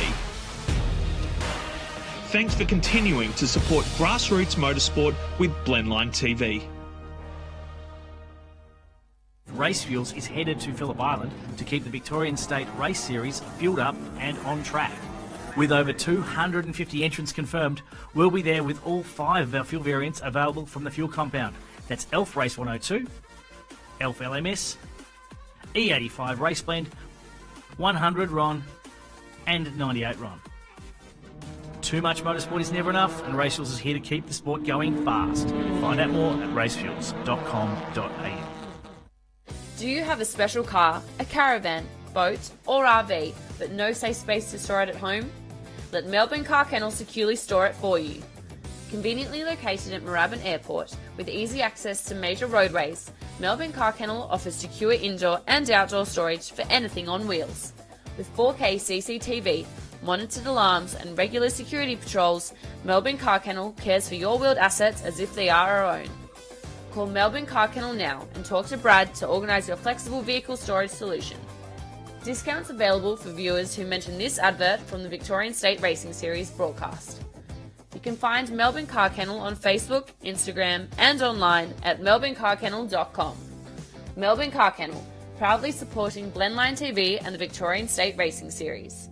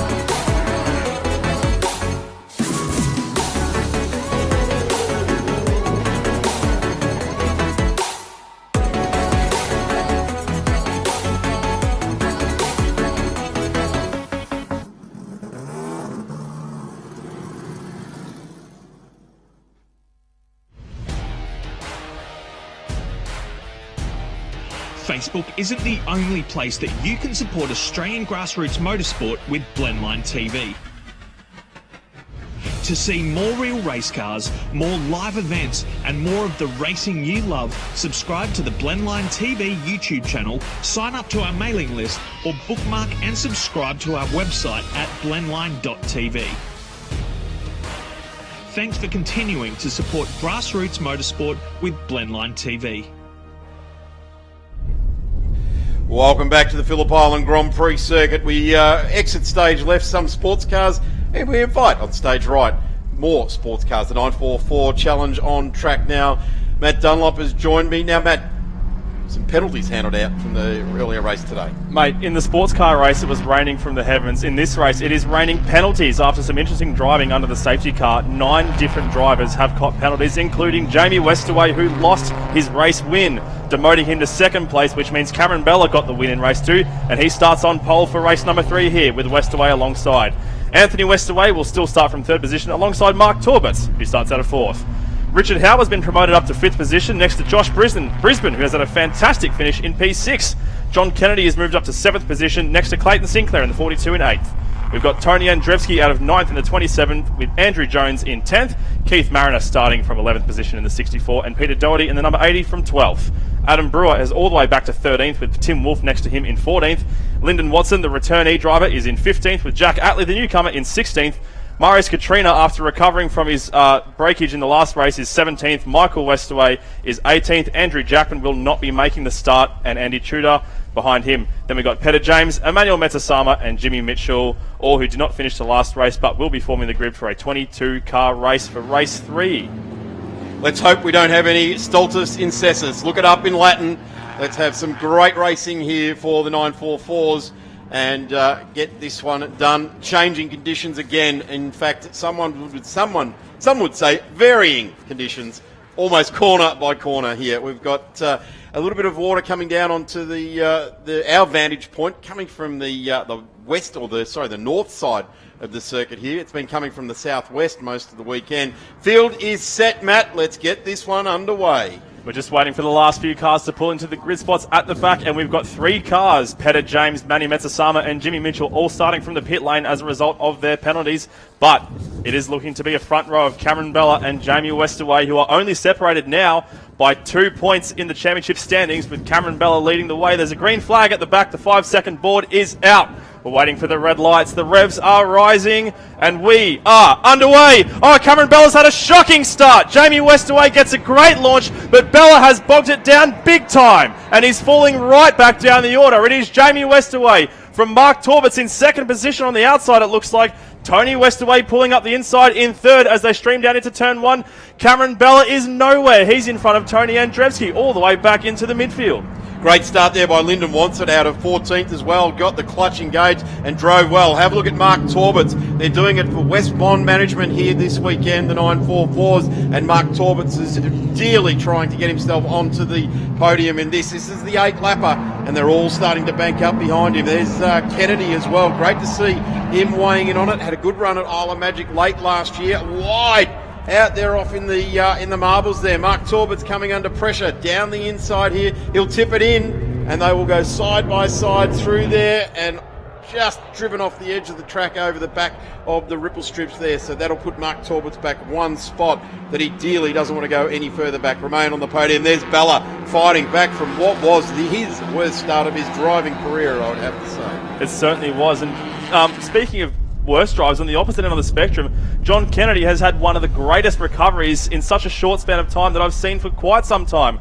He was finishing down 15th, 16th at the end of the last day's racing because of engine issues, and he's now up to 2nd position, so he must have got whatever issue it was ironed out. But look at Cameron Bell, he's already up to P5 at the moment. He's trying to find a way past Richard Howe into MG. He's got a nice tidy inside line. He'll get that pass done. Cameron Bella is up into 4th. He hasn't lost a huge amount of points there, but after Jamie Westaway lost those valuable points for the win, he'll be keen to see Cameron Bella as far away in his rearview mirror as he possibly can.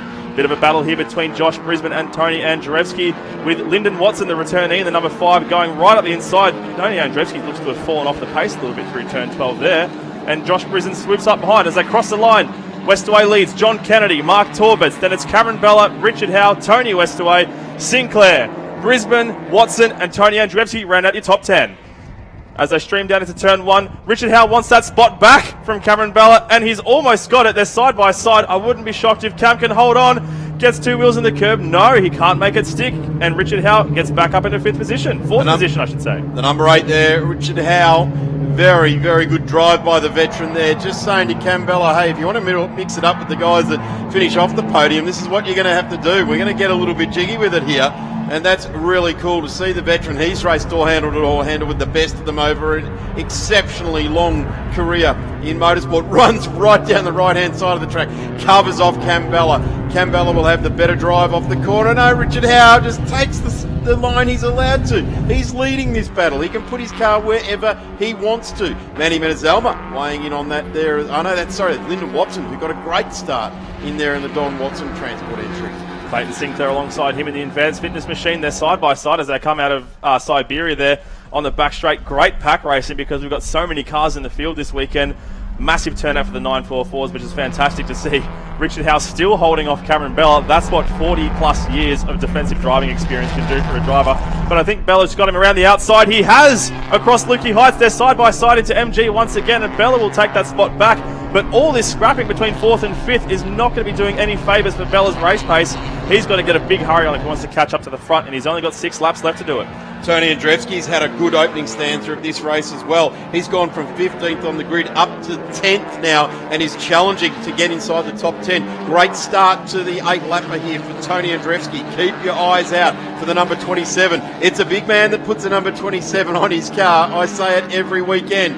It's the number that Alan Jones won his World Championship with, and also Casey Stoner. Tony Andrzejewski doing the number 27 proud here in this 8-lapper. Don't forget the tradition it has with the Ferrari Formula 1 team. Jean Alesi, Gilles Villeneuve, and every other driver who's carried that great number. Cameron Bella's back up the inside of Richard Howe in the turn 1. These two are having a great battle, but look at Josh Brisbane right behind the 3rd place getter from the last race, Tony Westaway. This is going to be a fantastic scrap as well between the green and the gold here, the number 2 and the number 56.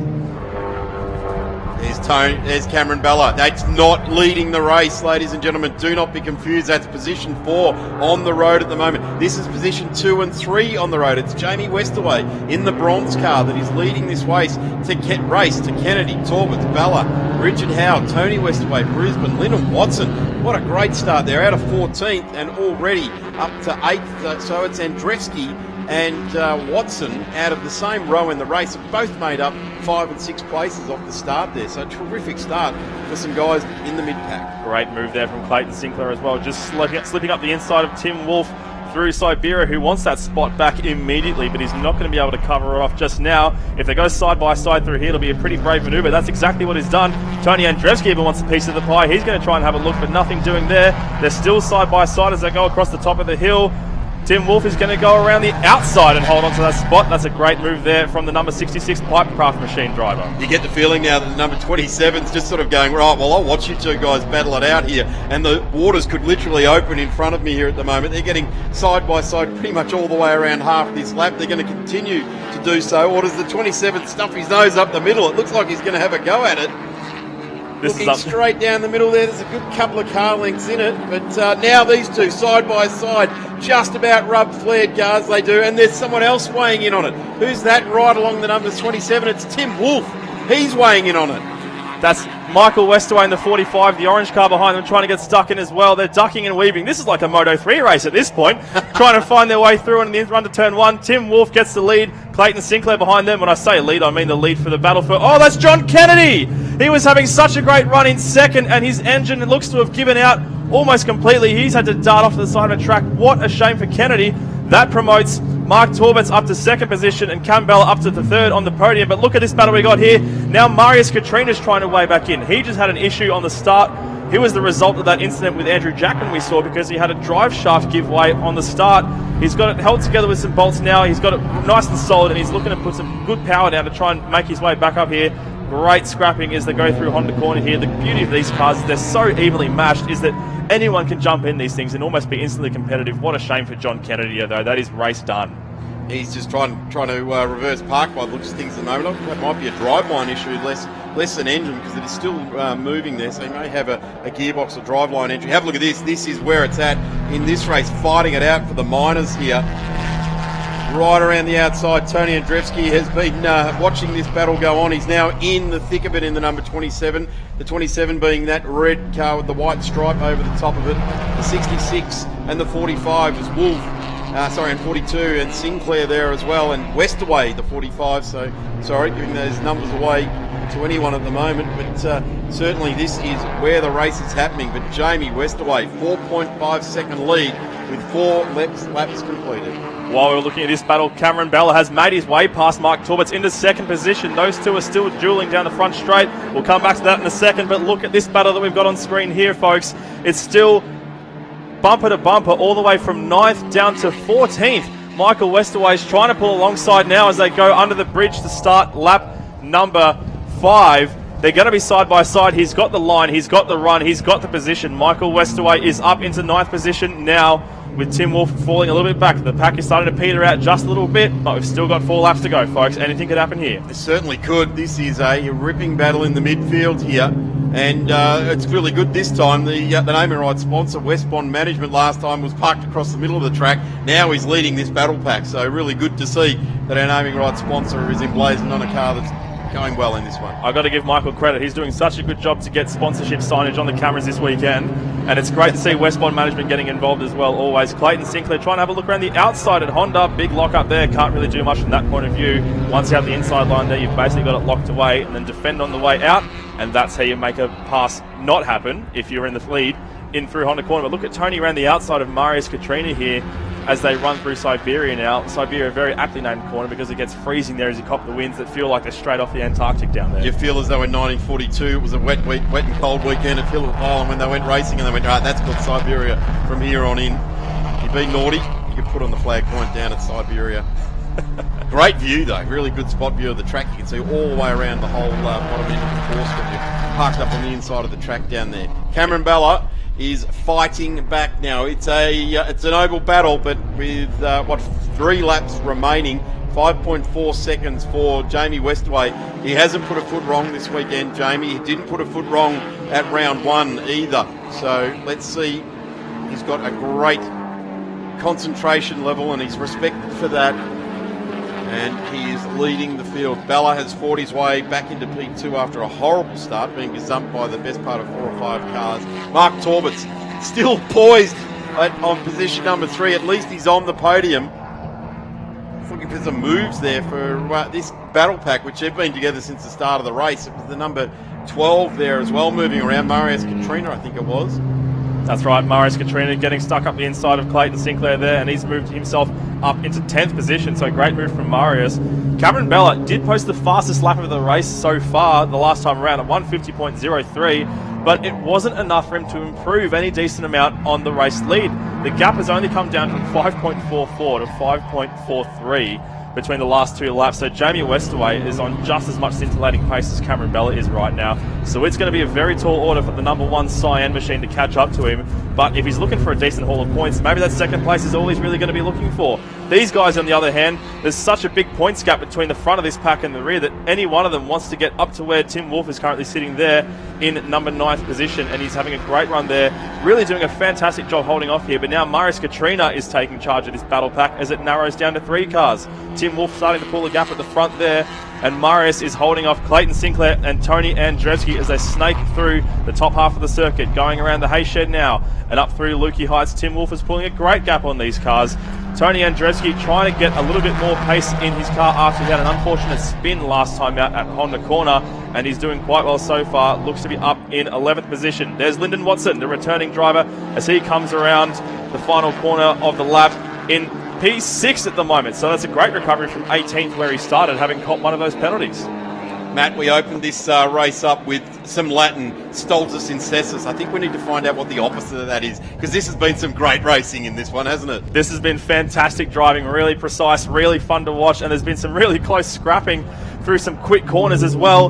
These cars, they seem to suit Phillip Island so well because it's such a fast-flowing track, and they don't have a huge amount of power, these cars, but they are 50-50 balanced in terms of weight front to back, and if you've got a left-hand drive model, left to right as well. So it's really just a matter of how well you can handle the car and how well you can set it up for the fast corners.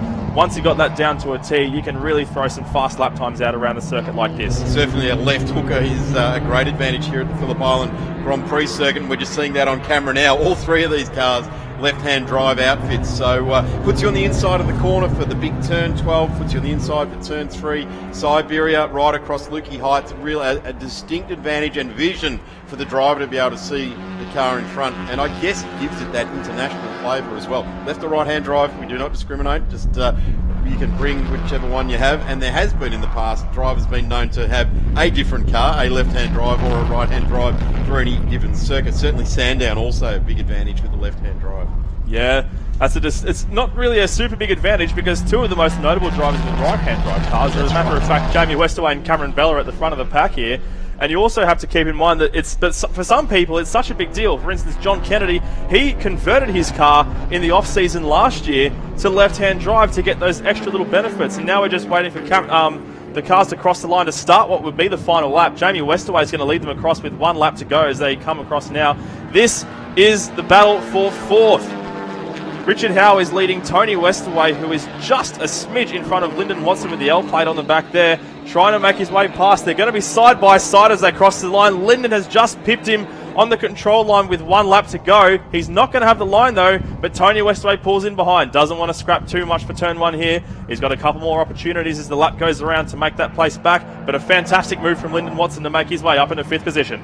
The big move of the field is Lyndon Watson. Started out of 14th, and who knows, could push almost to a podium in this race.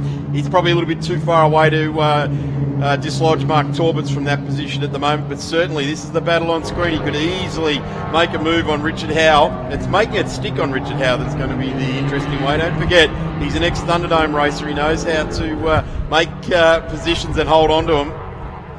Certainly a good run there. Lyndon Watson doing a terrific job in the number 5. The number 8 weighing in on it as well, which is Richard Howe, as I mentioned, doing a tremendous job, closing in on a race win for Jamie Westaway in this 8-lapper, the last time we see the 944s for this weekend. This battle's still got quite a way to go yet. Lyndon Watson hasn't run out of pace just yet. He's all over the back of Richard Howe now, trying to make a way through. His best chance now will be to pull up around the outside as they go around Lukey Heights and try and duck on the inside into MG. He's going to have to tuck it back because Richard Howe knows how to defend a race car from being passed and is very, very close as they crest the top of the hill. As they come down, look at him. He's not leaving any real estate on the inside of that track, but final corner. Final race of the weekend. Jamie Westaway will take the round and he will take the championship lead. He wins race 3 of the Porsche 944 Challenge by a gap of just over 5 seconds from Cameron Bella, who recovers to 2nd, and Mark Torbitts, El Presidente as they call him in the paddock, who recovers to 3rd. They're racing to the line now. Will it be the 78-year-old veteran? He has gone side by side to the line now, Lyndon Watson, but Richard Howe gets his way into position number 4 by only 0.02 of a second. It's not 0.0009 like we saw in the HQs, but the 78-year-old continues to race brilliantly. But Lyndon Watson, out of position 14, gets home in position number 5. Big improver. What an incredible recovery drive, especially given it's his first weekend back in almost 2 years. Over 2 years, I would almost think.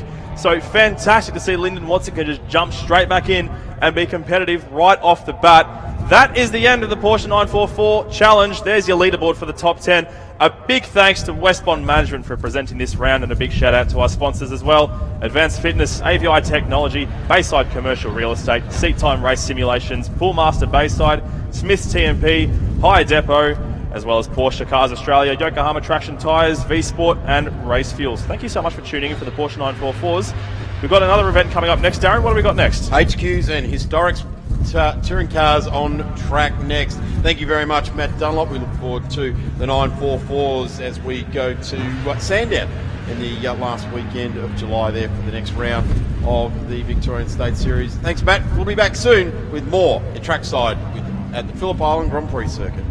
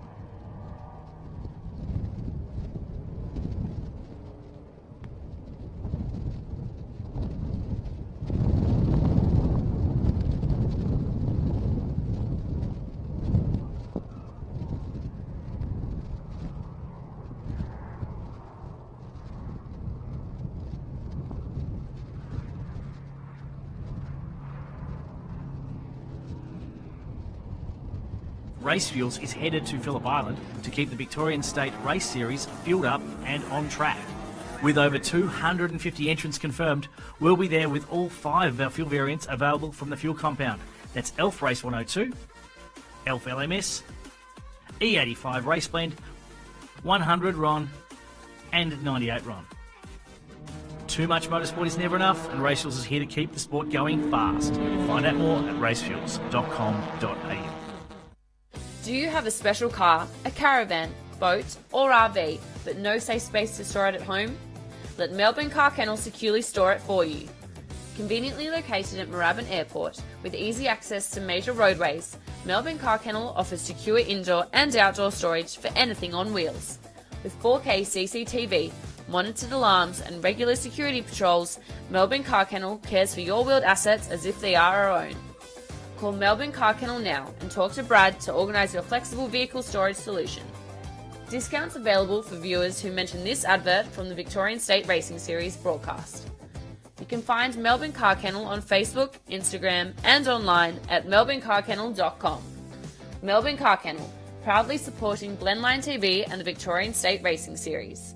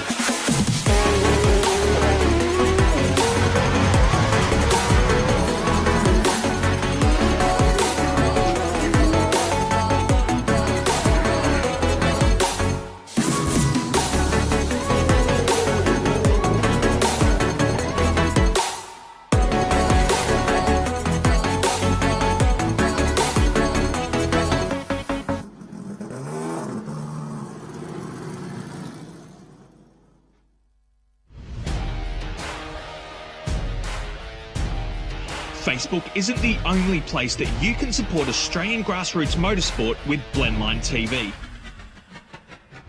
To see more real race cars, more live events and more of the racing you love, subscribe to the Blendline TV YouTube channel, sign up to our mailing list or bookmark and subscribe to our website at blendline.tv.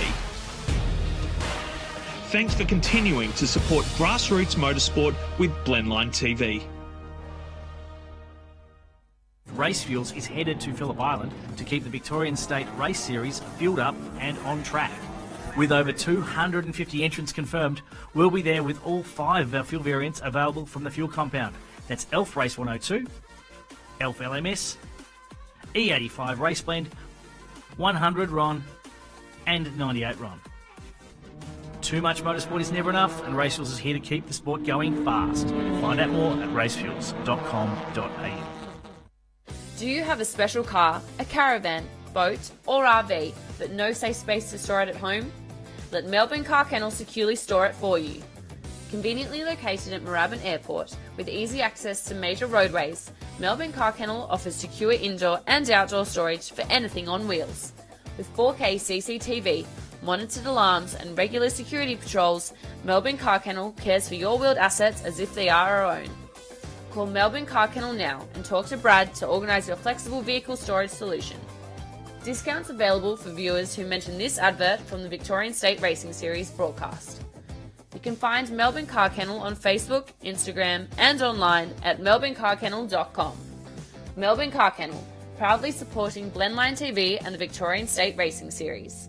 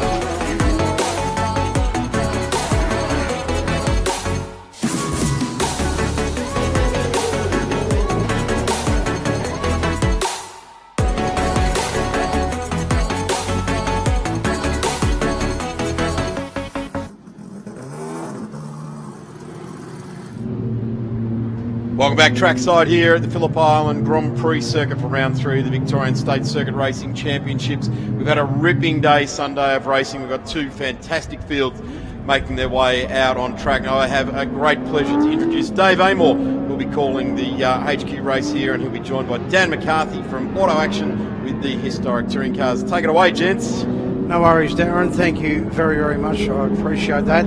This is race 3 or race 2 for the HQ Holdens this weekend.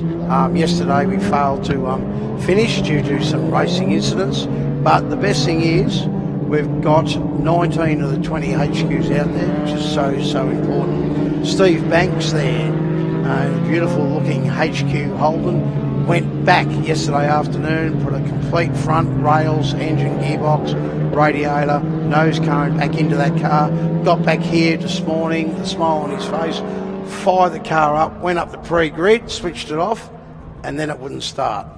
So this will be his first race after crashing yesterday. And welcome, little fella, good to see you. Auto Action.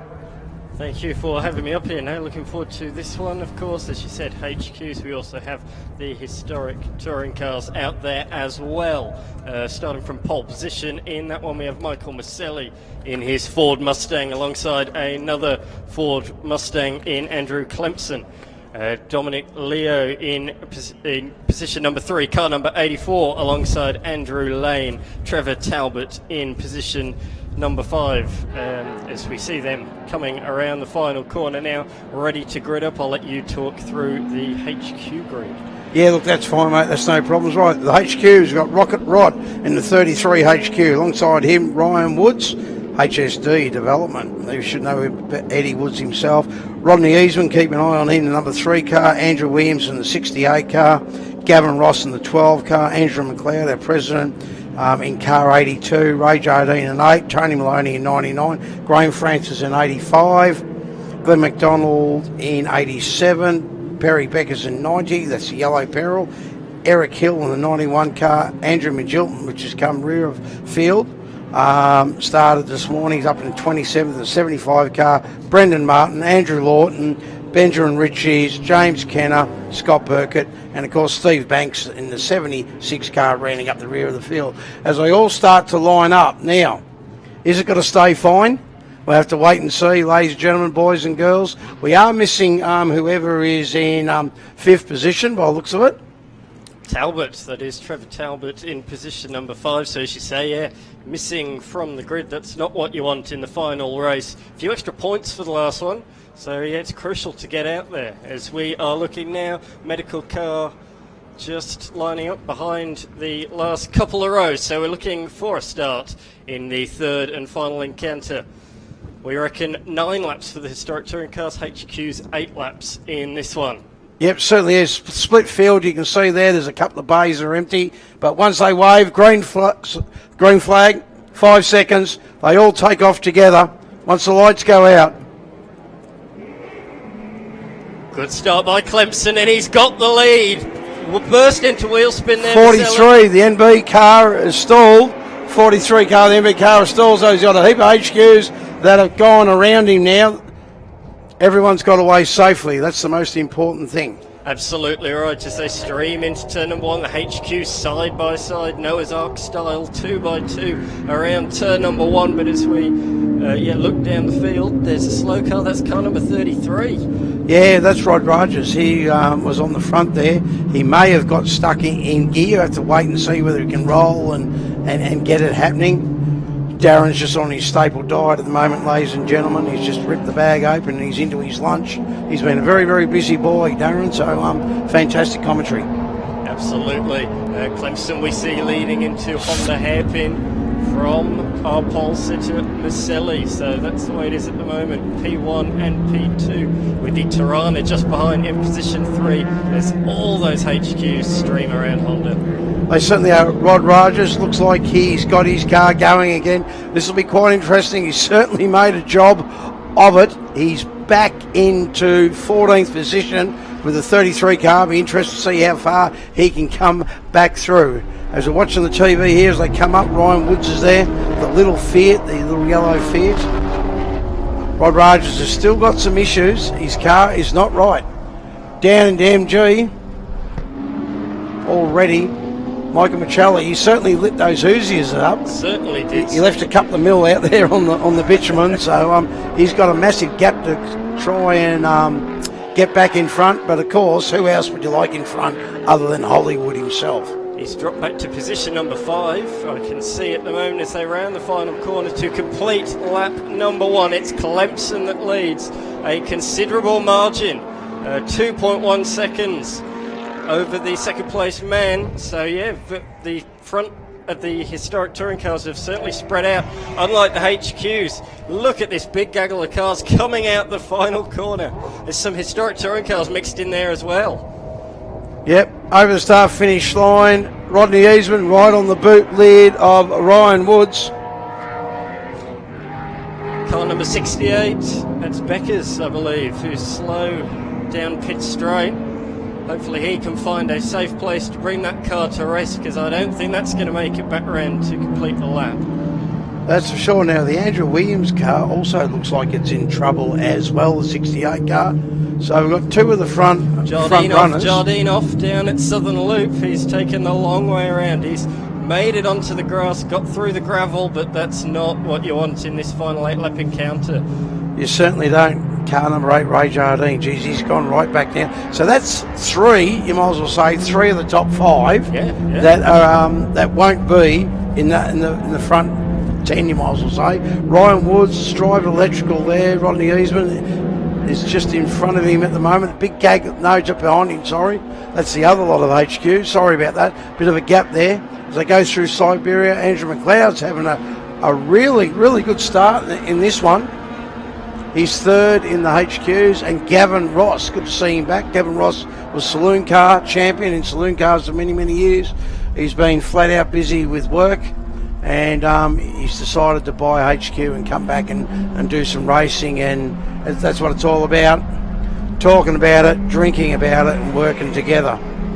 Clemson had a bit of a lock-up into MG on that lap, but nevertheless he has extended the margin out on that lap, now 5.2 seconds from Lane. Into position number 3 for Polman Maselli, so he's made his way back up now to P3. Lane is the next target for him, 4.2 seconds down the road. Certainly is. We've got Perry Beck, as you can see on the screen, the number 90 car. Behind him is Eric Hill, and then Graham Francis, his long-lost buddy, right in behind him there in the 85 car. But the green car in front, which is Tony Maloney, and also the Ready Rose car there of McDonald, right in behind Tony Maloney. That car used to be orange, now it's green. It's now a pretty green instead of the calf-coloured car he used to have in the orange. Oh, Ryan Woods has gone right out wide. He's trying to come back in. Eastman's trying to go around the outside. Oh, they got a touch. No, Eastman just comes across the front of Ryan Woods. You can see that there on TV. The 27 car is now right in behind Strive Electrical. Rodney's actually giving him away. Push. Through turn 3 they go flat out. Bumper to bumper. 2 HQs in a spot of 1, you might as well say. As they go down into Honda, they brake hard. Single headlight, twin headlight. That's the Premier to the standard HQ you can see there. Beautifully presented cars, both of them. So Rodney's car had a little bit of a dent there in the right-hand front guard in Saturday's race. You can sort of see it there, but it certainly makes the 3 look impressive, big and wide. Those 2 have certainly jumped themselves a little bit. As you can see there, they've got a 4.5, almost a 5-second gap between second and third. Just trying to see if we can see Stephen Banks to make sure he's out there. That's McLeod, Gavin Ross, and that's Andrew Magilton. That's in his dad's car. Since his car got badly damaged yesterday, went home, dropped it off the garage, picked up the other one, and he's up there from rear of field. He is 5th in the HQs at the moment, up over the top, down into MG. You brake pretty hard here, you can lock a brake fairly easily, and Andrew Magilton has just gone down the inside of Gavin Ross. GMG Automotive there in Box Hill, he's part of the sponsorship deal for this weekend with the HQ Holdens, also with BB Blasting there in Ferntree Gully. Just looking at the historic touring cars in position number 2, It's a good battle between Lane and Maselli. Maselli had a look at turn number 1 but was unable to get the move, and here it is on the screen now. So Lane slightly defensive there into Honda hairpin. It's allowed Maselli to close the gap once more to gorgeous looking Ford Mustangs. It's a Mustang 1, 2, 3 at the moment. Very similar to what we saw at the Bend in Supercars last weekend. A good round for the Ford Mustangs in the Supercars Championship as they head out of Siberia and up towards Luhi Heights. Great battle. Certainly is. You see it there on the camera, ladies and gentlemen, doing extremely well. We can see Woods in 8th, Eastman in 9th and McLeod in 10th. That's the overall. That's with all the NC cars in front of them. But Eastman is doing extremely well at the moment. Lane once again defensive into MG. Swinging around the outside is Maselli. He'll try and get the run up the inside at the final corner, and that's exactly what he's done. He's got second position from Lane. So Maselli now setting about trying to catch race leader Clemson. Well, it's lucky that Hollywood's actually got a helmet on. I can see the smile. It's from one side of the helmet across to the other side. He's absolutely lipping his lips. Hollywood could win a race. Hollywood will never have thought of that at the start of the weekend. He always wishes for it. But this could be a mighty, mighty win as long as he can keep going and continuing on. Ryan Woods is back in front of the Strive electrical car, Rodney Eastman, for first and second there. That's Tony Maloney on screen, the 99 car. Just in front of him, the yellow car there, that's Perry Beckers, Tony Maloney. We've got McDonald there in the Ready Rose car, Eric Hill, Graham Francis in the 85 car, and we've got the little Fiat there. Looks like he drives that to the racetrack. It's actually got number plates on it. It certainly does, it certainly does. As we see Maselli going defensive into Honda, so although he's taken second position, he's not been able to break away, and these two Mustangs are still very much line astern as we're now on lap number 5 of this motor race. You said at the start of this one, you know, the weather. It was sunny then. All of a sudden, it's got quite dark outside. Will we see rain by the end of this one? Because it really has considerably got darker. Yes, it certainly has. We can see the leader now starting to catch up to Brisket. The HQ that's running last at the moment. So with 4 laps remaining, with 3 over the start-finish line. So he's doing extremely well. Hollywood's actually pulling away. Second and third are really playing what Hollywood wants them to do, holding each other up a little bit. That little one there, Mark Brewster, that Tirana, that is a quick car, isn't it, eh? It is. It's a 6-cylinder. Sideways out of MG there. They're having a good little battle for position number 5. It's good to see. Sorry, position number 4. There goes Michelli there, just trying to break the gap a little bit. We'll see what the gap is. You might as well say the thickness of a tissue paper. There really is no gap there at all. It's just over half a second between second and third. Lane set his personal best on that last lap, trying to keep up with Maselli. But he's not. It looked like he lost a bit of time around turn 1. He has lost a bit of margin, so I think Maselli has made that crucial breakaway now, as this is going to be the interesting part of the race now. Lap traffic for the historic touring car competitors. They've got to deal with a few HQ drivers, and that'll be interesting to see how that plays out in the final 3 laps of this race. Yep, it certainly was. We'll work out whether it's 3 or 4, won't we, laps? But we'll have to wait and see. Yeah. As we come down into MG, there's a gaggle of cars. Perry Beckers has broken the lease there, you can see that. But have a look at Andrew McGilton coming onto the front straight around the outside of Andrew McLeod, the 82 car. He's pulled back in behind him. Gavin Ross is licking his lips, just going, come on, guys, give me a chance here. Slipstream, here we go over the start-finish line. McGilton again pulls out fairly quickly down the outside. Gavin Ross has gone in behind him. 3 wide into turn 1. McGilton's got him now. Oh, McGilton. Gavin Ross has probably haven't got McGilton. We'll have to wait and see here. McLeod shuts the door, so there's no gap there. Ross around the outside. Gavin Ross has got past McLeod. McLeod's gone back 2 positions. Almost. The old man's car, McGilton, doesn't seem to be too bad of a car actually, but the young fella is driving it like he stole it. It's his dad, so he doesn't have to care about it. is at the racetrack this weekend, so they're having fun. That 75 car has certainly got some grunt. Gavin Ross pulls in right in behind it, going through Honda. As you can see out there, ladies and gentlemen, if you're on 87.6, I think it is, the radio station, I got the big thumbs up from Darren. He's just inhaled his third burger. I'm sure he'll be feeling okay now. He's got a water to wash it down with. He's thinking of his diet. Righto, as they go past the hay shed,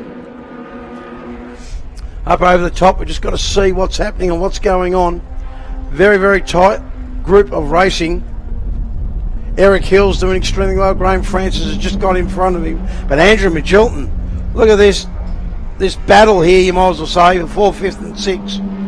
Scott Burchett, car number 57 in the HQs, just went down pit straight quite slowly in his bright green fluorescent HQ. We can see him going now around Stoner and into MG. Seems to be going alright, but just not quite at the same pace it was earlier on. This is the first race meeting he's ever done here at Phillip Island. He only bought the car not so long ago. That's Scott Burchett. So he's out here having fun, trying to learn the track and do all the racing all at the same time. Onto the front straight again. Have a bit of a look at this. Have a look now. Gavin Ross, has he got to pull out after the start-finish line? Yes, he does. That is perfect. And the next group, have a look at this. McDonald is right behind Tony Maloney. He's pulled out to the outside. Eric Hill's pulled out to the outside as well on Graham Francis. They go down through turn 1, turn 2. Andrew Magilton, he's making that HQ fairly well. Still the same three fighting away lap after lap. It's great to see, reminiscent of the Thunderdome days. Oh, yeah, mate, don't start me on that. I'll tell you all about it. Yeah, the old Thunderdome days. Just a quick thing with HQ Holdens. Back in 92, 93, there was over 632 HQs racing throughout Australia. There was some 70 racing at the Thunderdome. Do the maths. That's 560 cars throughout the rest of Australia and Tassie. Incredible. It was incredible. The biggest one-make series ever. Cams has always loved the logbooks and the licensing, mate. They certainly have. That keeps them going. Lock into the brakes there. Glenn McDonald's got past now. Tony Maloney, you can see there in a 99 car. Ready Roast. Now, they've been a sponsor of the McDonald's since 91, I would say. So that's almost 30 years. 92, sorry. Almost 30 years of sponsoring. So the relationship and the food must be good. Now we have been informed before this one that the historic touring cars will do 9 laps and the HQs will do 8. We'll see if that comes to fruition. So that means if you find a lap for the HQs, their 8th circuit, as the historic touring car leader is having to navigate his way through the midfield of HQs, certainly making his life difficult as he rounds the penultimate turn. We'll see if this is the final corner. No, they got one more. They got one more lap. They got one more lap. Here we go. Here we go. Have a look at this. Gavin Ross wants to have another go. He's pulled out really good. Andrew McLeod will probably go with him around the outside. No, he's gone down the inside. We're 3 wide, 2 wide. 2 wide. Look like 3 then. Oh, it's that close. You might as well call it 3 wide going through turn. Turn 1 into turn 2. We get back on the camera. We can see what's happening and what's going on. Well done, guys. I just spoke it. You just flicked it. So thank you very, very much. Jesus, tight. Gavin Ross is in front. Andrew Magilton is right behind him. And now Andrew McLeod's trying to make a twosome there. He is. You can see it. You can see it going around the outside there of Magilton. The horsepower of McLeod, who's got the biggest set of brakes, you can say, coming into Honda. I dropped the nose down fairly hard on the Bendix brake pads. Most of them are using Bendix, which is absolutely a good brake pad, ladies and gentlemen. Bendix Ultimates. All right, Gavin Ross has got a little bit of a gap now. You can see that there. Got 2-3 car lengths. And Magilton. Now, here we go. Here we go, actually. We've got the leader of this race now right up behind Gavin Ross. Gavin Ross sees the blue flag. Yeah, I can see that, guys. And the headlights. Yes. And the rearview mirror. Through he goes. Clemson on his way to victory in the final historic touring car race of the weekend, and also the final HQ races. Up the inside, car number 75, up the inside of McLeod, side, door handle to door handle. Good to see, no real contact made, that's what you want to see. Here we go, here come the HQs to the line. Yep, they certainly are. Here comes the HQ Holdens. As they come to the line, it is Woods that holds on. Just behind, it's the historic touring cars, and it's Clemson that takes victory. Very, very dominant display in that one, taking the win by over 11 seconds. Yep, that's it. So we're on our final lap, ladies and gentlemen. Final lap of the race for the HQs. And we're just as they go through turn one. Magilton is right behind Gavin Ross. A 150.5 is the fastest lap there of Hollywood himself. He'll tell you about that all night, all weekend and into next week. I can guarantee you that. He'll be a proud little man. That is for sure. Now we're having a look at the fastest times for the HQ. 204.62. 62, yep, 204.62. No, there's one punched out. No, that's one of the NB cars. They come down into Honda. You see there, Gavin. Oh, Andrew McLeod's flexing the pegs. He's just trying to make a little bit of room there. Gavin Ross on the inside. And then we've got Magilton on the outside. McLeod right in behind him. The 82 car. Gavin Ross, the new owner of that car. The old owner himself is probably still there. Kevin Stootman. He's part of the Tyre Power gang now out at Sale. If you need tyres. And of course, Tyre Power is the major sponsor of HQ's Victoria this year also. So you can definitely find Kevin without a problem. He's the one with the bald head. So if you need some, you're up Sale, Traralgon Way, go see Kevin. There's a heap of smoke coming out of Michelli's car, is it? It is indeed. Hopefully that'll make it to the finish. I saw that earlier on in the lap, but I think he should make it home. Meanwhile, we look to the front of the historic touring car field. Here we go, checkered flag. Checkered flag. Clemson. We've seen it. Win. Now we'll hear it. Hollywood. Now who's going to be? Who is going to do it? Is he? Yes, he has. Yes, he has. I'm not going to tell you who's second, ladies and gentlemen. You try and work it out. Strive Electrical. Rodney Eastman is in second. Ryan Woods is third. That's what I saw. And that's what it's come up to. Darren Point. 1:3.69. Maselli will be happy to cross the line with all that smoke coming out on the final lap. So he finished 11 seconds in arrears. Lane in position number 3 and Leo in the Tirana position number 4. Good racing in both of these. Just had a spinner there at MG. Just had a bit of a spinner there. That looks like Graham Francis, I reckon. Yeah, I think just put the binoculars on and we'll have a bit of a look there. Yep, Graham Francis, the 85 car. Coming onto the front straight, we've got more HQs. We've got an NC car coming on there as well. But here comes the HQ Holdens right on the boot lid. This will be interesting. He's pulled out. Lawton. Can Lawton do anything? Here we go. Oh, no. Brendan Martin. Richie's will be very, very happy with his flattened left-hand side. HQ has come up quite well. So, from the HQs and from the Historics, thank you very much, BIARC, for this eventful weekend here at Phillip Island. Today has been absolutely perfect, ladies and gentlemen, other than it feels like -10, but it's only actually 6 degrees. So later here this afternoon.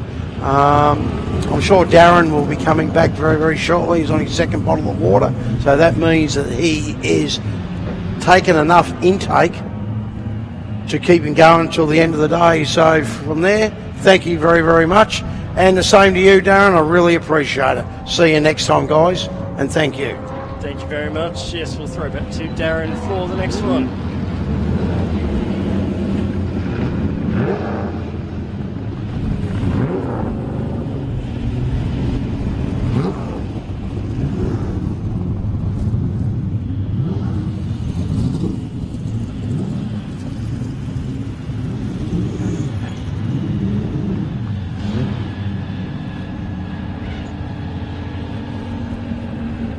Race Fuels is headed to Phillip Island to keep the Victorian State Race Series fueled up and on track.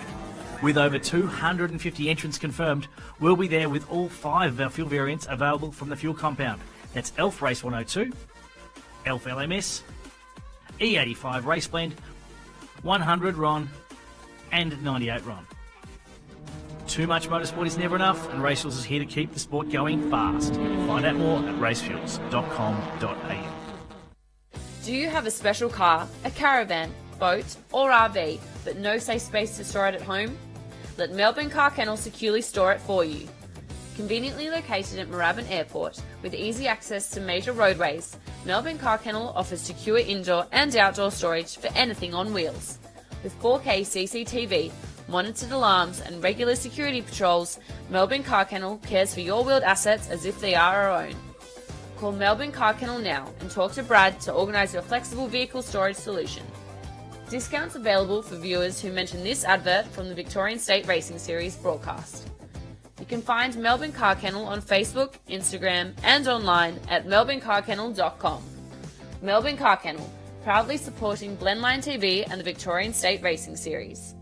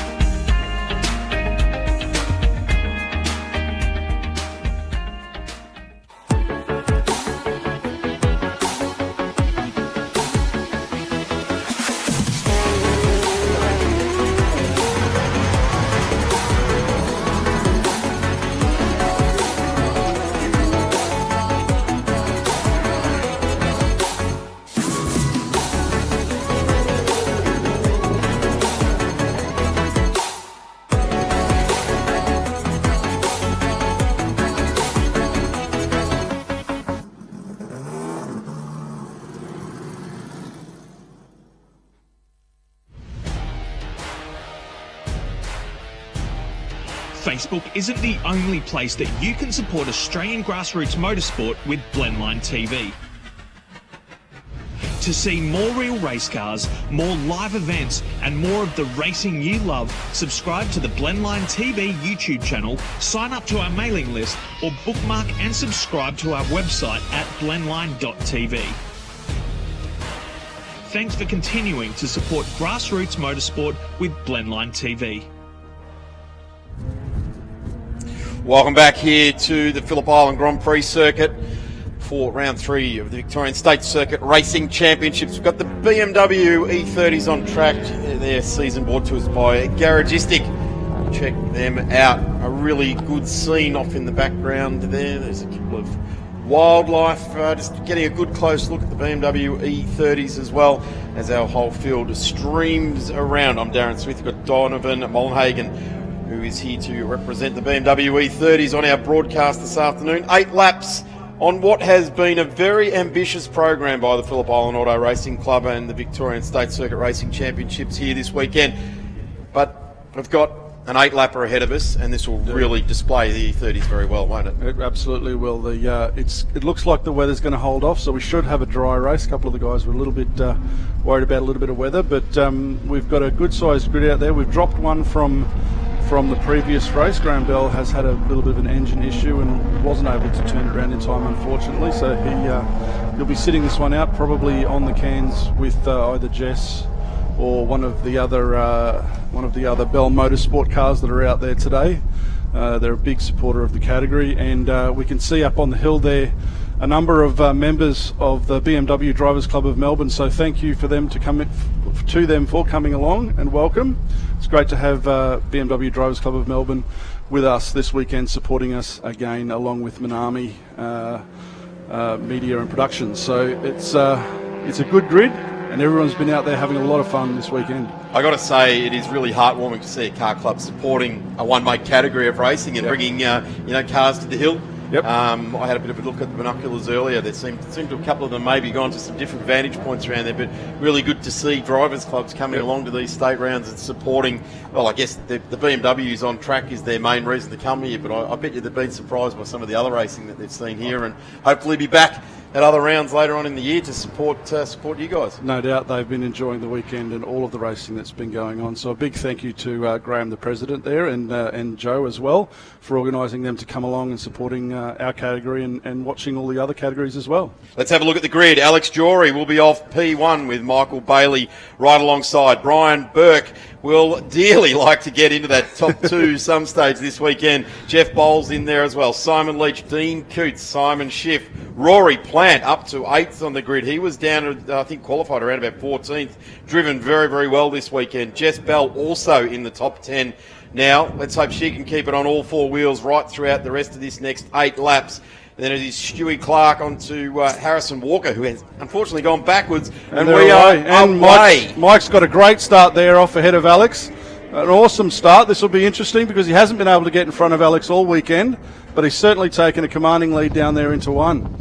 It's good to see. We've got a few new guys up the front of the grid this weekend, so it'll be interesting to see how they handle the different type of pressure. Mike not having led a race with us before.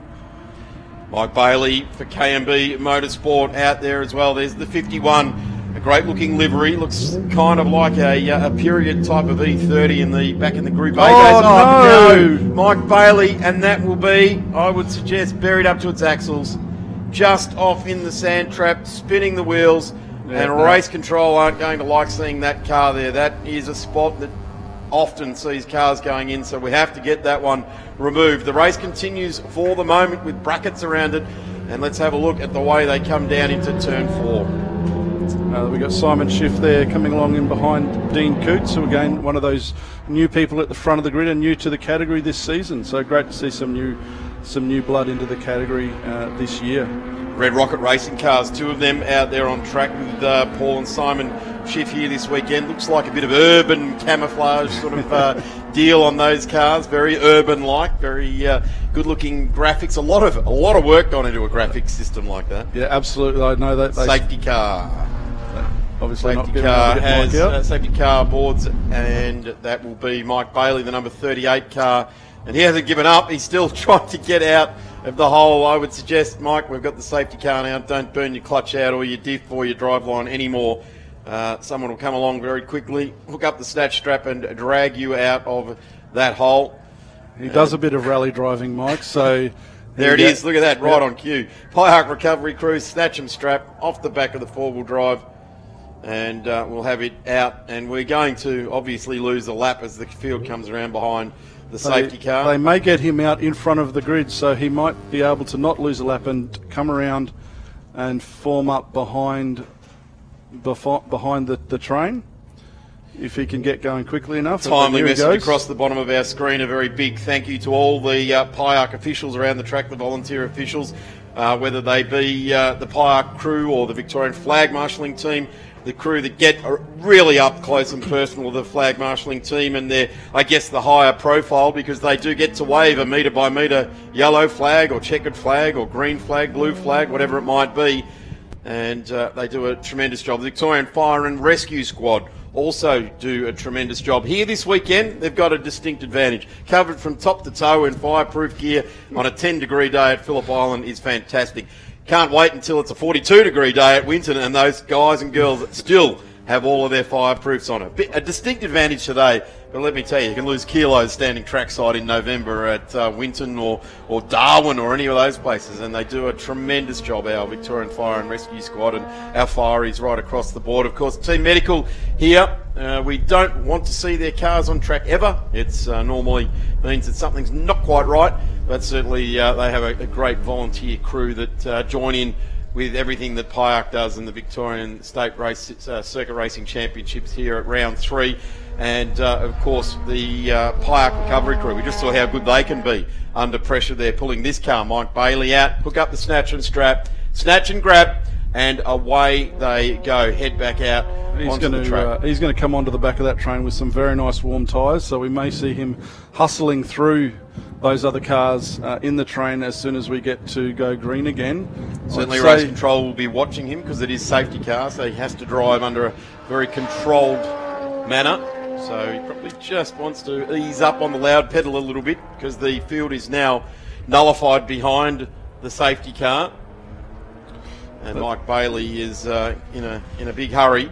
So that's a shame. We really didn't want to see any interruptions in this 8-lapper this afternoon. But the BMW E30s, Donovan, have really gone very well this year. We started off at the start of the year with a lot less cars than what we've currently got on the grid, and it doesn't just happen by mistake. It's a lot of people working hard in the background, making sure that people have got it right.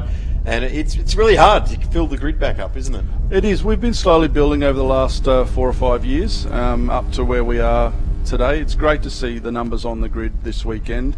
A lot of hard work is put in by the committee, and I appreciate every moment that they spend, not with their family or taking time out of their day to try and build the category up and work with our competitors, work with our sponsors, such as Garagistic and Manami Media and Production and the BMW Drivers Club of Melbourne. So yeah, look, it's a job of love. It's a passion for us all, and we're happy to put in that time. And it's great to see that all that hard work is starting to pay off in the category. And it envelops the whole paddock, doesn't it? Each and every one of the competitors out there, whether they're in E30s or whatever other car with a number on the side of it, is out there. Safety car is in, and we have a race restart, and it is going to be Alex Jory that leads the field around. And quickly in hot pursuit, we do not want to see any overlapping until we get to the control line, and there's been a bit of control there going on, and I'm going to have to say very well judged, exceptionally well judged by Harrison Walker. There's not much in that, was there? Harrison Walker just getting that restart done very, very well indeed. Here we go, back down the front of the field.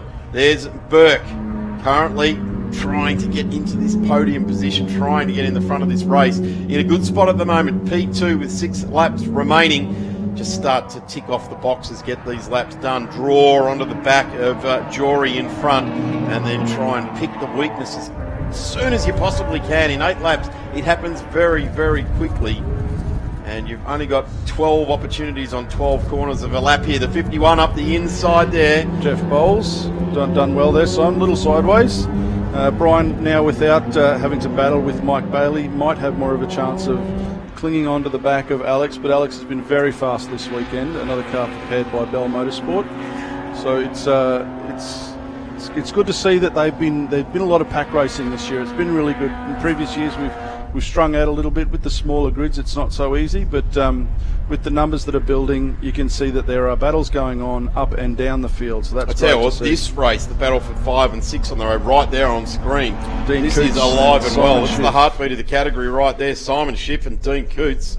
Oh, Jeff is very sideways there down into MG. He did put it up the inside, but Simon's managed to hold him out. But that's just brought both of them back to the battle going on between Dean Coots and Simon Schiff, who looks like he might be getting a run on Dean out of 11. Exiting 12 could be interesting. Down the front straight, I think we're going to have a bit of a slipstreaming battle.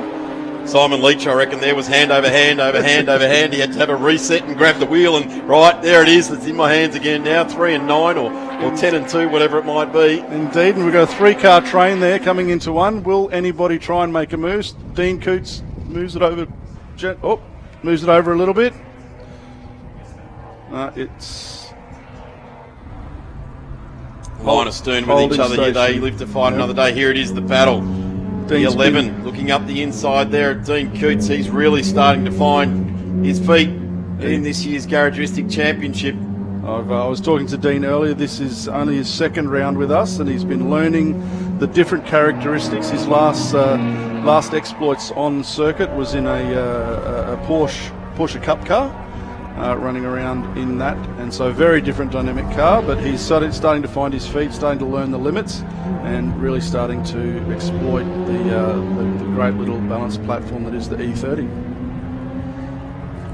Front engine, rear drive, traditional automotive experience here, but the E30 famous, and really did coin the phrase BMW the ultimate driving experience. It was when they really started to. This could be fun sideways through Hayshed with Simon and Dean.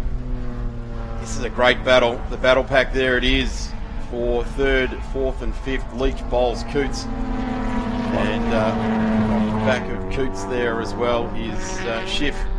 I was listening to Dean and Simon recount race 2 this morning as they were battling. They were having a good old laugh at how much fun they had on the track, so that's great as well. To hear that stuff going on in the pits is awesome.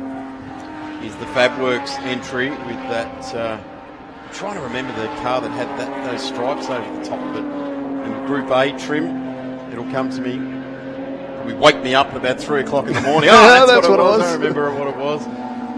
It might have been DTM as it was back in the day. Alex Jory now, the fastest lap, a 1:53.37.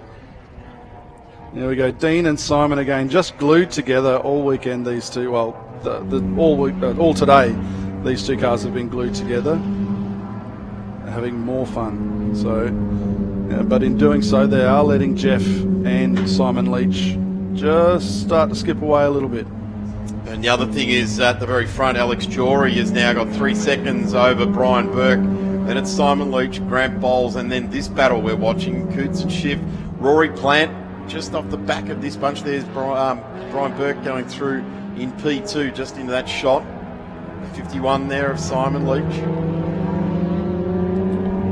And Rory's doing very well in that four-door. It is a little bit heavier in the category.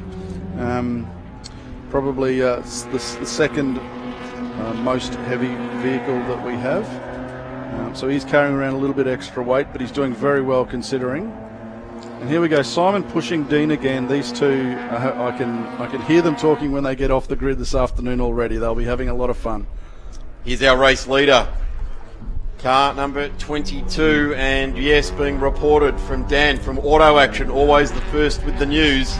A little bit of rain on the commentary booth window, and picking up on that, of course, you can get your Auto Action at your local news agent, and now, even if you're doing a bit of the shopping, you can pick it up at Coles too, and great to see that being available, and it might even get someone who's not involved in motorsport to pick up a magazine and have a read and get involved. So well done to the crew at AA for getting that general exposure.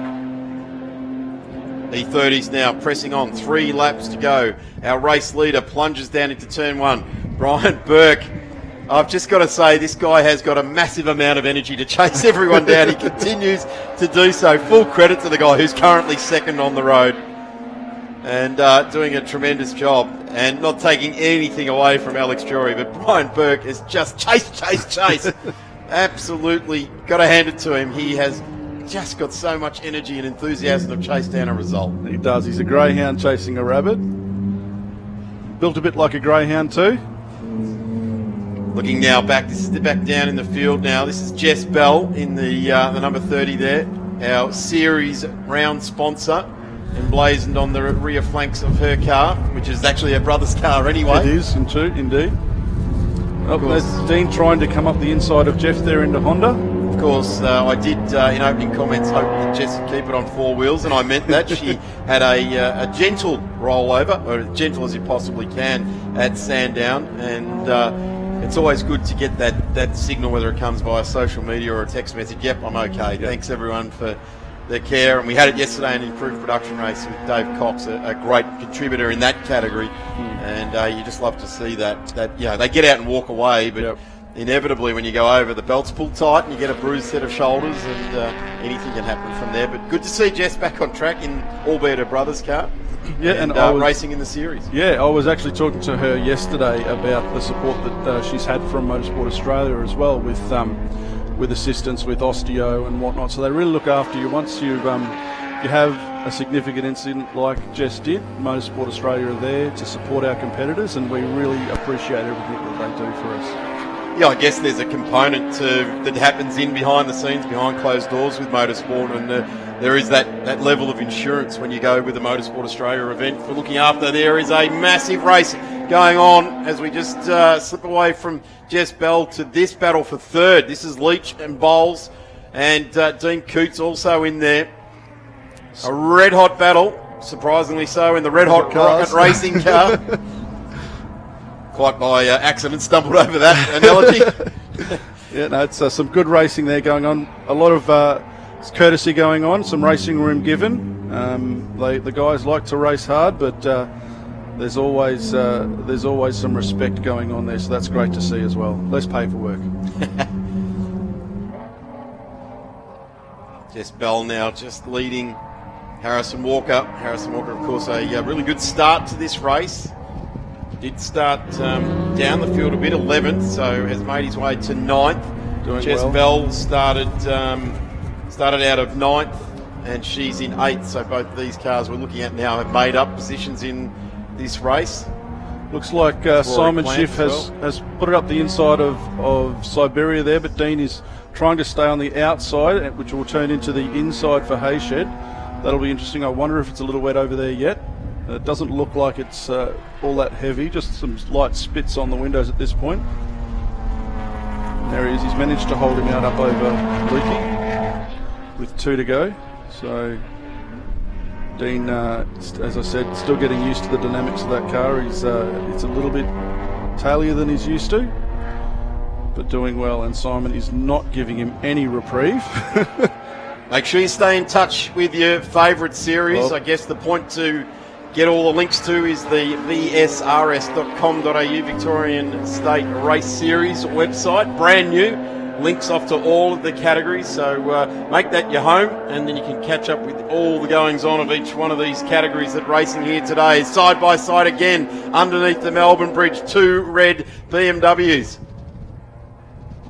Draw breath as they plunge into turn 1. It's the number 11, holds on to that spot. This is an engrossing battle going on between these two cars. Last lap 2 here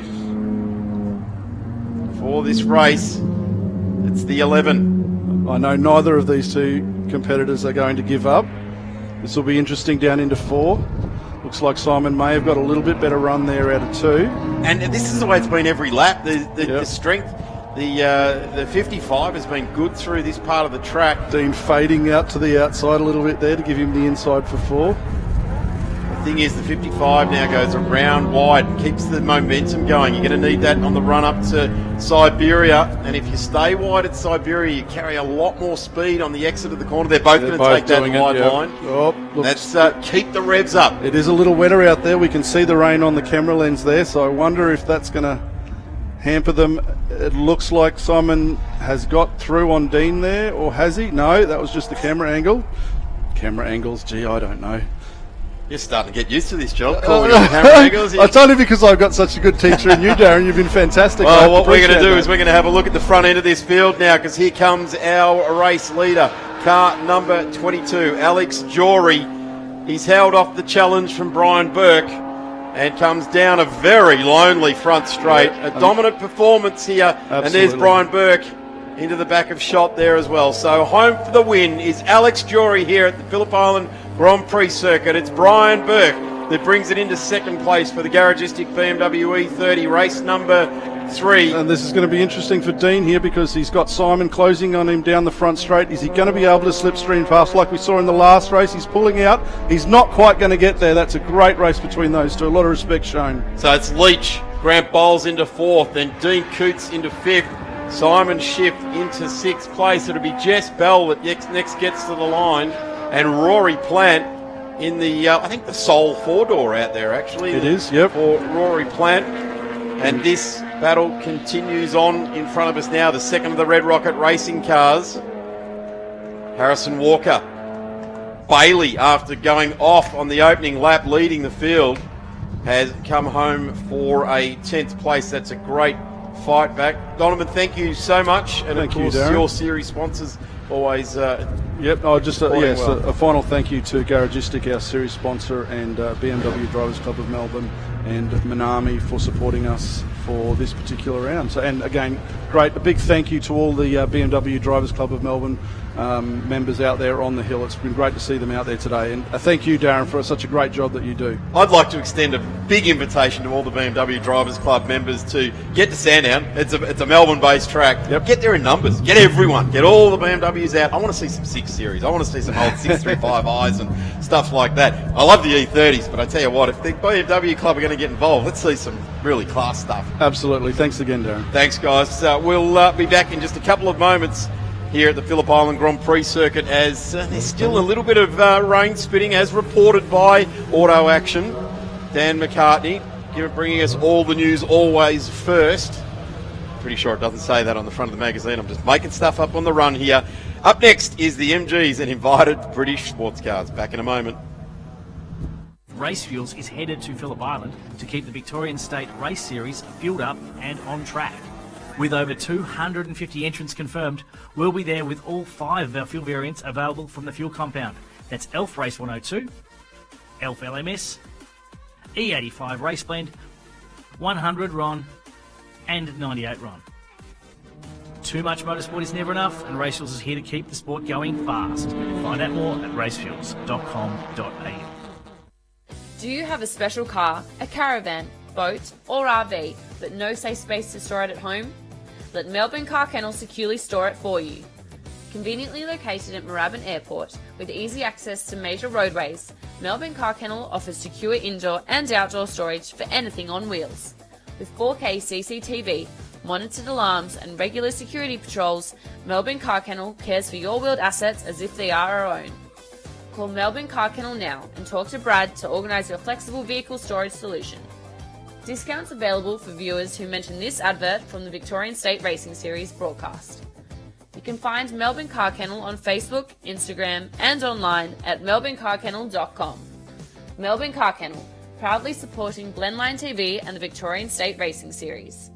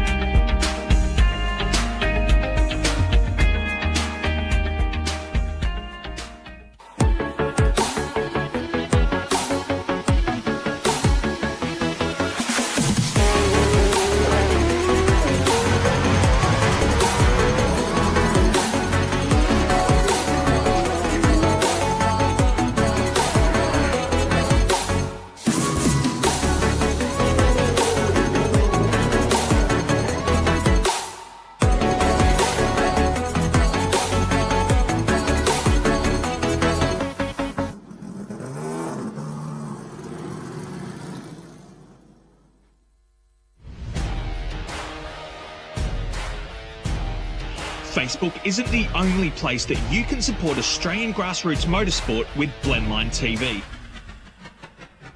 To see more real race cars, more live events and more of the racing you love, subscribe to the Blendline TV YouTube channel, sign up to our mailing list or bookmark and subscribe to our website at blendline.tv.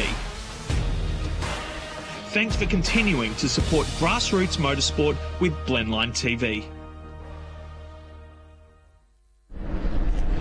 Welcome back to the Phillip Island Grand Prix circuit, round 3 of the Victorian State Circuit Racing Championships. Hey, if you tuned in at 9 o'clock this morning, haven't you had a great day on the screens of Blendline TV and of course across the vsrs.com.au Facebook pages there as well, and YouTube. Thank you for joining us, and if you've joined us here at the track like the BMW Owners Club have done, thank you very much for joining us at the track and tuning into 87.6 locally here. It's great to see fans back out supporting grassroots motorsport, state level motorsport. We thank you, we welcome you, and we certainly wish to see you at the next event, which will be at Sandown at the last weekend of July. Join us there on the 23rd and to the 25th of July at Sandown, and then join us back here for the 25th and 26th for the final round of the State Series. We have got MG and invited British sports cars making their way onto the grid. Paul Vernell right alongside me, Darren Smith. Paul, great to have the MG and invited British sports cars back on track with a great field. Great field, and it was a really good race this morning. We saw Robin Bailey try to make that last lap move for the win, so we'll see what happens in the final one today. Drag race turn 1, and we've got the big horsepower car of Phil Chester from the second row for the first time in a while.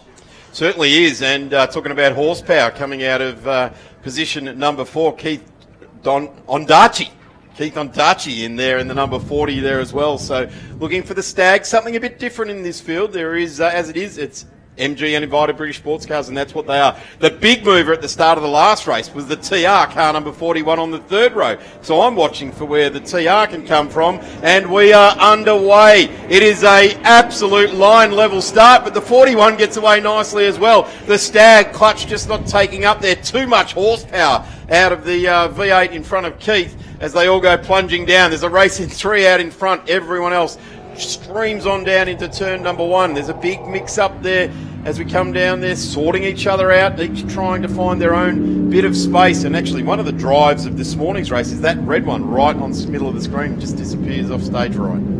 Yeah, and actually Mark O'Neill got a great start there. He's up to about 6th position in the GTV8 little orange car, so he's had a great start there. First weekend back in a few years, and he's now up to speed. Really good to see people returning to racing. Of course, 2020 was a year that we've all consigned to a bad memory, and 2021 is creating some fantastic memories as part of the Victorian State Circuit Racing Championship. And this field has doubled since round 1, so they've been working very, very hard. Very active club, the MG Car Club particularly, and they do a fantastic job of being very inclusive to all comers.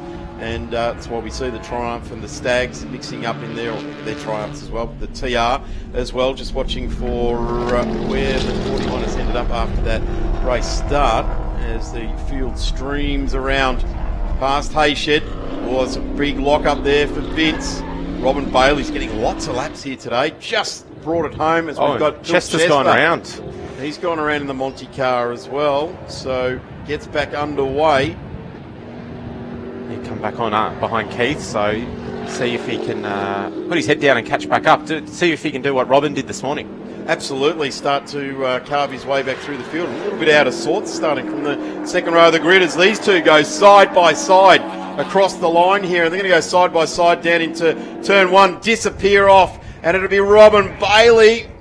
Cicciardo pulls in behind, and it looks like just at the back of shot there that Phil Chester has just moved in front of the number 40 on Daci. Stag, have a look at this, filling our screens. 2 MGB GT V8s, albeit different iterations.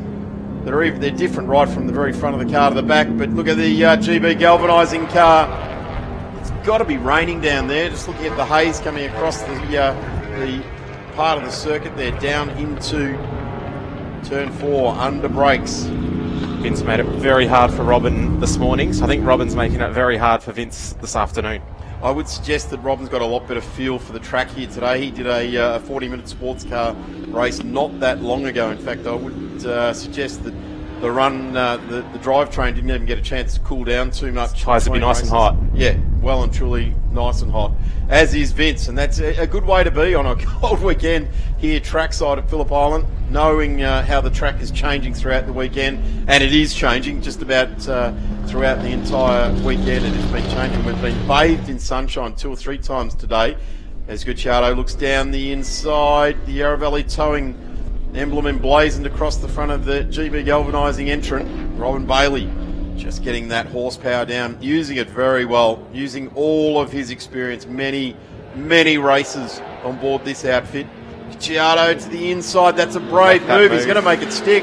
Wow, if you make a move, do it, commit to it, and drive away. And that's exactly what Vince has just done. Shown a clean set of heels coming onto the straight that time, and he's got a great momentum. Wow, he dragged out about half a second in the matter of 500 metres of track. Yeah, he's done really well. Phil Chester hasn't really made a dent in that, so he's a little bit off the pace. 3 seconds he lost to them that lap. So Vince and Robin will be well out in front. This is a really great battle on the screen at the moment. This is Greg Wyatt and Michael Herlihy. I went down and said to Mike, the excuse book can't come out after he's run this morning, so he's got the bit between his teeth, side by side around the last corner here. This is a good pack. This is your MG Racing pack. They'll certainly all be gathered around the back of the Range Rover at the end of this one and telling battle stories. Absolutely. And the V8 of Mike Woods just going to round them all up down the straight there. Traditional V8, that one, isn't it? It is, little 3.5 litre.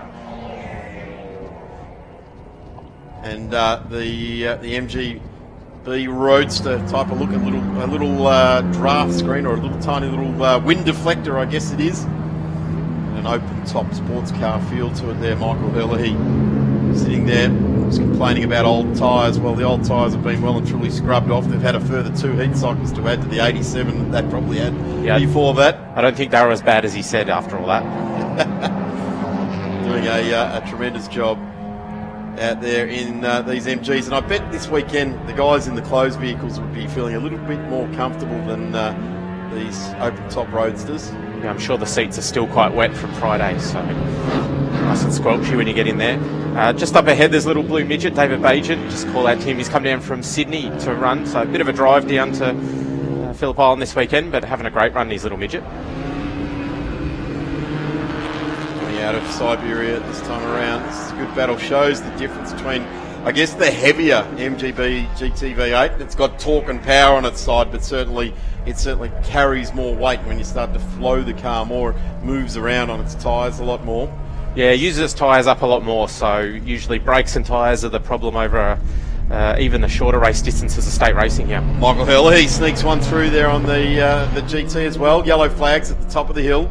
Michael's just acknowledged that as well, so not too sure why we've got the yellows being waved at the top of the lights. I can't see anything off over there, but certainly the yellows have been drawn now, so it might have been something that was going on down in the corner there. Our flag, he's doing a ripping job here, the Victorian flag marshalling team.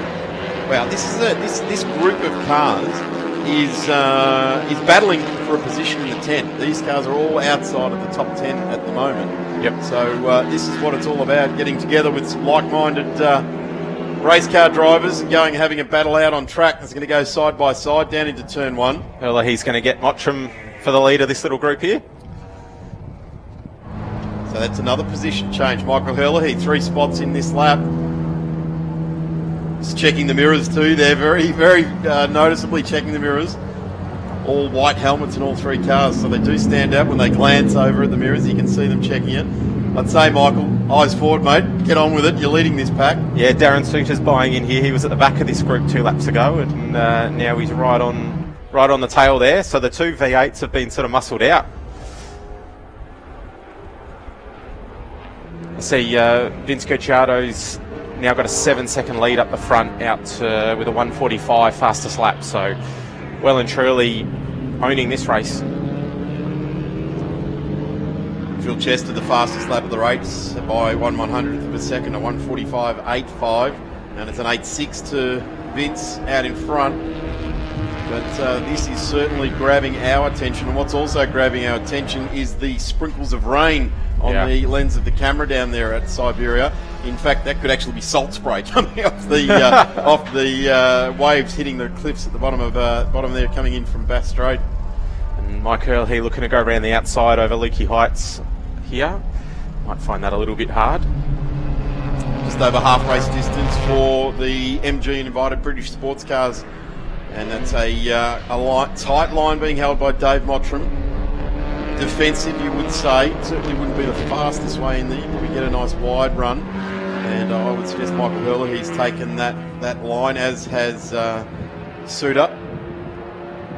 And we'll watch how the power onto the right foot of Michael Herlihy starts onto the straight here, certainly into the hole in the air behind the car in front, pulls out very early. So he's got the horsepower. The V8 pulls out as well, goes almost over to the pit wall there. The V8 being the brownie or the maroon coloured car that's just moving over to driver's right now, left of screen. Not the answer there. Michael Herlihy drops back in behind the 11 of Dave Mottram. Dave Mottram really only eyes for the road in front. And yeah, he's making a very wide blue MGB there, isn't he? It's no one can find a way past. So our race leader, Vince Gucciardo, comes across the line to complete 5 laps. A 10-second lead to Robin Bailey, who has a 3.8-second lead to Phil Chester. That gap is actually coming back in between those two. So we could have a race in 2 for the last step in the podium being Bailey and Chester. albeit that it's 3.5 seconds at this point in time. We've still got the best part of 3 laps remaining in this race, so certainly not a mission too far away for Phil Chester. I would suggest then it's going to be an interesting battle to try and get past Brock Bailey at that stage. Yeah, and it looks like Gucciardo will just be catching this group here to lap them, so that could well, it could play in his hands. It could play against this group if they were looking to get past each other, and then you've got a car that's going to carve through them. So he's got the headlights ablaze too. Vince, he's letting everyone know, giving as much signal as he possibly can that he's coming up on them like a great white shark, just circling, isn't it? All the wings and everything on there. Oh, there's a retirement. He's even got the hazard lights on, courteously there to let everyone know I've broken down. That's Andrew Watson come to a rest there. He was having some electrical issues earlier, so not sure. He actually stopped there in the last race too, so maybe he just likes that spot. Good view to watch the finish from there, I guess. As there he is, our race leader coming right around the outside. Still got 2 laps to go once he comes across the line here for Garibaldi Towing and GB Galvanising. Chenzo Gucciardo. And he is right there, smack bang in the middle of this mix-up. He'll just about tear the mirrors off these cars as he splits them down the middle. Looks to go to the inside there. Doesn't want to interrupt their race too much. Certainly will understand that there is a battle going on in this race, and I'm going to say right now he's being very gentlemanly about it and just allowing the race to continue on. But Hurley gets through on Mottram. And look at this side by side through turn 1, Chester and Bailey. So, well, this is going to be interesting when these two catch this this bit of traffic here. The 50 of Bailey, the 72 of Chester. Of course, Wolfchester, our round sponsor for the MGs this weekend. Check them out. Lilydale, they got their trade counter, got all the engineering requirements that you need, mechanical and marine workshops, car dealerships, truck and buses, all the bits and pieces, fasteners, sealants, tools, cleaning and lubrication, electrical wiring. Check them out down there. I think it's Beresford Road, Lilydale. It is, wolfchestershop.com.au. You can buy online. Bailey just getting through there, just making sure. Shows a clean set of heels to Michael Hurley. Phil Chester just struggling a little bit here with the traffic. The gap that he made up on Roman Bailey has just been blown out, eroded, hasn't it? It has, yeah. So blue flags waving, so they've been plenty of notice that the faster cars are coming through. That battle for seconds probably been done there. Gucciardo's got a nice lead still, so we'll see what happens on the last couple of laps, but Phil might have to get his head down if he wants to close that gap for second. The Monty car in its iridescent pink and bright blue. Really good liveries on these cars. Running out in front as we see our race leader charging down. Phillip Island Grand Prix straight for GB Galvanising, and Phil Chester comes around, and Robin Bailey basically smack bang between them. It's an equal gap. Between Gucciardo and Bailey is 6 seconds, and it's 3.6 seconds between Bailey and Chester.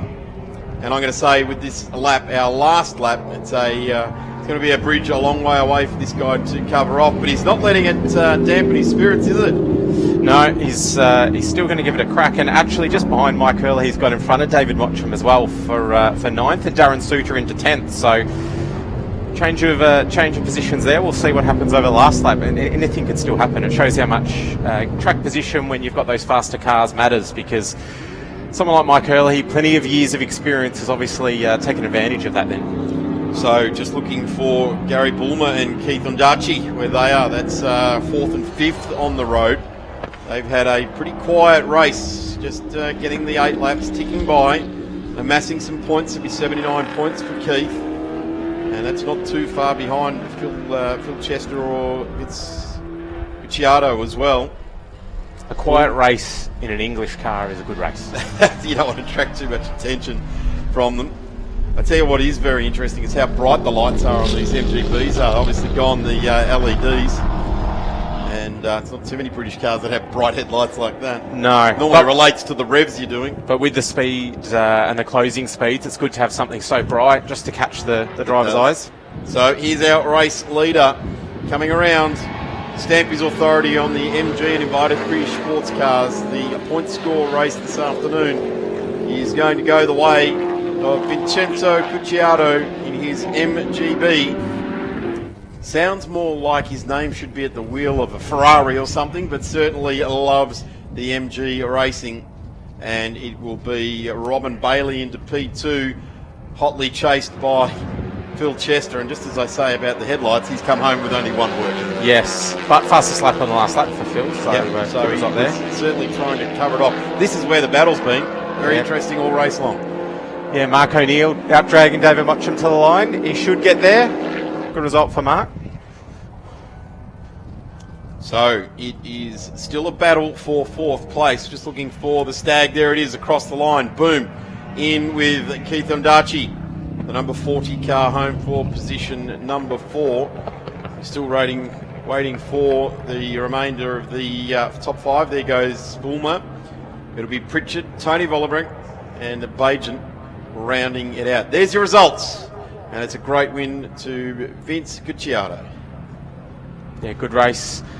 Just quickly want to thank all the officials, PIARC, for putting on a great race meeting this weekend, all the flaggies, fire and rescue, scrutineers, everyone that's put in time behind the scenes to make this happen. It's been one of those weekends where there's been challenging, but without them we wouldn't have been out there, so thanks to everyone. I've got to say, Paul, it's one of those weekends where everyone's had to band together, and they have. Yeah. It's one of those ones where it's either going to tear you apart or we're all going to pull together, and it certainly has happened like that. A massive entry, 260-something entries coming into this weekend, setting records for the Phillip Island Grand Prix circuit for state rounds. So it is really cool. It's great to see. The doors were shut for 2020. We opened them up at Sandown. It was massive, wasn't it? Huge weekend. Yep. Record field for Winton. Yep. Record field here for Phillip Island. We'll go to Sandown at the last weekend of July. Let's hope we can get some fans into the track there as well. And these COVID restrictions are not going to release, so it's all about getting on the Eventbrite system and making sure you've got your tickets there trackside. It's always best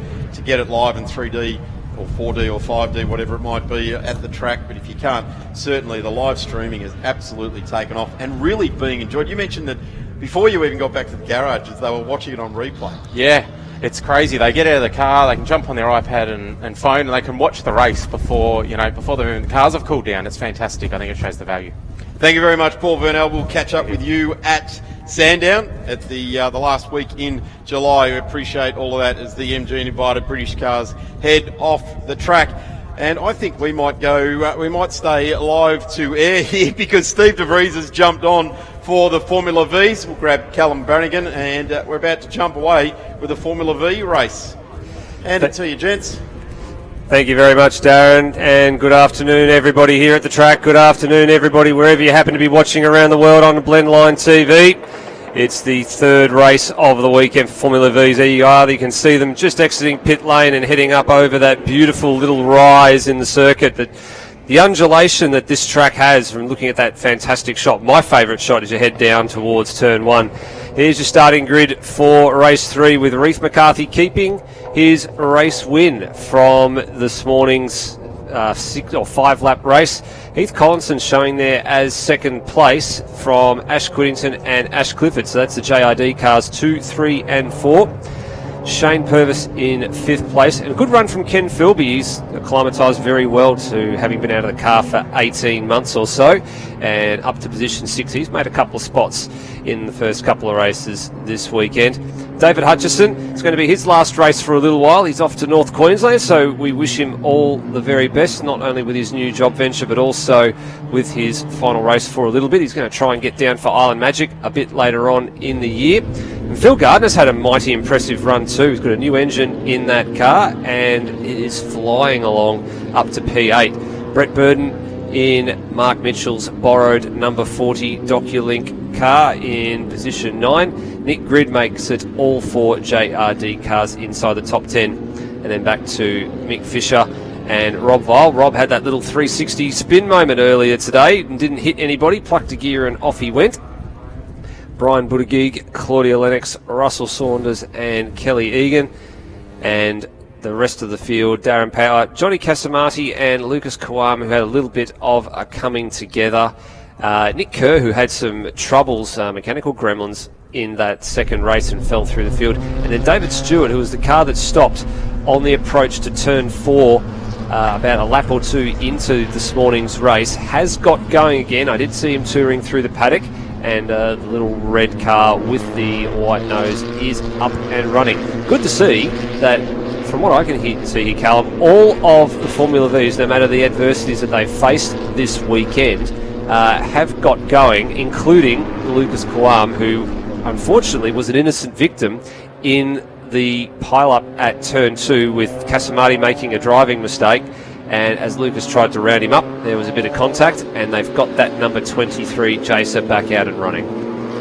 It's been a tricky season so far for Lucas Kawam. He's been a bit of a feature on the coverage, not often for the reasons he would prefer, but as you say, it's great to see him back out and competing for the third and final race of the Formula V's, the Victorian Championship, this afternoon here at the iconic Phillip Island Grand Prix Racing Circuit. We've got a lot of people keeping an eye on the weather radar at the moment, and it's looking relatively clear. However, now that I've probably said that, everything will probably change given the commentator's curse. Yes, in the business, that's exactly what we call the commentator's curse. And we can see Heath Collinson lining up on the front row as well in the Collinson Black Angus Sabre 02. Him in that car, they are very well suited. He has done most of his Formula V competition in that car. He got his start in the Sabre 01 quite a few years ago, and he stepped up to the Sabre 02 in about 2011 when that car made its spectacular debut in the Formula V Championship at Sandown in 2010. And they're underway. Away we go for the first of 8 scheduled laps for this finale this afternoon. A good initial reaction from both Collinson and McCarthy off the front row. And very quickly they go into line astern formation and file through turn 1. All pretty safe so far. Top 6 cars, all Sabre 02s, skipping away and putting a nice little gap already back to David Hutchison in 7th place. Behind him, Phil Gardner, and then you can see Rob Vile and the number 40 car of Brett Burden all going through. So far, as they started, carry on as you were, gentlemen, and we might take a little bit of time to see how this all settles. Although Shane Purvis is mixing it up quite nicely here, and he's about 3rd or 4th car back and tried to go around the outside of Ash Clifford on the approach to turn 4, but there's no room at the inn on this particular occasion.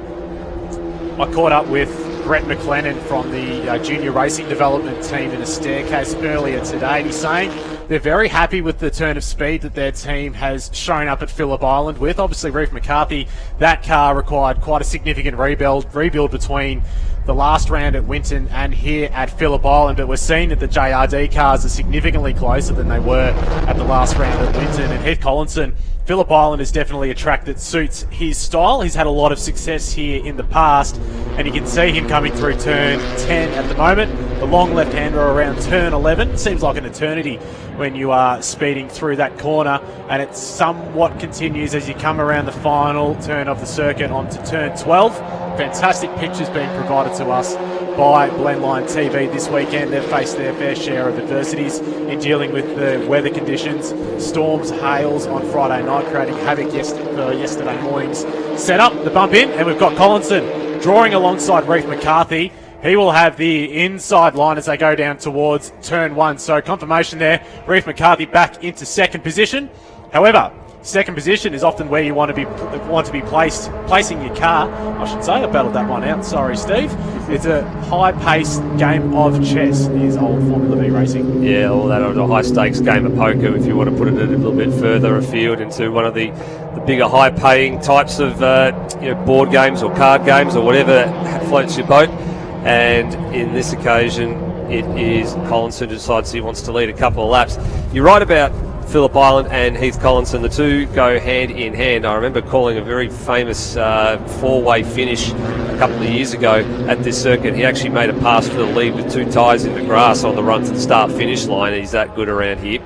And last time out at Winton, McCarthy was able to mix it up really, really well with the national competitors who contested their first national round, and he was right in the thick of it before the accident that you mentioned. And this weekend, it's sort of gone a little bit differently for him. He's been able to run out on his own and have a nice margin. Over the weekend has progressed.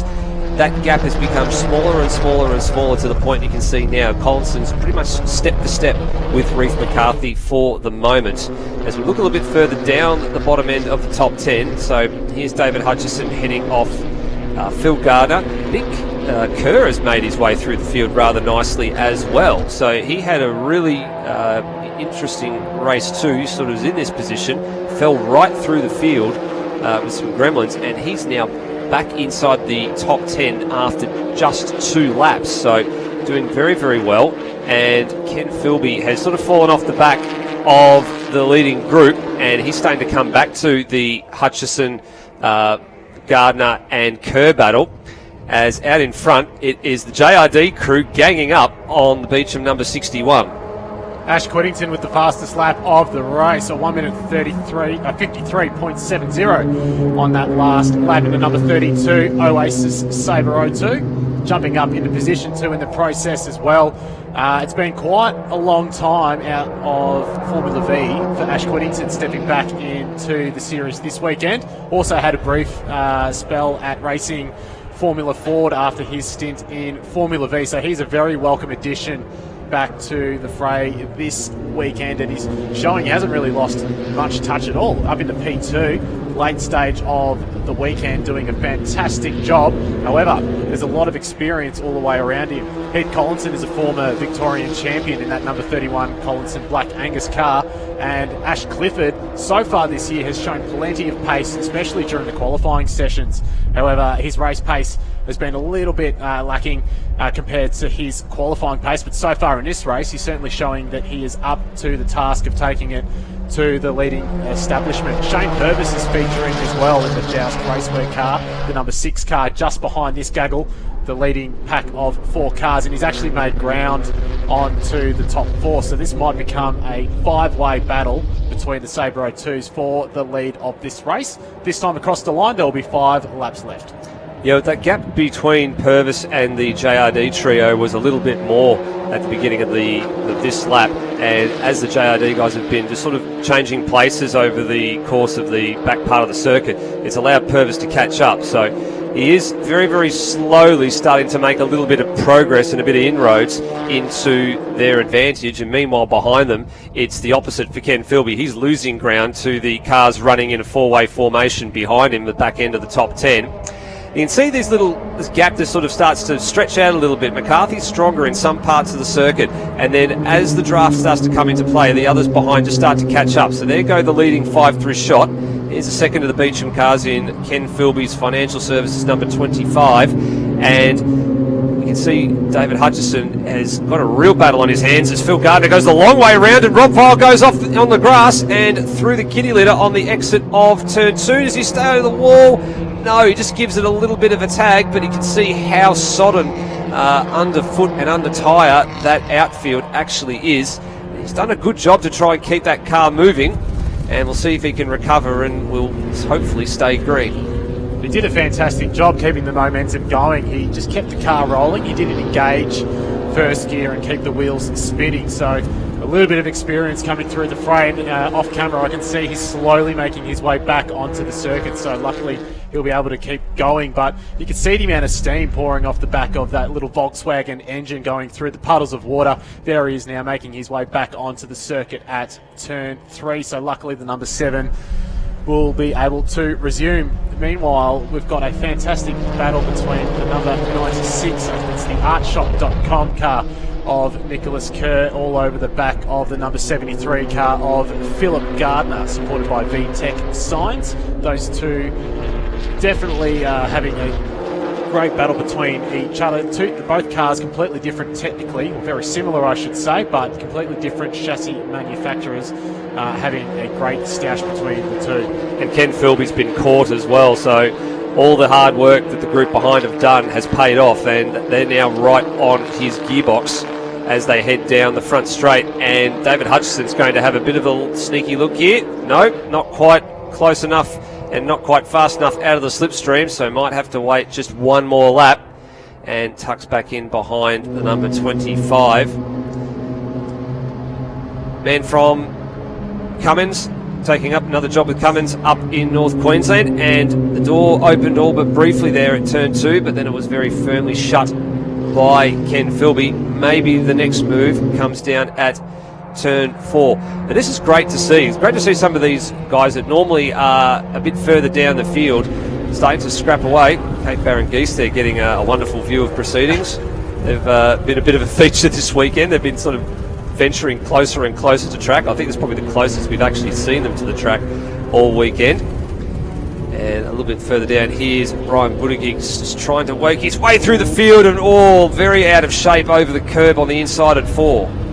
Yeah, Brian Buttigieg having a fantastic dip up the inside, but the door was slammed firmly shut as they came around Honda. So he'll be rebuilding himself, preparing for another run at that position, but a bit close there. I was looking at David Hutchinson early coming into turn 2. I always wince a little bit.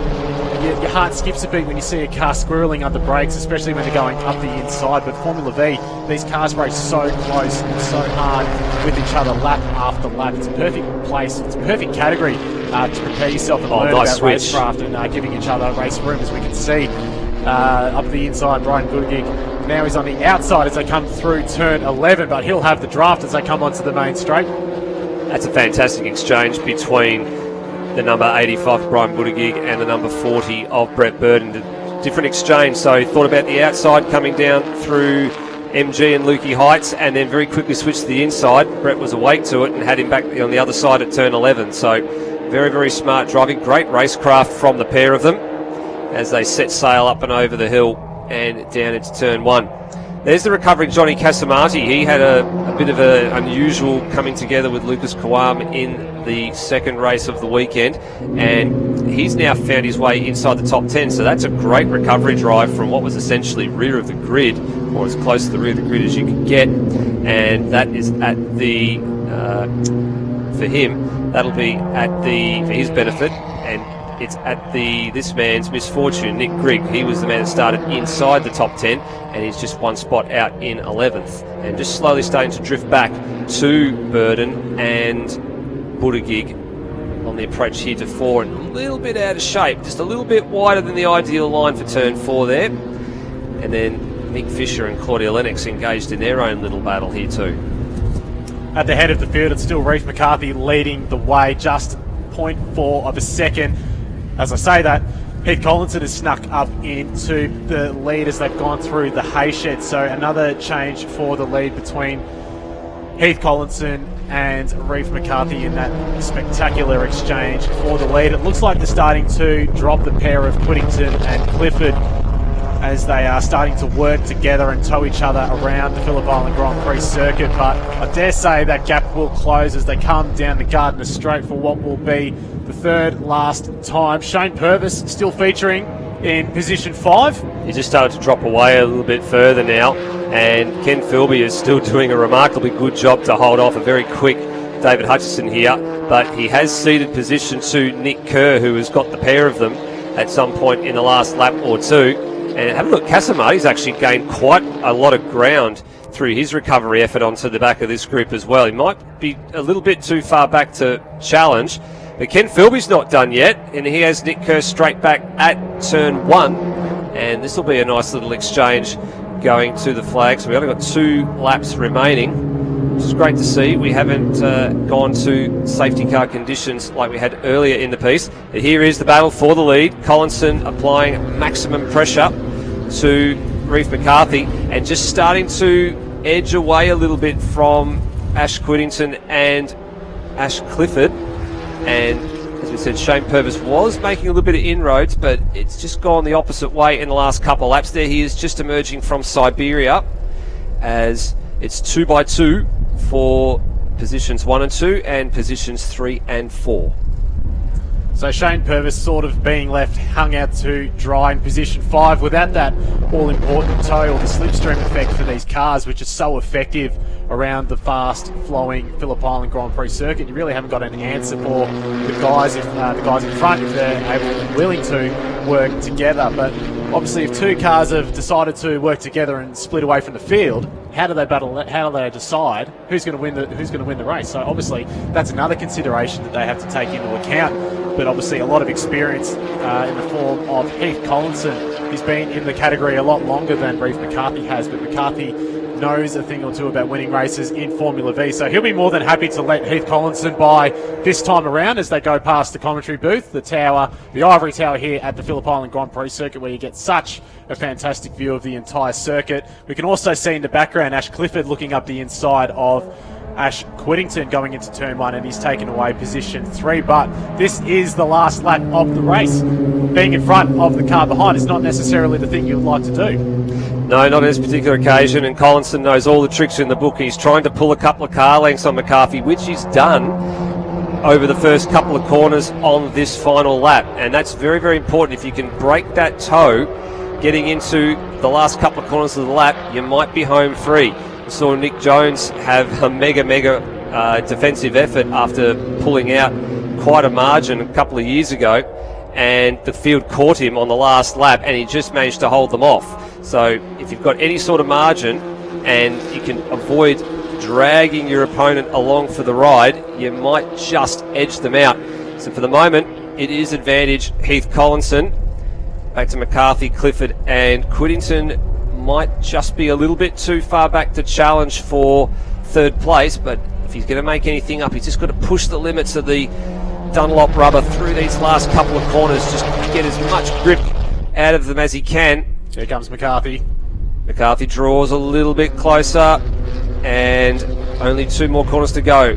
Is Collinson going to have to pull one of those little wily old veteran tricks out of the book? Maybe just pull either the early gear change and let him go by and then repass him, or is he just going to have to fend for his life or put his hands together and pray? I think is probably the next occasion. But checkered flag is at the ready, and the drag to the line, weaving side to side. McCarthy is just going to get it fist pump in the air as he crosses the line. Timed the run to perfection and got it by a nose. 0.02 of a second. The win to McCarthy at the end of the day, with Clifford and Quittington third and fourth. Fifth across the line is not Shane Purvis. It is going to be a 3-way fight to the line. It's going to go to, I don't want to call that one. It's gone to, actually Purvis did get fifth. It's gone to Hutchison. Hutchison gets 6th place over Ken Philby by 100th of a second. So the margins are getting tighter and tighter the further we get down this field. I didn't see Purvis cross the line, and it took a long time for the timing to update to show that he had in fact gotten position 5. Hutchison, Philby and Kerr right at the death, locked together at the line, and Phil Gardner and Johnny Casamati the last couple of positions inside the top 10. But fantastic scrap all race long, good, clean, hard racing in Formula V, which is what we always love to see. Reeve McCarthy has been incredibly stoic all weekend long, crossing the line, hands firmly on the wheel. That time, the complete opposite. I've never seen someone so enthusiastically punching the air as they come across the line, taking a last-minute win. You didn't want to think you put a fist in the air, it might get a little bit of less draft, or it might put a bit of drag on that car doing it like that. But there's confirmation of your results. Very, very close finishing margins there at the front between the youngster, the 17-year-old Reeve McCarthy and Heath Collinson. Good luck to Reeve as well in a couple of weeks' time. Off to Winton for Super 3 with the V8 Supercars and the Truck Assist Winton Super Sprint with the well-mentioned crew of who else is in that Super 2 crew? There's got Jay Robotham doing Super 2 in the Image Racing stable, and Jordan Boys I think is in there as well. So he's getting some wealth of experience. And right through the field, some really good battles here. Nick Grigg and Brian Buttigieg, geez, didn't they come together at the end of that too? And Brett Burden was right in there as well as they got close to the line. Importantly, it looks like everybody got home in the Vs, and I think it's one of few categories this weekend where just about every car that started has gotten home. Well done to all the Vs. We'll take a short break as they exit stage right on your screen, and coming up next is the final improved production race for the weekend. Race Fuels is headed to Phillip Island to keep the Victorian State Race Series fueled up and on track. With over 250 entrants confirmed, we'll be there with all 5 of our fuel variants available from the fuel compound. That's ELF Race 102, ELF LMS, E85 Race Blend, 100 RON and 98 RON. Too much motorsport is never enough, and Racefuels is here to keep the sport going fast. Find out more at racefuels.com.au. Do you have a special car, a caravan, boat or RV, but no safe space to store it at home? Let Melbourne Car Kennel securely store it for you. Conveniently located at Moorabbin Airport with easy access to major roadways, Melbourne Car Kennel offers secure indoor and outdoor storage for anything on wheels. With 4K CCTV, monitored alarms and regular security patrols, Melbourne Car Kennel cares for your wheeled assets as if they are our own. Call Melbourne Car Kennel now and talk to Brad to organise your flexible vehicle storage solution. Discounts available for viewers who mention this advert from the Victorian State Racing Series broadcast. You can find Melbourne Car Kennel on Facebook, Instagram and online at melbournecarkennel.com. Melbourne Car Kennel, proudly supporting Blendline TV and the Victorian State Racing Series.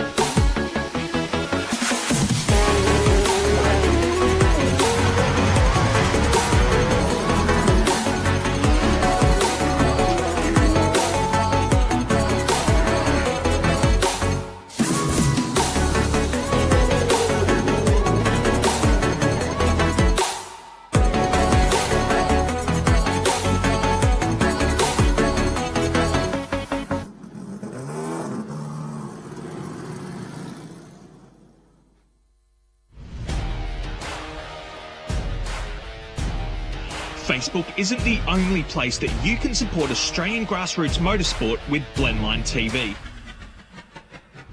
To see more real race cars, more live events and more of the racing you love, subscribe to the Blendline TV YouTube channel, sign up to our mailing list or bookmark and subscribe to our website at blendline.tv. Thanks for continuing to support grassroots motorsport with Blendline TV. Without fail at the Victorian State Circuit Racing Championships, we back-to-back races. We've just seen the Formula Vs, the smallest physical size cars we have here this weekend, and we roll out a massive field of the larger physical size vehicles, the improved production cars. In fact, our largest field of competitors here at round 3 of the Victorian State Circuit Racing Championships, well and truly making their presence felt right throughout 2021 is improved production. I'm Darren Smith, and as always, Steve DeVries covering improved production. Steve, a busy weekend, big fields. I guess the thing for me that's made my heart beat a little bit more regular is I just ran into Dave Cox downstairs. He's a little bit sore, a little bit worn out, and disappointed that his Commodore is comprehensively damaged, but he's okay, and that's, at the end of the day, that's the important thing. A dinged up race car, but physically he's all good. That's right. People can't be replaced, but race cars can. So that's the most important thing of all, no matter what accident in whatever category. So you'll be on the mend. I'm sure he's still here at the circuit, I believe, watching, because his car's still in the old scrutineering bay. He'll be around the track somewhere with the family, tuning into this one. And it's going to be set for another 8-lapper as the grid rolls through your screen there. A couple of big storylines coming out of the last race earlier this morning. There's been a number of movers and shakers up through the field. There was several drivers that well and truly advanced through the field despite the 2 laps of safety car that we had in a 5-lap race. People like Robert Braun started near the back of the grid in 29th. He found himself 9th after all of that. And a couple of the RX-7 Brigade, Dan Verica from 20th to 10th and Thomas Allen from 26th to 13th. So in a matter of 3 laps, that's between them, that's 23 cars those two gentlemen have picked off, and good to see the Mazda Brigade doing very, very well at a circuit where they've been renowned for doing well historically over the years. I tell you what it tells me that there's some experienced hands at the wheels of those cars in those trying conditions. They've experienced it here at Phillip Island Grand Prix circuit. There was no surprises. They knew exactly what their car underneath them was going to do. They knew what the tyre was going to do. They knew how it was going to react. I'm going to say there's some races with some great experience within the field, but these wily veterans, albeit that they're only in their 40s and 50s, they've been doing this sort of stuff for a long time. They know their cars, they know their equipment intimately. And it really does start to show in those trying conditions. This is going to be a dry race, the whole thing, so we're going to really see how the horsepower and how the cars have set themselves up. We'll have a quick look at the grid as they start to pour their way onto the front straight here at the Phillip Island Grand Prix circuit. Adam Poole will take pole position with Damien Milano on the front row of the grid. Jared Tonks, a terrific effort this weekend in the car number 91, as has Paul Cruz in the number 13 to take up position 4. Cade Lehman, fresh off a Class C victory at the High-Tech Oils Bathurst 6 hour out of P5. Looking forward to seeing how this driver's career really does come on. Andrew Butcher, great effort into position 6. Then we've got Craig Piergros, the big blue Falcon. Adrian Taranto, the opposite, a little blue Audi right alongside there, so something for everything. Robert Bourne, Dan Vareca, welcome back. Matty Logan on to position 11. Gary McKay in the number 63 comes into his spot on the grid in position 12. Tom Allen, a tremendous drive, 10 spots in that last race, only 5 laps the journey, and he is welcome back to the improved production field, as is Neil Crow, a returning champion of position number 14 in car number 90. Shane Williams. Then we go to Brad Blunt in 16, off 16. Going for that guy, that's my old number 16. Graham McPherson in the 73 Commodore. Paul Willerman, Wayne Twist, Andrew Tickner in the 140, Bryce Peterbudge in the 89, Johnny Perkins, welcome back, another one of the veterans, been around the category for a long time. Robert Baird, a massive welcome back, I'm going to say 25 years away from the category, and he comes back in a magnificent looking RX-7 as we've got the field set for a race start. For Triple Eight Home Loans, Milano and Poole go head-to-head off the front row, and they both left a little bit of black lines at the start-finish stripe as they surge toward one. Milano putting a little bit of a squeeze job on Adam Poole as they head towards one, but Poole will prevail with Tonks going through. And we just noticed, just while Darren was running through the grid, that Paul Cruz did not take the start, so there was a gap on the second row of the grid, and that's a bit of a question mark I'll be searching for answers for a bit later on. Field looks through there. We didn't get right through to the bottom of the grid. There's John Perkins there, and we've got a charging Danny Timewell, as with Andrew Rhodes Anderson in the Pakenham Tyre Power car. There he is there, the whole field. Triple Eight Home Loans emblazoned across the front. This is the front. Damien Milano under brakes, getting very nervous in the 88. The number 8, the Monaro. 2 of the General's products, 3 of the General's products, and then there's a BMW weighing in on it there as well. Look for Andrew Butcher in that BMW. When we get to, say, laps 6, 7 and 8, the BMW will be a lot kinder on its tyres compared to these big 3 V8s out in front.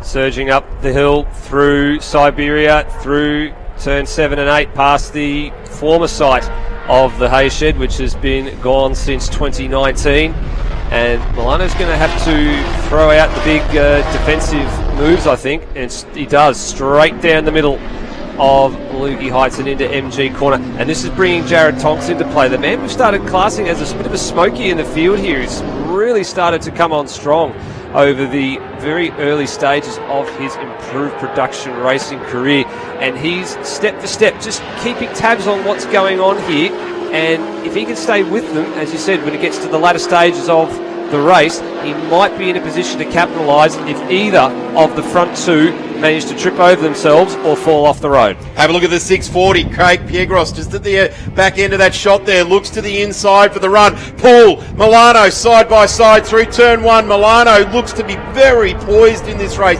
The car looks to be very, very settled. And Poole is not having it all his own way, although being set high and wide. Pushed right around the outside. If he can draw alongside Milano, this is going to be an absolute grunt race. Look at that. Down the inside. the South Australian looks. He's taking the Victorian scene by absolute storm this season. Had a ripper run at Sandown, a great time at Winton, and now Damien Milano's mixing it up. There's the big Falcon of Piergros. He is absolutely looking menacing. They get that car sorted. Gary McKay is batting right up into the top 10 now. A little bit of a grab of that front right brake there, and an RX-7 of Vareca right alongside. These guys will have raced each other 10 or 12 years ago side by side. They definitely will. Vareca right on the rear boot lid of Gary McKay's number 63. Great to see the Vareca family back out again with the brothers in Dan and Brad in the XL race, which will come up a little bit later on. Of course, before them, Mark and Kane Vareca,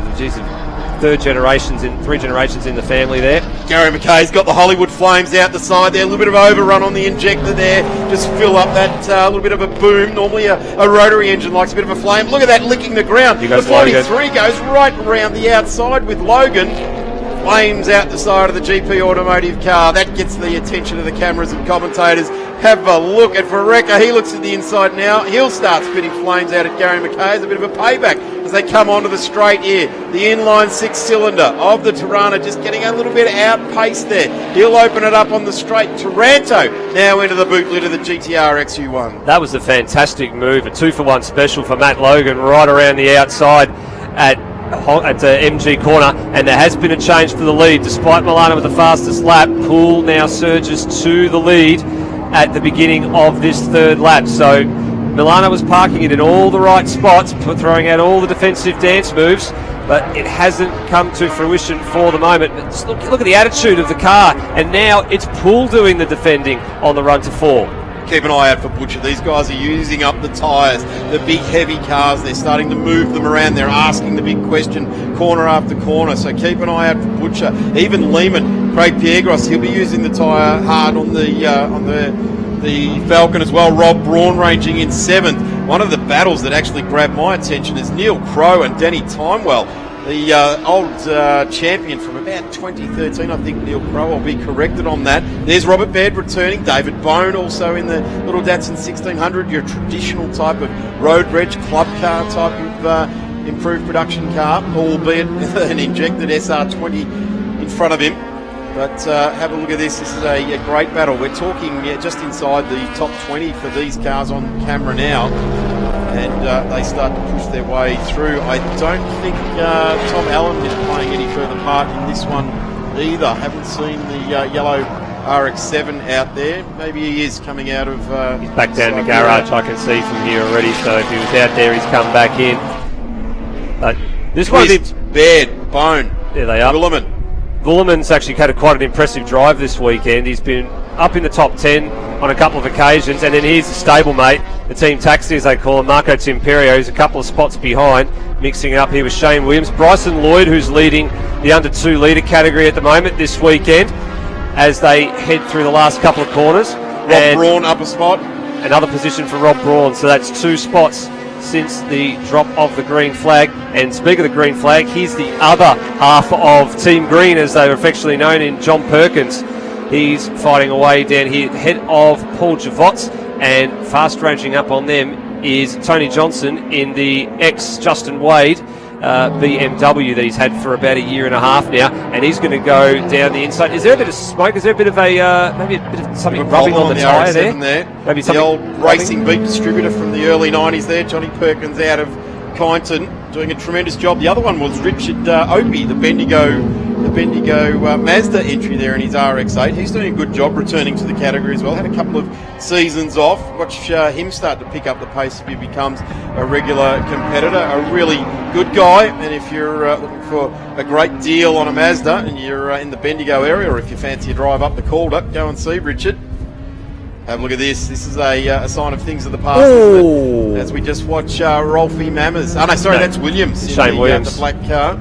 Bit of a late move there from Marco Timperio, and seizing that position back is Shane Williams. I don't know whether that was a position that was just gifted back for a bit of a late move, but it's actually might cost Marco another spot here, because the little 2 litre car of Paul Javots is going to run side by side here, and so too John Perkins going to run side by side with Anthony Johnson in the Villawood Properties entry up towards turn 9. And pointing out here on the screen, Robert Braun actually has set the fastest lap of the race. So this is coming back to what you said a few moments ago, Darren, as this race starts to progress on and the cars at the front start to use their tyre a little bit more. Some of the more nimbler cars, like Rob Braun's E30, are going to start to come into their own. John Perkins lighting the wick on the RX-7, big orange flames, the rich overrun on that 13B, just a little orange flame out the back of it there, lights it up on the trailing throttle into corners as well, so quite spectacular out of the RX-7, but certainly Rob Braun absolutely powering back to the front of this field. Butcher as well now, not quite operating in the 43s or 44s, but certainly the low 45s now. Here's the battle for Rekka, and RX-7 starts to play into it in position number 8. No, it's actually 7 now because he's got through on Craig Pierre-Gross, the big Falcon, really starting to work its Yokohamas very, very hard. Have a look at that, out over the back of the ripple strips. Now that's how you drive an RX-7 around the Phillip Island Grand Prix circuit. From line to line, throwing it around. Been a big achiever in this category, albeit some time ago. It's great to have the Rekka family involved in Victorian motorsport. They really do throw everything at it, of course, in XLs and now back in improved production. Have a look at this. What a great Aussie battle. The General versus the Fomoco, albeit a good 25, 30 years between them when those cars were actually built for general consumption. Big difference in the age between those cars. And just have a look how much gap already Dan Verrecka's pulled out in the Verrecka Smash Repairs car. He is really motored along. Look at that margin since he actually passed him all the way back down turn 4. He's really opened that up. And here's an old BMW battle, a slightly newer E36 up against Rob Braun's E30, and ahead of them Jared Tonks has started to come back to him here, so these two are starting to come on strong. But not only that, have a look at the drive that Rob Braun gets out of turn 2. It's almost comical, the amount of straight line speed he had out of Southern Loop, and I dare say it's not going to be too much longer before he executes a pass on the number 91 of Jared Tonks. Andrew Butcher emblazoned down the side of his car a very precious cause to the family, drawing awareness to epilepsy and lending the whole side of each of his car there, valuable space there to draw the attention to and I guess public awareness to epilepsy, and really appreciate the public message that they're putting out there as well. And something which we didn't want to see was rain, and it is right across the top end of the track. For the first time today, it's attacking us from the highway side of the track instead of the ocean side of the track, and these cars will start to arrive. And have a look at that, Rob Braun just cracking it sideways. He's all over the back of the Commodore. Power down now. The BMW versus the Commodore, and we've got the battle continuing. We've got 2 laps to go, so 3 laps to go in this battle, so start to watch these BMWs. There's even rain throws a curveball at us. There's the pass for the E30 of Rob Braun as well, so up he goes to position number 3 and sets off in pursuit of Milano and Poole, although down the front straight the Commodore of Tonks has got the legs, but Braun's got it under brakes and back through he goes. So a couple of exchanges there. I would say not only brakes, but namesake Braun come into it right there. It was hang on and enjoy the ride. What comes out the other side? A little bit of opposite lock just tweaked in on there, and as his name suggests, he's got it all. Rob Braun gets on with it into P3. He has got two big V8s in front of him, and the journey is 10 seconds further up the road. But if this rain continues, you'd have to suggest that the perfect weight balance of an E30 is going to come into it. It's a big gap, it's large, but if there's someone up to it, this guy's a championship driver, and he knows what he has to do. And it's raining quite heavily now down there at Siberia. You can see that the rain spitting on the camera lens to suggest that it's been... Oh, there's a big tyre failure there. That's for Danny Timewell, and it's blown the front guard apart. I'm not sure if there was contact there, but done very, very well to avoid running into the back of another car there, and that has disintegrated that right front guard. That was a big moment coming in the braking zone at 4. That would have been very scary. Yeah, I reckon he's probably picked up a bit of debris there, because these guys have been running these tyres for so many years. We just don't see tyre failures like that, so it might be something as a third party has intervened there. Gary McKay now looking very, very strong. Where's Gary in the running? He's 12th on the road. Danny Timewell was 11th, so that will put Gary into 11th place, and he'll be starting to really relish these conditions. This is where the experienced racer will really come into it. Poole and Milano out well and truly out in front of this race, and they are on their final journey around the Phillip Island Grand Prix circuit, and I'm going to suggest that they are going to be very much wishing the checkered flag out now, because these conditions are not playing into their ball court. We started the race with a beautiful track for an improved production race, but certainly as more water comes down on the track, it's going to make it harder and harder for those heavier cars. Now I think Milano's backed it off now too. You can see there was nearly a 3-second disparity in the last lap between Poole and Milano. I think he knows he's got margin to draw, and he just needs to bring it home here. The battle for fourth is definitely not over, with Butcher and Tonks going hammer and tongs. And is it going to be a move right around the outside of four? It takes a very brave move to pull that off, and a willing partner to do it as well. But Butcher's managed to hold on there, and that's a great job, and he consolidates the pass at 6. It took a lot of effort to do that. Go a little bit deeper on the brakes compared to your opponent, and then just hang tough and hang in there, and it executed very, very nicely. Race leader now down into MG. This is a perfect set of results for Adam Poole. A South Australian now. He has called the Victorian Championship home. He's decided he wanted to run the series here. It's arguably the most competitive improved production field in the country. He comes around the top of the circuit, checkered flag at the ready, and it is an emphatic victory at the end of the day. It is the white Monaro for TPB that gets across the line, and it is going to be quite a large gap back to Damien Milano in the end at 6.1 seconds. And the charging, the brave Robert Braun comes to the line. Butcher as well goes with him in the number 59, and he gets a spot from Jared Tonks just on that last lap. What a great result for improved production. Speaking of the last lap, have a look at this battle pack that's just trying to round up one of the Commodores that's just gone a lap down overall, and the yellow flags are out here as well. So I'm not sure if there's a car off at that part of the circuit. I can't see one from our commentary box window, but we've seen random yellows up there out throughout the day. I wonder if the Robert... Oh, yes, there's debris on the track there. There you go. There is debris on the track there. Robert Baird returning to the game. This is a good run, bring it all home into, I think, about 20th place we're looking at here. Richard Opie on the back of this little train there as well for Bendigo Mazda. The number 89 also weighing in on this. So this is just inside the top 20. A good run from all these guys as well. So it'll be for Robert Baird, it'll be position 18, I think, because Brad Blunt behind is showing as 19th, and there they come across the line. So a good run from these guys. Very, very competitive pack all the way down the field, and a bit of flash of the lights there for Brad Blunt with a bit of respect. Here's the under 2 litre battle.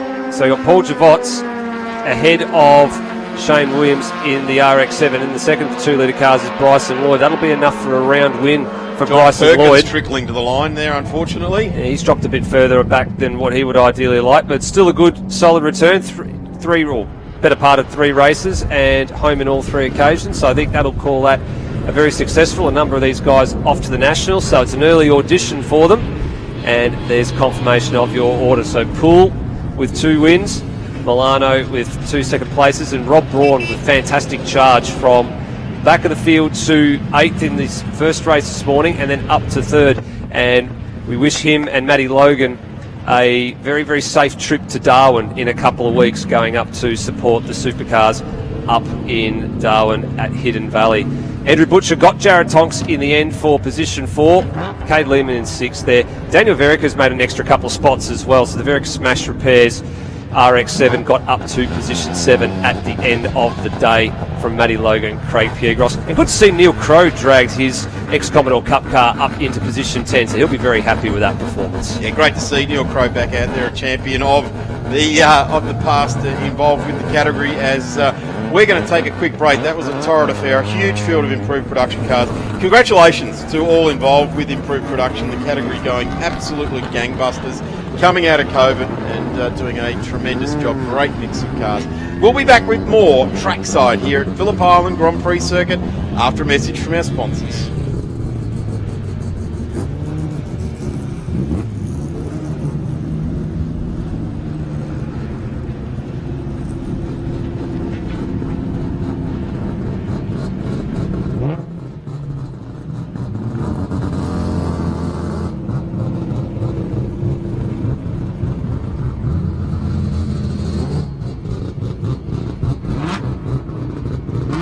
Race Fuels is headed to Phillip Island to keep the Victorian State Race Series fueled up and on track.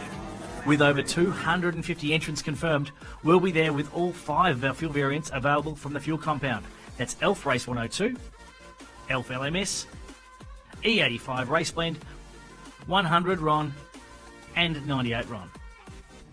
Too much motorsport is never enough, and Racefuels is here to keep the sport going fast. Find out more at racefuels.com.au. Do you have a special car, a caravan, boat or RV, but no safe space to store it at home? Let Melbourne Car Kennel securely store it for you.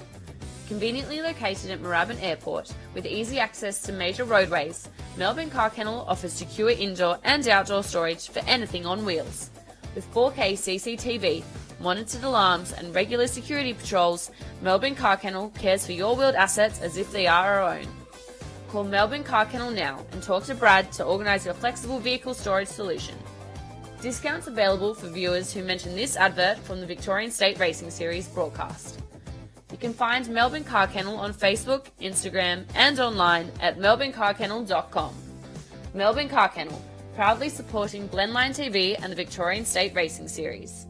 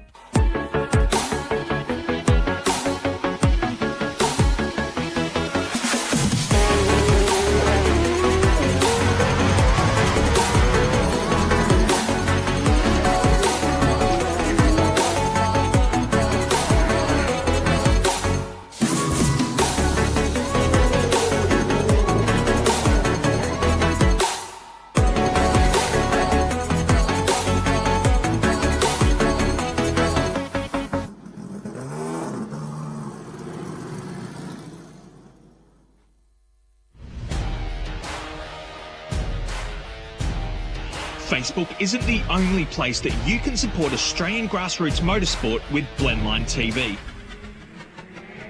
To see more real race cars, more live events and more of the racing you love, subscribe to the Blendline TV YouTube channel, sign up to our mailing list or bookmark and subscribe to our website at blendline.tv. Thanks for continuing to support grassroots motorsport with Blendline TV. Welcome back to Phillip Island Grand Prix Circuit. A big thanks to Race Fuels, Melbourne Car Kennel, 888 Home Loans. Check it all out at vsrs.com.au. Your first place to catch all of the State Series news from is that website, vsrs.com.au, or the Victorian State Race Series Facebook page. Join us there. There's a race meeting going on in the not too distant future where a couple of our great mates from down in the paddock have combined and put something together that obviously the marketplace is missing, and Dean Lilly and Ben Schutz have combined forces to put on a 4-hour race down, and you've got all the inside running on that one. Yeah, absolutely. Planning to run the inaugural Freedom 4-hour, as you say, down at Winton, or up at Winton Raceway from here. So yeah, looks like that's going to be really good, competitive, or good endurance race for, you know, competitors like these guys from Saloon cars to improve production. I mean, you can enter your 944 in there, your XL in there. You know, it's for the whole variety. There's a whole lot of different cars and competitors that can enter the event.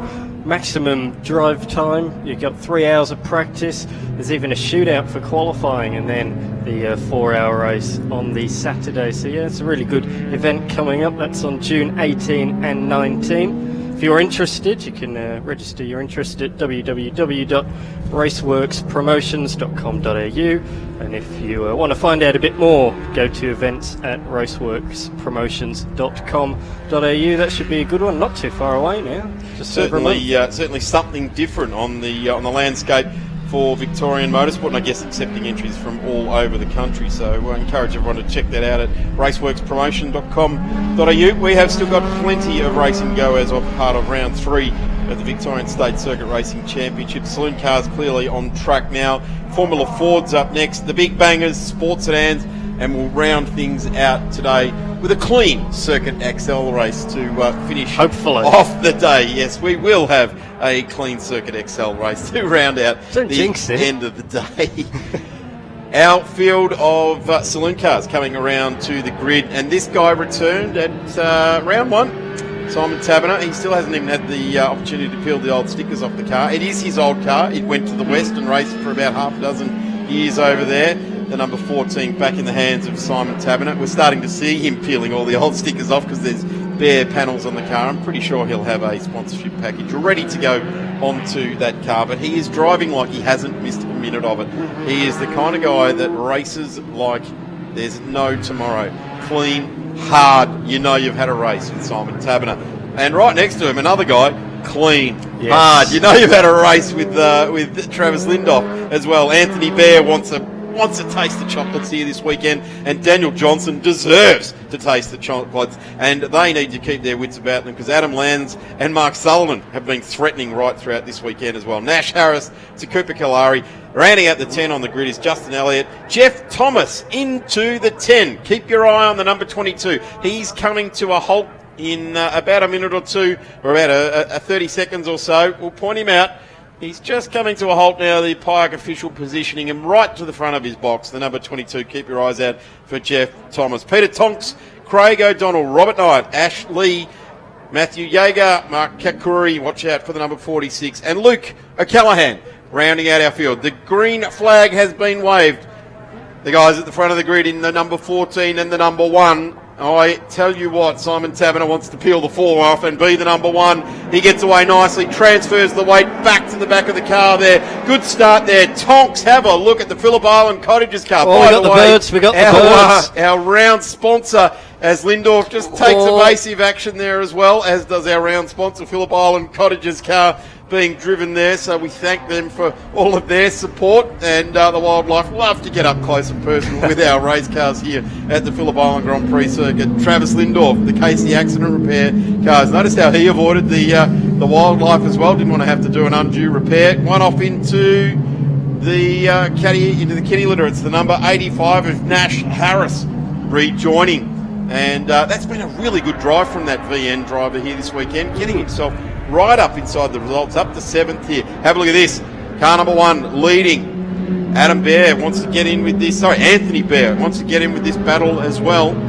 And right into the back of Simon Taberner. I reckon Simon Taberner has just reached up and given the old rear vision mirror a bit of a and chucked it in the back of the back seat for the kids to play with on the journey home. But they climb out of Siberia. Underneath the Victorian State Circuit Racing Championships bridge they go.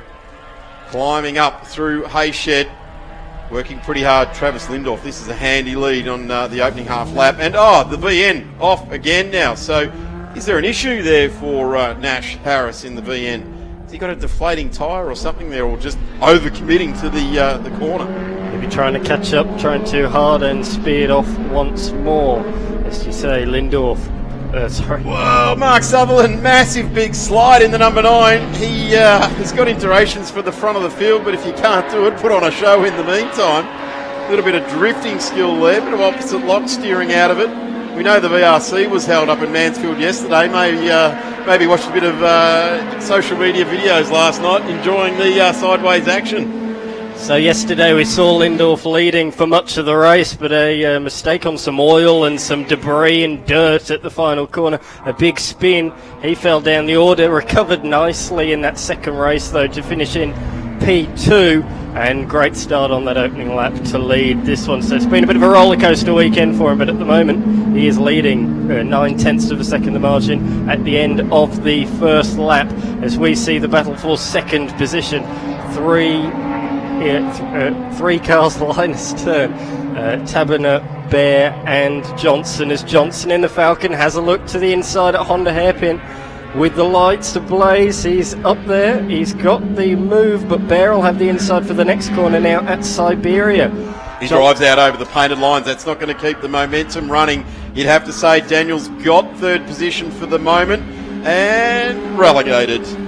He's doing it all by himself for the blue oval out there at the moment. There is the General's Lions all around him side by side. This is skillful racing. This is what we come to the track for. Absolutely side by side there. Bravery to the forefront. Skill being demonstrated. This is for third place. This is not for the lead. This is for the final spot on the podium at the moment. And Daniel Johnson dearly wants to have the yellow and black Falcon on that spot. It's not just the final position on the podium for this race, it's the final position on the podium for the round. So they want to go home with a little bit of a trophy. So there is some pride on the line for that position.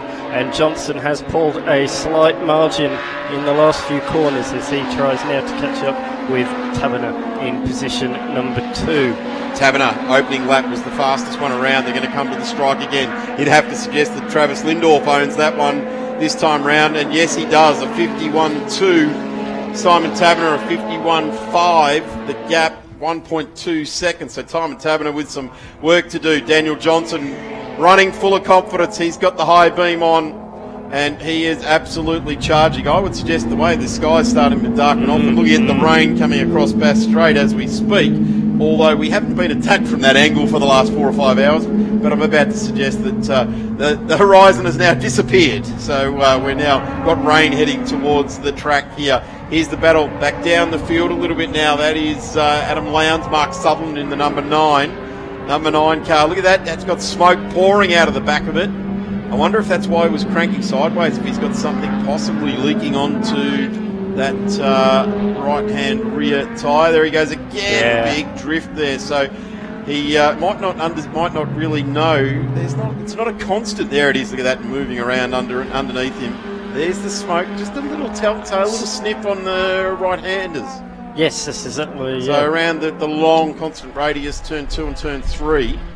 Not through the slower corner of Honda, but then onto Siberia. So maybe Mark Sutherland got something else at play. The evil forces working against him in the number 9. Doesn't seem to be deterring his speed. He's still very much staying on the back of Lowndes. Lowndes a bit of a lock up there. Rear wheels, he's run a bit wide. Under brakes there. The rear wheels, the weight lurches forward. The rear wheels, or the rear body comes up a little bit, unweights the rear wheels, and they just pinch up. There's our leaderboard. Travis Lindorff leading the way over Simon Taberner, Daniel Johnson. Then we go to Anthony Bear, Adam Lowndes, Mark Sutherland rounds it out there. Then we go to Cooper Kaleri, Elliott, Tonks. Sorry. But Bear's not giving up on position 3. He's turned the lights on. He's back on the attack, looking forward. So he's not looking behind at Lowndes and Sutherland. No.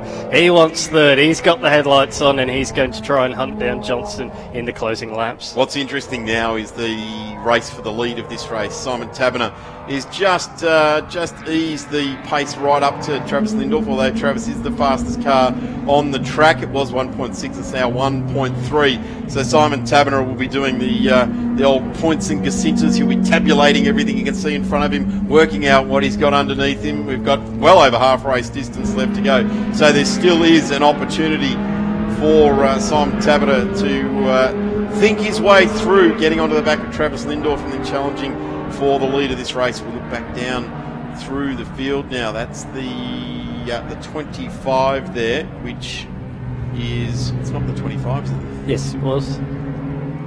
25 getting through there. It is, Cooper Kaleri in position at number 7, the Alpine vintage vehicle. Good looking car. It is a good looking livery. Very well presented.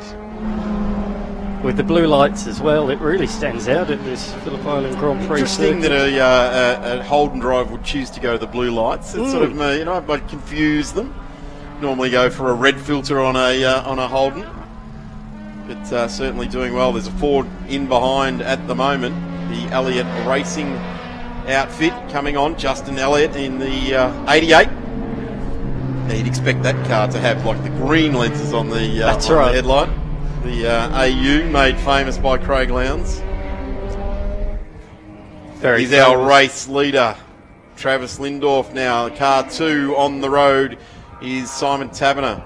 Raindrops falling on the commentary box window once again, so the rain just doesn't seem to go away. It certainly isn't, and we're just watching these Falcons and Commodores sliding the way through turn one. Wipers on now as Daniel Johnson starts to make his charge. What's better in the wet? Is it a Falcon or is it a Commodore? I think we're about to find out. Exactly, yes. Half Not the too race long down. before we're about to find out who's going to start to impress on the podium. You'd have to say at the moment that Travis Lindorff has got himself an impressive lead, just under 2 seconds, but with 4 laps remaining. Oh, there's smoke absolutely pluming out from, I don't know, maybe it's the gearbox, maybe something coming out of the extension housing dropping onto the exhaust as the car getting sideways there for Mark Sutherland. And Adam Lowndes just in front in the number 19. And these cars now certainly moving around out off the back of the ripple strip now. The number 9 being driven for like it's the end of its days. Driving like you stole it, I think it's called. And he is leaving no stone unturned. Clearly blissfully unaware of what's going on underneath the car at the moment. Look at the rain. Yeah, now that's rain. Have a look at that. We can hardly see out the window across to Lukey Heights now. And obviously the cameras don't quite pick it up, but certainly where we can see here out over to that part of the track, it is very grim indeed. I was going to say these two set their personal bests on the last lap. I don't think they'll be doing that on this particular occasion. As we see the rain, the worst it's been actually so far today. It's mainly stayed away. Hasn't really wet the circuit. It's rained but hasn't wet the circuit. As we see a change for position. Bear looks confident in these damp, moist conditions, and he gets Johnson as they cross the line. Look at this over the back end of the circuit with these two cars. It's torrential over there. Certainly has changed the nature of this race, that's for sure. If you've enjoyed the wet throughout the rest of this weekend, you're about to come into your own. These two not exactly looking like they're enjoying it. That's the number 5 and the number 70. So that's Jaeger and also Peter Tonks. So they're fighting it out for 9th and 10th on the road here. A little bit of a slip slide. Look at the Falcon start to lift up the rear wheels. Here's the front end of the field, and that is a lively challenge. What a big move there from the 46 there of Anthony Bear. Gets himself second position. He has got himself a wet setup, hasn't he? He's loving these conditions out there at the moment, and he's quickly catching our race leader Lindorff. We're certainly in for a battle for the lead in these final 2.5 laps. This is all still to play for. Simon Taberner has not got anything to throw back at him there, but at the moment Travis Lindorff is still going okay. But you've got to say that Anthony Bear is absolutely relishing these conditions. He has closed up a massive lead. It was out over 3 seconds to Travis Lindorff between him and Simon Taberner, and now Taberner's gone backwards not backwards, he just hasn't been able to maintain the pace, and it looks like the number 46, the Harris Racing car of Anthony Bear, has just come onto his own. We saw both of them have a moment through Hayshed, and there we saw race leader Lindorff having a moment out of MG, just trying to capitalise, get on the power as early as he possibly can to get the run down the straight, but it cranked sideways on him. We see Bear taking the wide racing line around the final corner. Different approach to Lindorff, who took the more conventional dry line. Notice how they're not going to the white lines now. They're keeping well inboard of the extremities of the racing surface now. No one wants to touch it now. Here's a challenge to look down the inside. Is it a premature challenge? No, it's not. It's an absolute bona fide challenge for the lead of the race. And Anthony Bear, stick with it, Anthony, because Travis Lindorff has not got an answer, or does he? Looks to the inside. Bear's actually looping this track. He's going all the way to the outside of each corner. Is there something he knows out there that the other guys haven't quite cottoned onto yet? The karting line, isn't it? Maybe it is, yeah. Keep it flowing. Keep the exit speed high. But he has gone from third and possibly not getting on the podium with the challenge coming from Daniel Johnson to the lead of this race in under 1 lap. I mean, he's in a different league to the others at the moment. On the last lap, he did a 2:01.7. Lindorff is the closest to that, 2:04.8, over 3 seconds a lap faster than his nearest rival. The others are in the 2:07s and the 2:08s. He's in a completely different league with a lap and a half to go. He's just got to keep it on the tarmac, though, because conditions are continuing to worsen, as we could see down at Siberia. Anthony Bear comes out of this weekend. He's going to be called the Duck. Have a look at him go. He's got the web feet out, and he is absolutely marching away with it. That was a moment through Hayshed. I don't know if you saw that. On the surface, this looks all calm, cool, and collected. Underneath, like a duck, paddling like crazy. Webbed feet out, and absolutely, this is a wet weather lesson to the Saloon car field. Number 46 for Harris Racing is just being driven brilliantly. Number 46, almost Valentino Rossi-esque in these conditions. He's always been good in the wet, and still is very good in the wet. Valentino in the wet practice sessions that we saw over the weekend didn't quite put it together in qualifying, but as we look to begin the final lap of this race, we look out the commentary box window and the rain is sideways. These guys are driving superbly well to keep it on the road. So, the lead now to Anthony Bear. It is 2.66 seconds. That's what 2 laps ago Travis Lindorff had over Simon Taberner. Now Bear is leading the race and absolutely relishing it, sliding through turn number 1. Sliding it right high and wide, going wide in turn 2. Don't go too wide there, Anthony. He is absolutely doing a fantastic job just keeping it off the white painted line, because you don't want to get sucked into that right now. That's got water sitting on top of it and is destined for disaster if you get on that. But I tell you what, at this point in time, what a drive. What an absolute ripping drive by Anthony Bear. Travis Lindorff just really hanging in there. And Simon Taberner has been in the back of shot of Travis Lindorff since the start of this race. Now we can't see where Simon Taberner is. No, it's certainly, these two certainly pulled a margin, and once again on the last lap, Bear 3 seconds faster than his competitors. Look at the rain. Look at the rain. The difference is Anthony Bear is going so wide around every corner. I've not seen that before. It's certainly his secret to success in this race. But the cruel thing about this is that every time we've had a massive downpour, it's when the Formula Ford guys are sitting on the marshalling area, and for all intents and purposes, that's a really cold bath they're having right now. It certainly is. Now we'll see some interesting racing in that one for sure in these conditions. The next young stars of Australian motorsport will be tested. That is for certain. As Lindorff goes into MG for the final time, he'd like to have taken the win here today. He looks set to win race number 1 until he spun off on some oil, but he'll have to be content with second in this one, because Bear in these conditions has been the class of the field as he rounds the final turn. Terrific drive here by the number 46. Wow, 2 laps ago you would not have put money on the fact that he would bring a win home. He is driving it all the way to the line, and not only is he driving it all the way to the line, he's overtaking Jeffy Thomas right on the line there as well. Jeff Thomas, actually, he'll come home in 13th place, so that's confirmed. Into second place is Travis Lindorff, and I tell you what, only 2.6 seconds behind at the 2 laps ago. Simon Taberner is coming to the line, gets it there now in the number 14. Daniel Johnson arrives there as well. Simon Taberner ultimately home 15 seconds behind Travis Lindorff. And Daniel Johnson, who we're all but handing the 3rd place trophy to and confining Anthony Bear to 4th. Bear wins the race.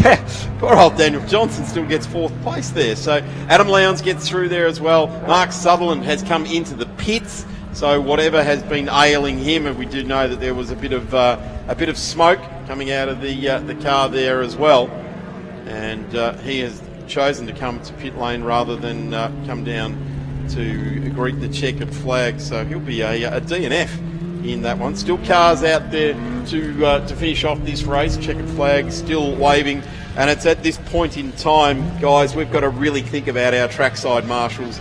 They have had it all thrown at them here this weekend, including sun, but right now that's a distant memory to them. A fantastic job. They're still out there manning the posts, waving those yellow flags, making sure our competitors out on track are safe, and getting all of the good messages that the flags do portray. Of course, yellow, take caution, double wave yellow. Circuit could be potentially blocked. And while you're waving those yellow flags, they're out there getting wet. You've got your hands, and those flags get heavier and heavier. They're like a sponge. So thanks to all of the volunteer officials trackside, flag marshals, fireys, recovery vehicles. I don't think we've got any recoveries to do actually in this race, so they've for the first time today got a bit of a reprieve after this one, and we will be back very soon. Thank you very much, Dan. Of course, you'll be back with Formula Fords in just a moment with Callum Brannigan, but for now we're going to take a quick break and a message from our fantastic sponsors. We'll be back trackside in just a few moments. State Race Series fueled up and on track. With over 250 entrants confirmed, we'll be there with all 5 of our fuel variants available from the fuel compound. That's ELF Race 102, ELF LMS, E85 Race Blend, 100 RON and 98 RON. Too much motorsport is never enough, and Racefuels is here to keep the sport going fast. Find out more at racefuels.com.au. Do you have a special car, a caravan, boat or RV, but no safe space to store it at home? Let Melbourne Car Kennel securely store it for you. Conveniently located at Moorabbin Airport with easy access to major roadways, Melbourne Car Kennel offers secure indoor and outdoor storage for anything on wheels. With 4K CCTV, monitored alarms and regular security patrols, Melbourne Car Kennel cares for your wheeled assets as if they are our own.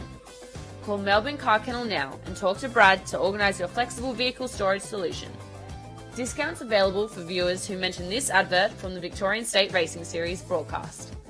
You can find Melbourne Car Kennel on Facebook, Instagram and online at melbournecarkennel.com. Melbourne Car Kennel, proudly supporting Blendline TV and the Victorian State Racing Series.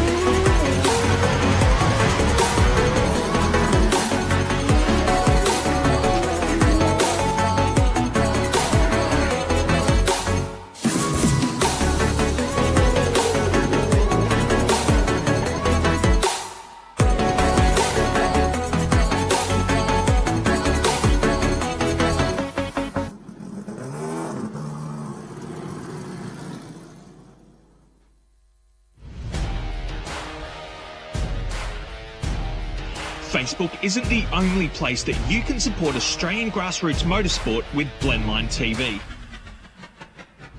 To see more real race cars, more live events and more of the racing you love, subscribe to the Blendline TV YouTube channel, sign up to our mailing list or bookmark and subscribe to our website at blendline.tv.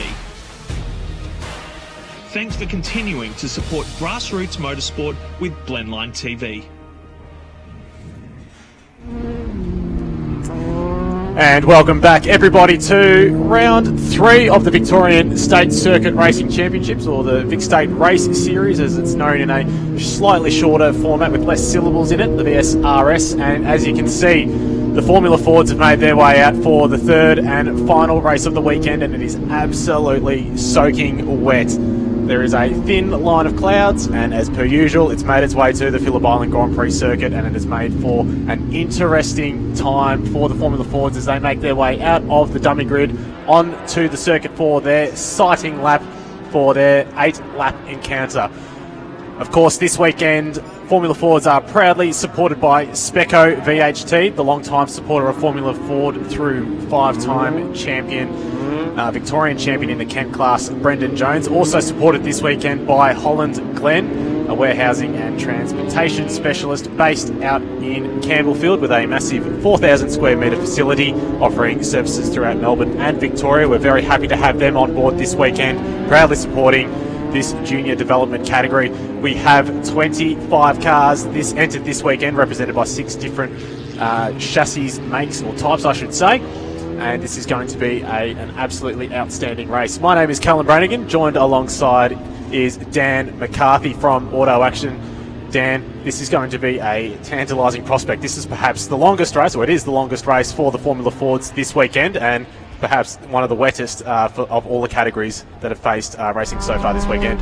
Yeah, it certainly is the wettest of the weekend so far. This has been an interesting encounter, that's for sure. The good news is it appears that the rain has almost stopped. It's certainly not raining sideways like it was for the Saloon cars just moments ago. So the rain is sort of dissipating a little. So that should be good signs for these youngsters in the open wheel Formula Ford cars.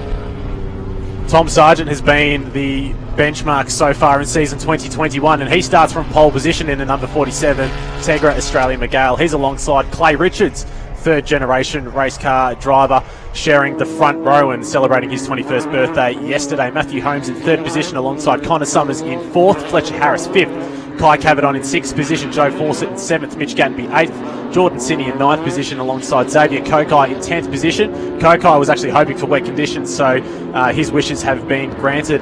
Damon Woods in 11th position alongside Harrison Blanchard in 12th position, Winston Smith in 13th position alongside Paul Ziddy. Brendan Jones on pole position in the Kent class alongside James Meaden, who set the benchmark in qualifying yesterday. We've also got Jack Clifford lining up in P3 for class. He's a young, promising, up-and-coming driver, just 16 years of age, doing a great job in the Van Diemen, alongside Mark Zellner, Jason McGrath, Craig Arnold, Andrew Lamrock and Frank Harris, rounding out the 7-car grid for the Kent class. Now, the cars are making their way onto the grid. As Dan alluded to earlier, it looks like the rain has stopped falling, but the track is absolutely soaked at the moment. So a lot of the cars or a lot of the teams should hopefully have made some necessary adjustments to the car prior to this race on a dummy grid in an effort to try and soften them off a little bit. Maybe perhaps make a few tyre pressure adjustments, soften off the rear of the car to make them a little bit easier on corner exit, help them squat out of the corner and get that all-important drive traction around the fast-flowing Phillip Island Grand Prix circuit. Of course, all of the runners running on the Yokohama A048 control tyre, a semi-slick tyre capable of operating in all sorts of conditions, and they'll be more than up to the task for this race. A great start for Clay Richards, though, in the number 14 Spectrum off the front row. He will draw alongside Tom Sargent as they race down towards turn one. A massive wall of water being thrown up by the open wheeler category going into turn one, and it is Clay Richards who takes the lead away from Tom Sargent going into turn one. Coming up into turn two, we've got a car stranded on the grid as well. He's hopping out. The red machine can't see the number from here, but whoever it is has hopped out the car, so for sure we will be getting a safety car. That car is stranded and he has taken little time in hopping out, so something has desperately gone wrong with the mechanicals of that car. We still can't quite make out who it is from our position. He's turned around and he's jumping over the pit wall. And Tom Sargent has spun. The number 47 Tegra Australia car has spun down at turn 4. He's managed to keep it on the black stuff though, and we've got the safety car. It looks like we've got yellow flags. That's Fletcher Harris making contact with Mitch Gattenby. So Mitch Gattenby and Fletcher Harris getting caught up in a tangle there. It is absolutely soaking wet out there. So I dare say their cars are not suited to the wet conditions at the moment. Super cold tyres as well. A lot of time sitting on the dummy grid and the starting grid as well. And they have been caught out by the conditions going into turn 4. That's the first mistake we've seen from Tom Sargent all season in the Victorian Championship. Yellow flags, confirmation on our screens. We can see the safety car will be brought out for the first time for the Formula Fords this weekend. And the sun is starting to poke through, but from our vantage point, Dan, it looks like there's a lot of shine coming off the circuit, which is a good indication of just how wet it is out there at the moment. A lot of standing water as well, making conditions extremely difficult for the drivers. So with that mistake from Tom Sargent, Clay Richards obviously got a much better start off the line to take the lead going into turn 1. He will still be at the head of the field as he comes behind the control of the Pyark safety car. And we've also got the Pyark recovery crews immediately on the scene to recover that stranded car.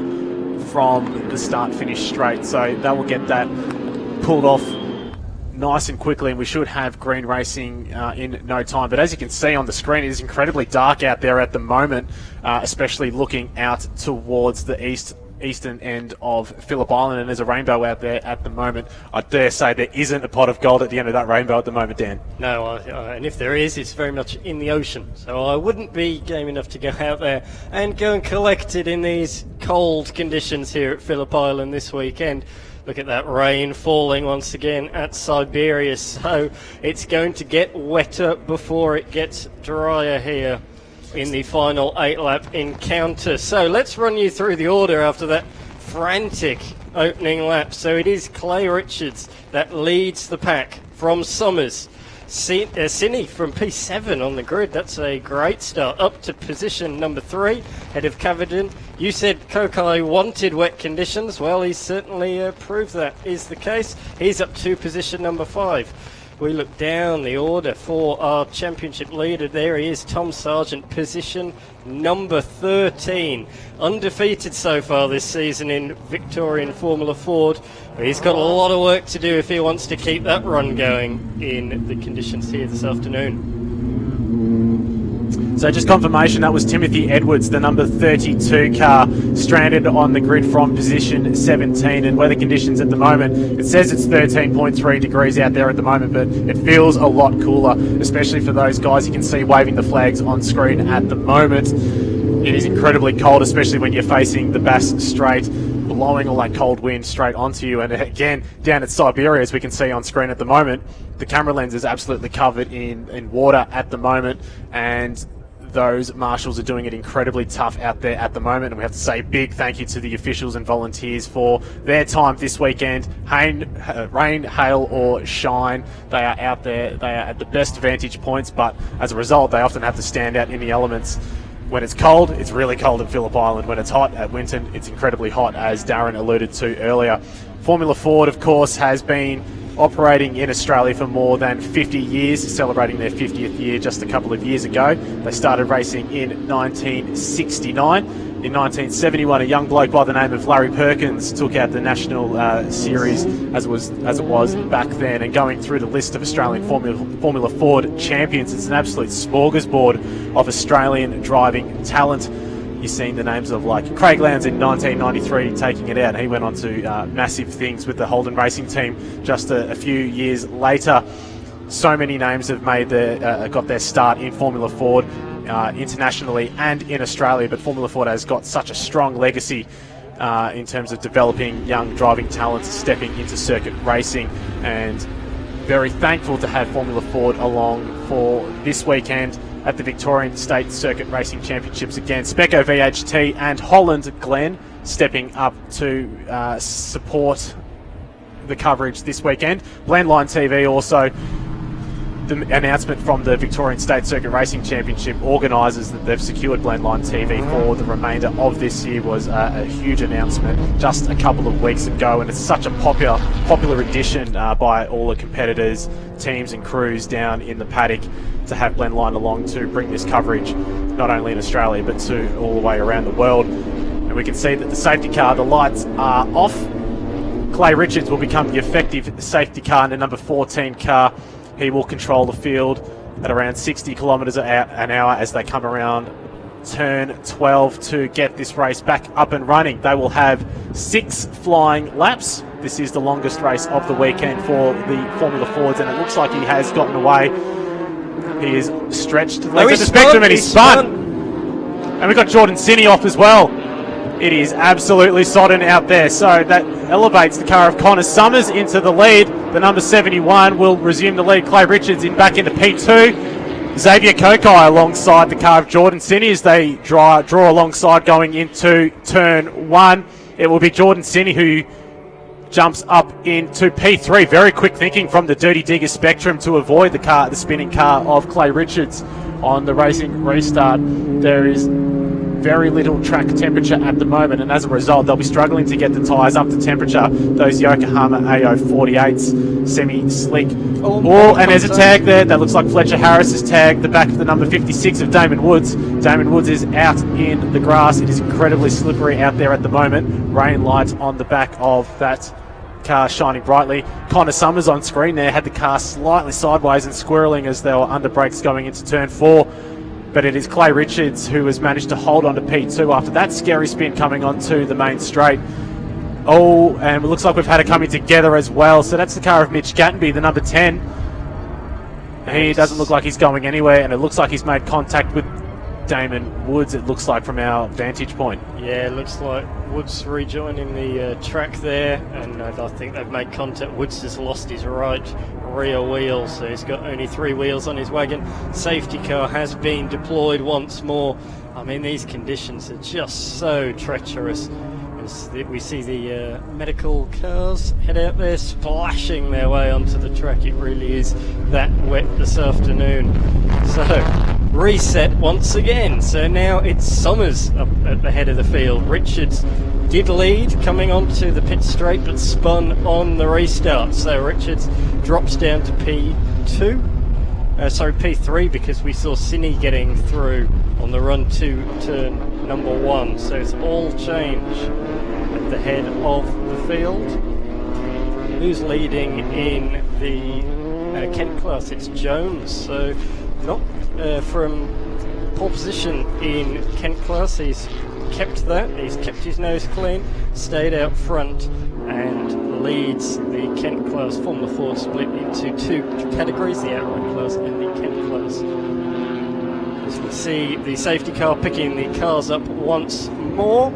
We'll run through the order as they cross the line. So it is Summers, Richards. Well, we saw Cine overtake Richards down at turn number 1. So by the time the safety car came out, Richards was back ahead in position number 2. Cine, number 3. Cockeye in 4. And Fawcett in position number 5. Changing by the second here in 4. 25 cars entered this weekend over the 2 classes in Duratec and the Kent 1600 class. 30 cars are racing next weekend at Wakefield Park for round 2 of the Australian National Championship, which is of course hosted by the New South Wales State Championship Series. But don't fret, round 3 of the Australian Formula Ford Championship will be at round 4 of the Victorian State Circuit Racing Championship. So we'll get our chance to host them at the next round at Sandown, which is July 24 to 25.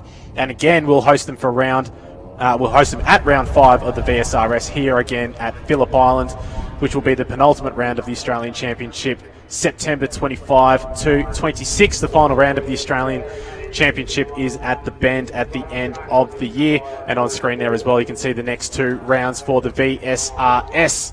The 23rd to 25 of July at the Sandown International Motor Raceway, a completely different circuit when compared to the Phillip Island Grand Prix circuit. Phillip Island is it's almost billiard table smooth.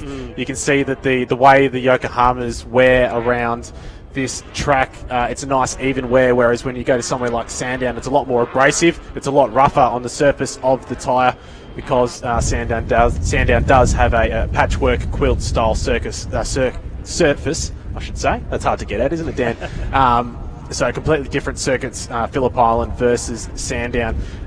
We touched on it before about famous names making their start in circuit racing in Formula Ford. In fact, the last 2 Australian Formula 1 drivers got their start in Formula Ford at one point. Mark Webber and, to a lesser extent, Daniel Ricciardo.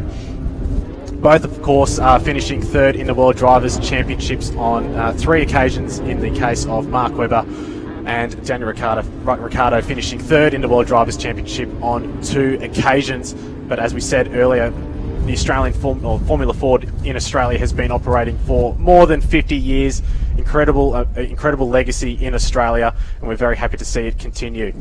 We see Clay Richards out there, 3rd generation racer, son of Stephen Richards, a former champion in this category, 1994. Stephen Richards winning the series. So yeah, it just proves that this as you said, Larry Perkins. It's just so many champions have been through this category. I mean, more recently, Anton De Pasquale, Jack LeBrock, Cam Waters. I mean, look at what those guys are doing now at Tickford and DJR at the top of the Supercars Championship. There's also an exciting announcement in the works for the Australian Formula Ford Championship, where the winner will receive a prize which will be announced in just a couple of weeks' time. So the Formula Ford Organising Committee working very hard behind the scenes to put that together. We can see some more Cape Barron geese on screen there, edging ever closer to the side of the circuit. Given the wet conditions, they're probably a little bit more suited to this than the Formula Fords at the moment. We've still got lights on the safety car as it comes through turns 10 and 11, the sweeping long left-hander. So I dare say they'll be working very hard down at the southern loop at turn 2 to clear up that mess involving Mitch Gattenby and Damon Woods. That's an unfortunate end to their weekends after they were so promising earlier on this weekend. Yeah, absolutely. They were with the recovery truck. Just went out there down to turn number 2, so they can't be towed back. They have to be put onto the tow bed and brought back to pit lane. So that's why we have this extra lap under safety car conditions. Talk about 4 seasons in a day, 4 seasons in a race. It's no rain outside. We've even got a glimmer of sun coming through the clouds.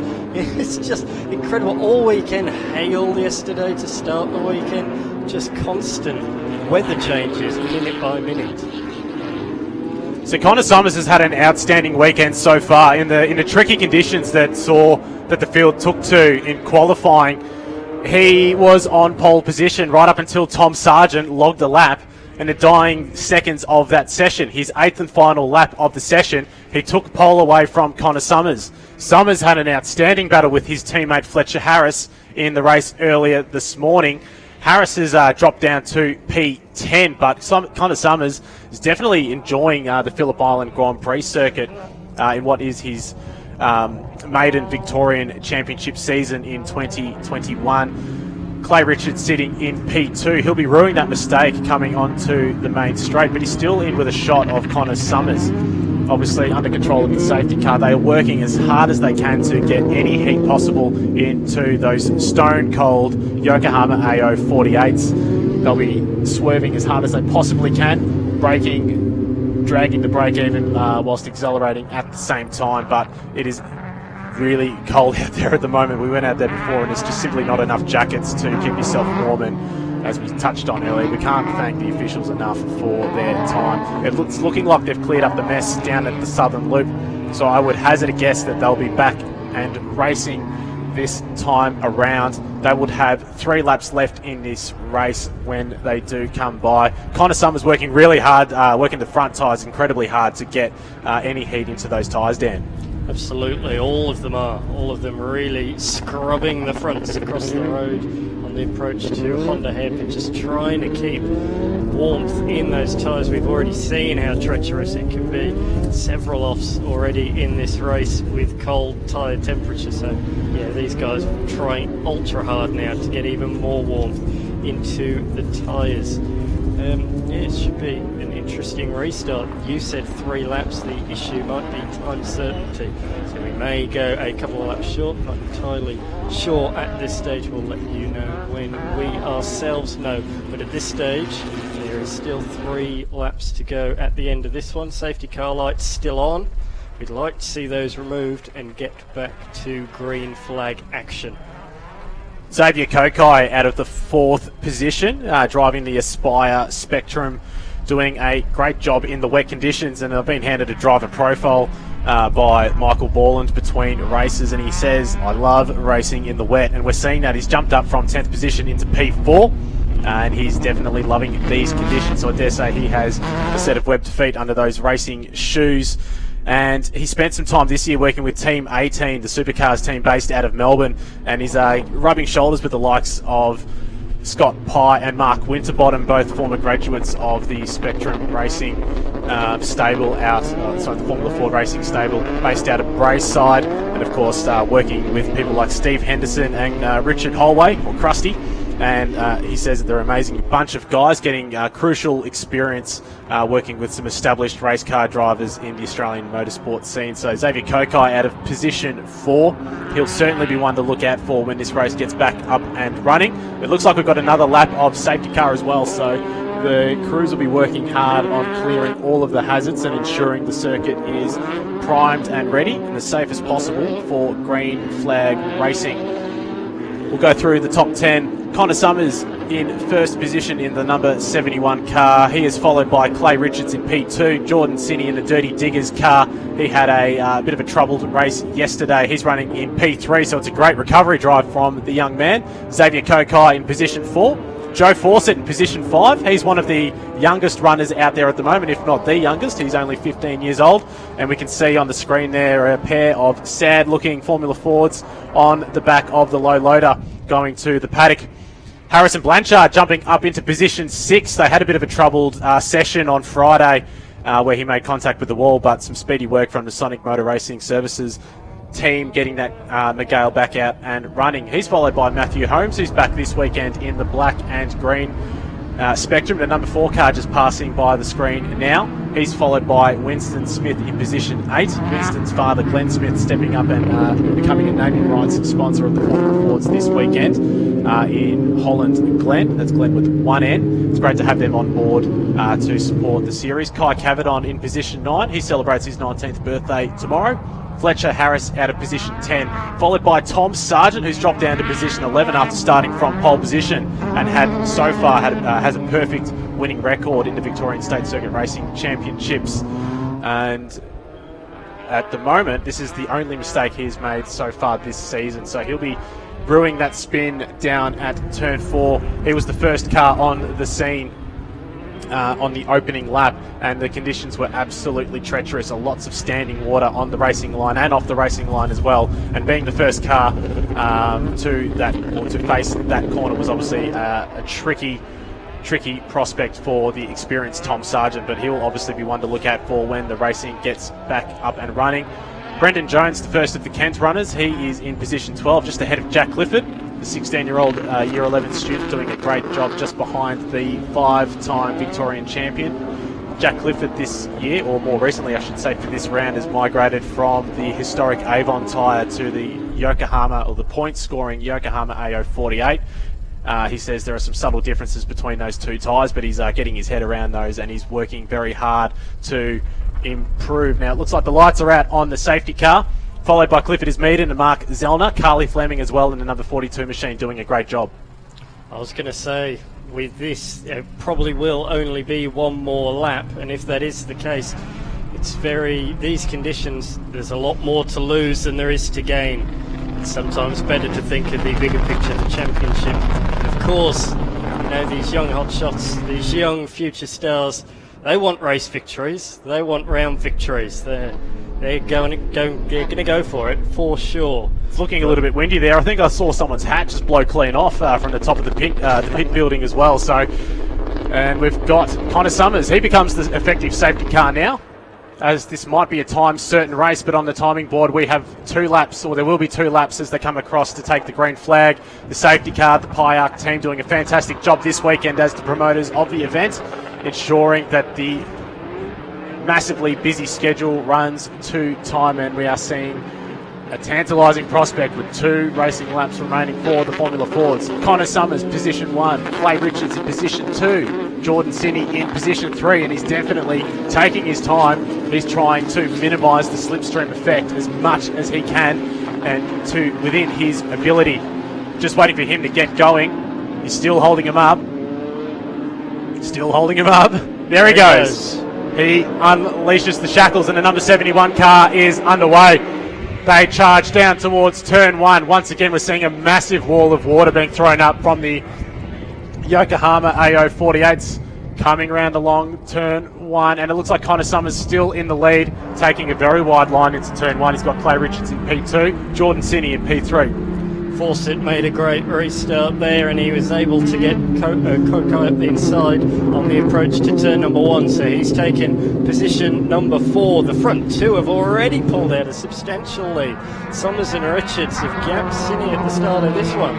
And yeah, just a lap and a half still to run. These two have pulled off sideways there. Look at that. Summers well controlled as Clay Richards fires up the inside.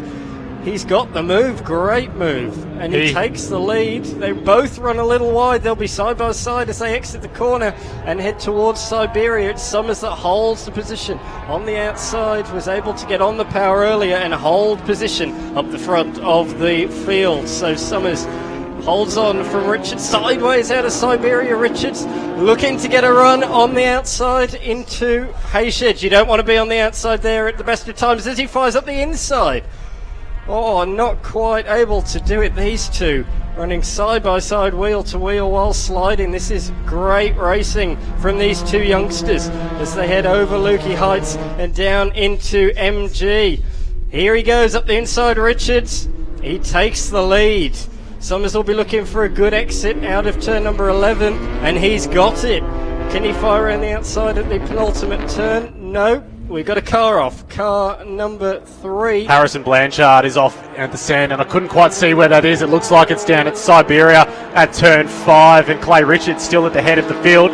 Very intelligent driving from the number 14 machine, looking for the grip, going offline, finding all the dirty stuff, all of the rubber and the dirt. We've got the checkered flag, so Clay Richards very happy with that one, punching the air as he comes across to take the checkered flag, just ahead of Connor Summers in position 2. Jordan Sinney home in position 3. Matthew Holmes up into P4 as well, so a great flying lap there for Matthew Holmes up into P4. Winston Smith jumping into position 5 in the Holland. Glenn McGale doing a great job in the number 28 car. Joe Fawcett up into position 6 as well, taking advantage of stablemate Xavier Kokai on the restart. That was a great move by him. Kai Cavadon up into position 7 as well. Xavier Kokai dropping down to position 8. Tom Sargent making 2 positions up into position 9. And Fletcher Harris rounding out the top 10. Brendan Jones is home as the first Kent car, just ahead of Jack Clifford. And that was a very hard and fast finish there. I was a little bit worried that there might have been another safety car, but obviously with so few laps remaining in this race, race control electing not to affect it with the safety car.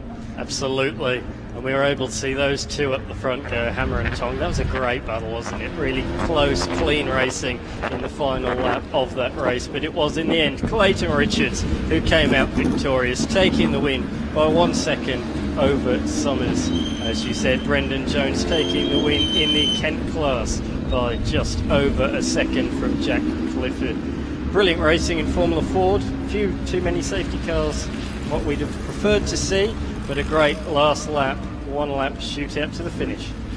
And I called that one earlier incorrect. It was Peter Fitzgerald who was involved in that one with Mitch Gattenby, so apologies for the missed call, but that was a fantastic weekend of racing for the Victorian Formula Ford Championship this weekend, proudly supported by Speco, VHT and Holland. Glenn, fantastic to have them both on board to support grassroots motorsport and this launch pad for young Australian racing car drivers getting their circuit racing berth in more often than not at the Victorian State Circuit Racing Championships. The officials are straight on to the scene, helping Harrison Blanchard in the number 3 car back out onto the circuit. He will make his way back to the infield.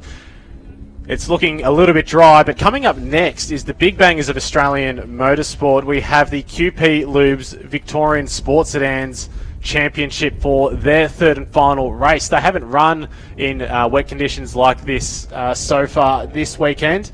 They've been praying that they haven't needed to put the wet tyres on to those massively impressive and powerful machines. That'll be up next for an 8-lap race. We'll take a break and catch our breath up here in the central commentary booth. That has been the Victorian Formula 4 Championship, and we say a big thank you to Dan McCarthy from Auto Action for joining us up here in the commentary booth. Of course, you can catch up on all the news and updates on the Victorian State Circuit Racing Championships on their newly updated website, vsrs.com.au.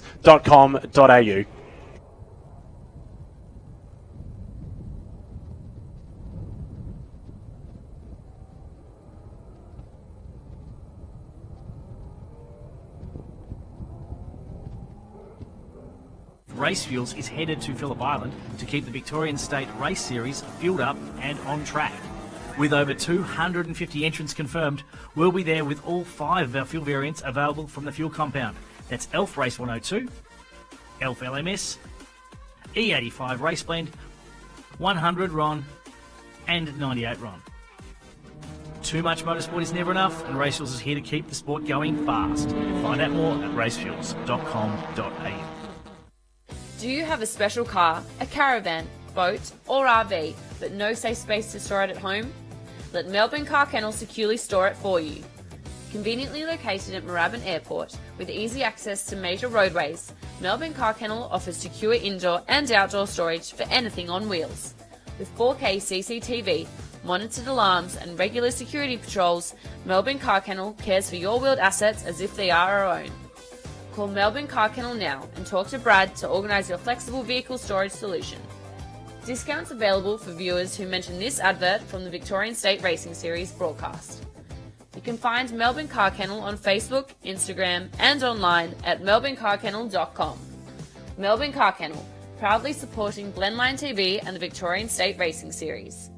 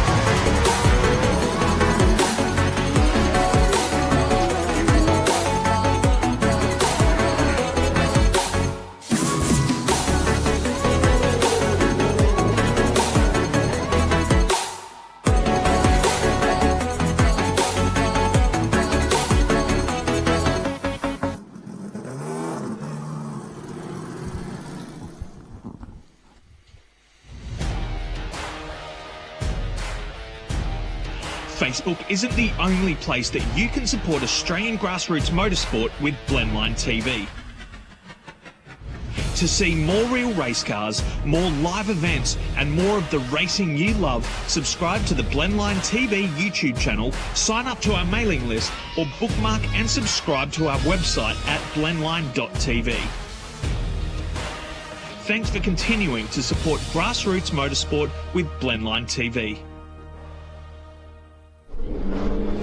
Welcome back trackside, ladies and gentlemen. To say the very least, we are going to bring this home with a wet sail, and we're going to do it with the most exciting sports sedan race you will ever see. The QP Lubes Victorian Sports Sedan Championship is about to be let loose on the Phillip Island Grand Prix circuit in, let's call it, changing conditions. I'm Darren Smith. Callum Brannigan stays right alongside me for this. Is going to be very interesting. Throw 700 horsepower at the Phillip Island Grand Prix circuit on a beautiful summer's day. It's a challenge. Throw the same thing down the same bit of bitumen with changing weather, sun like it is now. When they come across Lukey Heights, they're going to be absolutely blinded by the sand-blasted Perspex screens in front of them. That's not a good part of the journey.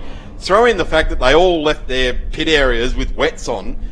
Now we've got sun out. The line down the middle of the straight is already starting to drain off. This is a well-designed circuit. It's used for MotoGP. It's a world-class racing surface, regardless of the rest of the facility, which is world-class as well. This is going to be a race for the ages. A number of years ago in the 50k plate, Jono Lawson fronted up with a WRX, still full four-wheel drive outfit, in these sort of conditions, drove away and won the 50k plate. You know, a car under 500 horsepower has never done that. I think he had a whole 220 kilowatts as Dean Cam takes his spot, and the second spot on the grid has been left vacant. Jeff Taunton has not taken his position. He didn't take his position in the sports car race either, so I wonder if there's been issues with that particular car. This is going to be very interesting, and I'm going to point at a couple of marked cars down there at the moment. Certainly Tony Groves and Stuart Eustace line astern of each other on the second and third row of the grid. This kind of falls into their ball court. They've got good horsepower, not bulk horsepower. It's tuned to the chassis. Dean Cam, the number 66, bulk horsepower. He knows how to use it. In fact, Dean could in all intents and purposes, drive away with this. He knows the track. He knows how to do it.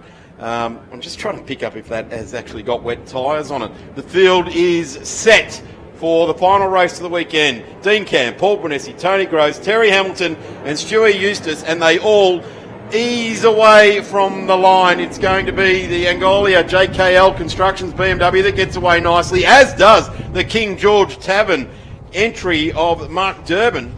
He gets away beautifully from 16th spot on the grid. The big Falcon with the green headlights comes through the mist. There's Dean Cam leading the field away. Paul Bonessi gripped up nicely. In fact, probably shouldn't discount the ex-supercar as well. That'll have a nice set of books on how to set up to Phillip Island for a wet race with wets on. The ex-Bob Gill car now, the number 28 of Francois Habib, being driven very, very well. He'll also have some great Bible that Bob Gill will have supplied with that car as well, and bolt some wets on it as well. Yeah, he's just following the car of Greg Lynch, who was very slow and steady off the line, and it looked like it was coming under fire from one of the smaller BMWs behind him. But that more production-based car is doing a great job, but he's coming under fire from Francois Habib going into turn 4 now. So as you say, Darren, that car, a very bespoke, a genuine sports sedan, despite looking very similar to a V8 supercar. But he's coming to terms with that car. These aren't ideal conditions for landing. We've got a car spinning as well. It looks like Tony Groves from my position coming. Oh no, it's Paul Panesi. Paul Panesi's been involved in that one. So exiting Siberia, and it was Tony Groves as well. So it's very slippery down that part of the circuit. So Tony Groves and Paul Panesi both off at driver's left. And we've also got Andrew Parker in the red VS Commodore, who's making, he's not going anywhere at the moment. Paul Panesi, it's very sodden and it's very slippery on the infield there, but he's very smartly keeping the wheel spin to an absolute minimum to try and get that car back on the road. But hopefully we don't need a safety car. I'm wondering what's going on with the car of Andrew Parker, because the VS Commodore is absolutely stranded on driver's left. Paul Panesi able to get back up and running. But confirmation on our screen there, Terry Hamilton, he's got Tony Groves up the inside. He's looking to recover in the Mornington Mazda, the Valvoline-backed Mazda 3. He's also coming up onto the back of Stuart Eustace, Disco Stu. He's got the moves. He's going to hold the line going around the outside, and we've got the safety car as well, so yellow lights coming up on. What a shame for Dean Cam, because he has just opened up an 11.5 second lead on lap number 1. I'm going to send a message down to Dean Cam, and it goes like this: quack, quack, quack. Down there he goes, web feet and all. Dean Cam, 700 horsepower, a guy absolutely operating at the top of his game on one lap around a sodden Phillip Island Grand Prix circuit. There he is, has opened up an 11.2 second lead, and we go safety car. All that is going to be negated down to, I guess, 1 second to Greg Lynch, who crossed the line in second place. Ippolito as well. Francois Habib. Now let's just interrogate this. We've got a safety car out there. Greg Lynch came out of 8th. He's in now in P2. John Ippolito in the number 97, he came out of 9th and is now 3rd. Francois Habib came out of 13th and he is now 4th. Mark Durbin out of 16th and is now 5th. There it is, the green-eyed Falcon. Mark Durbin will be like, yeah, how good is this? I've got bulk rear tyres on here. He's got the wets on, and he got away from the line good. He drove sensibly. He wasn't getting mixed up in any of these other melees that were going on. And I've got to say, it's as a result of the weather. There's nothing else to be questioned here. Everyone was doing the very best they could to keep on the straight and narrow. And have a look at this. The coupe out there as well for Mentone Premix. A fantastically presented race car. Really cool to see this thing out in sports sedans. It is obviously a historic type of an outfit, but really cool. Hope we can see this a lot more, this car, and applaud the crew down at Mentone Premix for presenting this car out there. Looking so very, very good. Be a tough drive too out there at the moment. The Gary Finnemore entry, or Finemore entry, doing a tremendous role. And the field now still haven't caught onto the back of Dean Cam, and he is all but idling down the main straight now in his Corvette, the number 66 car. And he's actually struggling to keep it going. Those cars are designed to operate in a certain rev range and not idle along. particularly in this sort of weather, because they'll start to get spray coming up into the engine bay, and that's when you start to get electronic componentry wet, and that becomes a little bit annoying and tedious when you get an engine miss after the safety car comes off.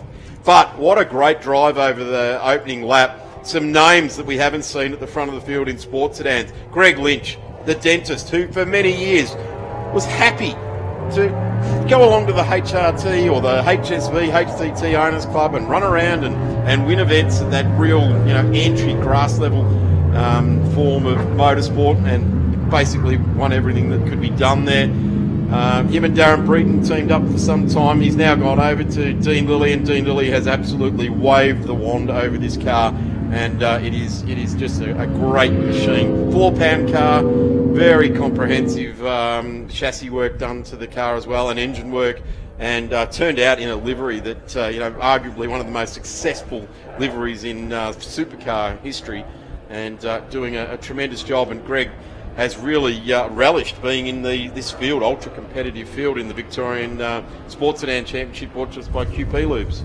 Yeah, it's great to see some of the more production-based cars doing a great job. The car of Gregory Lynch, it was never a supercar in its life. It's been converted from a road car, but he's done a fantastic job.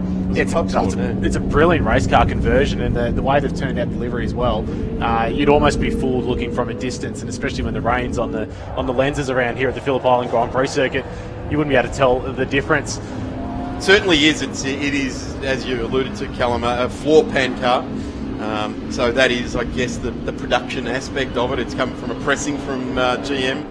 And, the rest of the work is, like sports sedans, bespoke sort of work there. Of course, Dean Cam, bespoke space frame sports sedan. Greg Lynch, a floor pan car. And it's interesting in these conditions, the more forgiving sort of setup is what sort of comes to it. And welcome to P3 in this race is John Ippolito as well in the number 97. Francois Habib only got this car a little while ago from Bob Gill, who won the championship in this car, so it's got a pedigree. It is actually a bespoke sports sedan. It's not an ex-supercar. It was built by one of the masters of sports sedan chassis building to Bob Gill's specifications.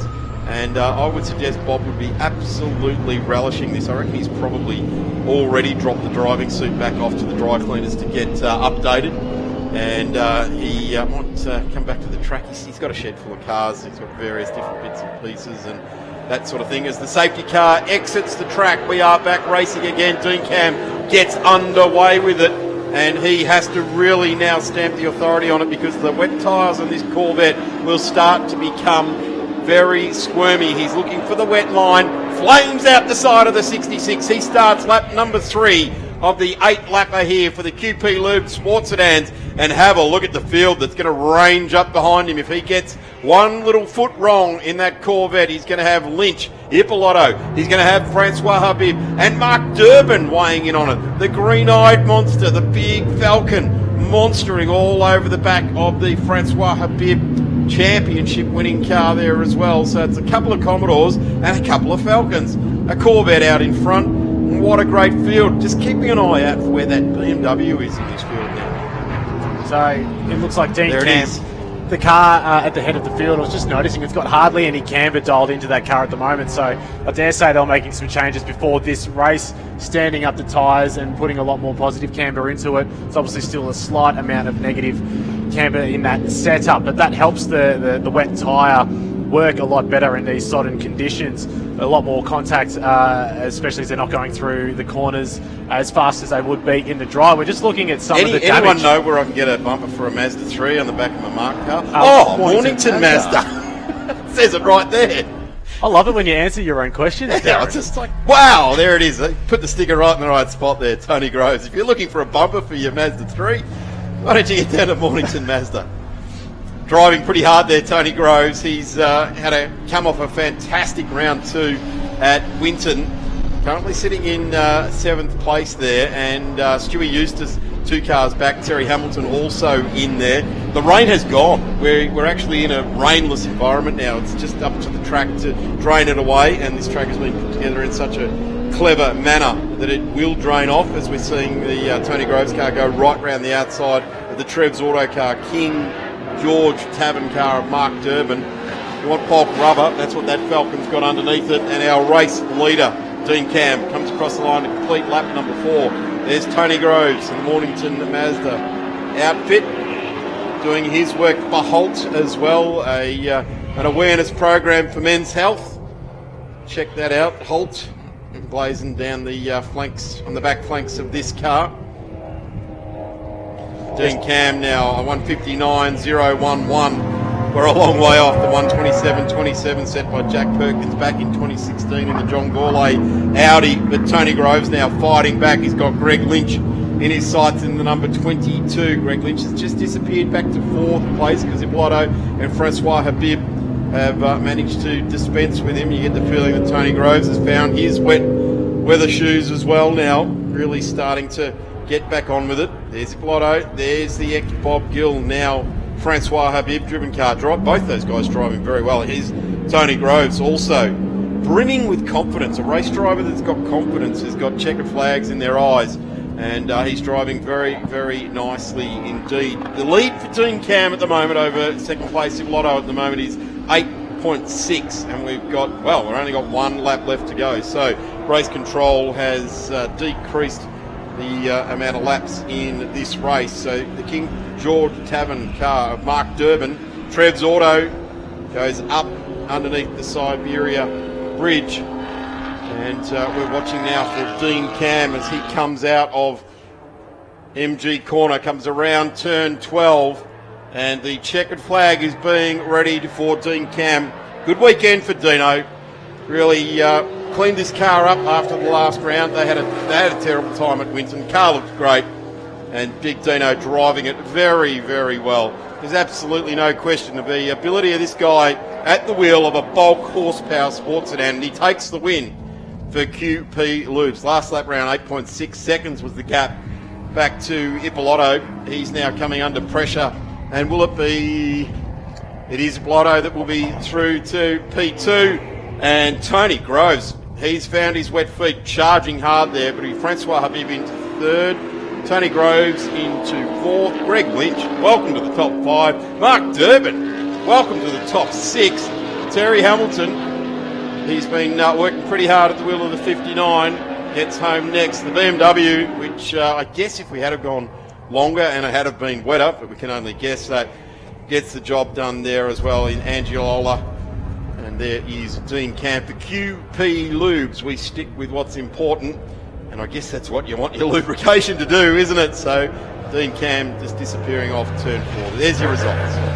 So Dean Cam confirming he is the winner of the race by 15 seconds over John Ippolito in his HSV Club Sport. Great comparison between two very different types of sports sedans.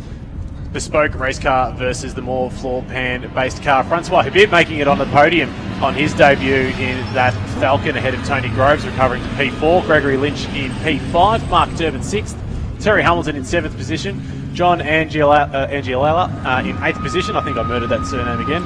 Yeah, sorry about that, Darren. Have a chat with that. Stewie Eustace in P9 and Ben McLeod rounding out the top 10 in his Holden Commodore. We've got one more race for the weekend. That will be the Circuit XLs for their 3rd and final race. Soldering conditions for that grid. They're making their way out of the dummy grid. We'll take a quick break up here in Central Commentary and catch our breath. Race Fuels is headed to Phillip Island to keep the Victorian State Race Series fueled up and on track. With over 250 entrants confirmed, we'll be there with all 5 of our fuel variants available from the fuel compound. That's ELF Race 102, ELF LMS, E85 Race Blend, 100 RON and 98 RON. Too much motorsport is never enough, and Race Fuels is here to keep the sport going fast. Find out more at racefuels.com.au. Do you have a special car, a caravan, boat or RV, but no safe space to store it at home? Let Melbourne Car Kennel securely store it for you. Conveniently located at Moorabbin Airport with easy access to major roadways, Melbourne Car Kennel offers secure indoor and outdoor storage for anything on wheels. With 4K CCTV, monitored alarms and regular security patrols, Melbourne Car Kennel cares for your wheeled assets as if they are our own. Call Melbourne Car Kennel now and talk to Brad to organise your flexible vehicle storage solution. Discounts available for viewers who mention this advert from the Victorian State Racing Series broadcast. You can find Melbourne Car Kennel on Facebook, Instagram, and online at melbournecarkennel.com. Melbourne Car Kennel, proudly supporting Blendline TV and the Victorian State Racing Series.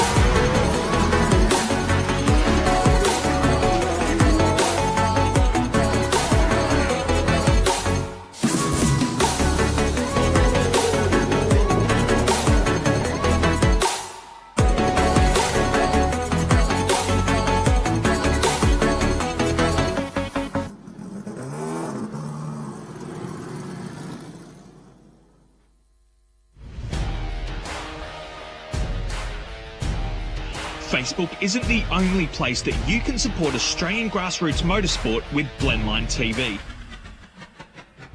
To see more real race cars, more live events, and more of the racing you love, subscribe to the Blendline TV YouTube channel, sign up to our mailing list, or bookmark and subscribe to our website at blendline.tv. Thanks for continuing to support grassroots motorsport with Blendline TV. Race.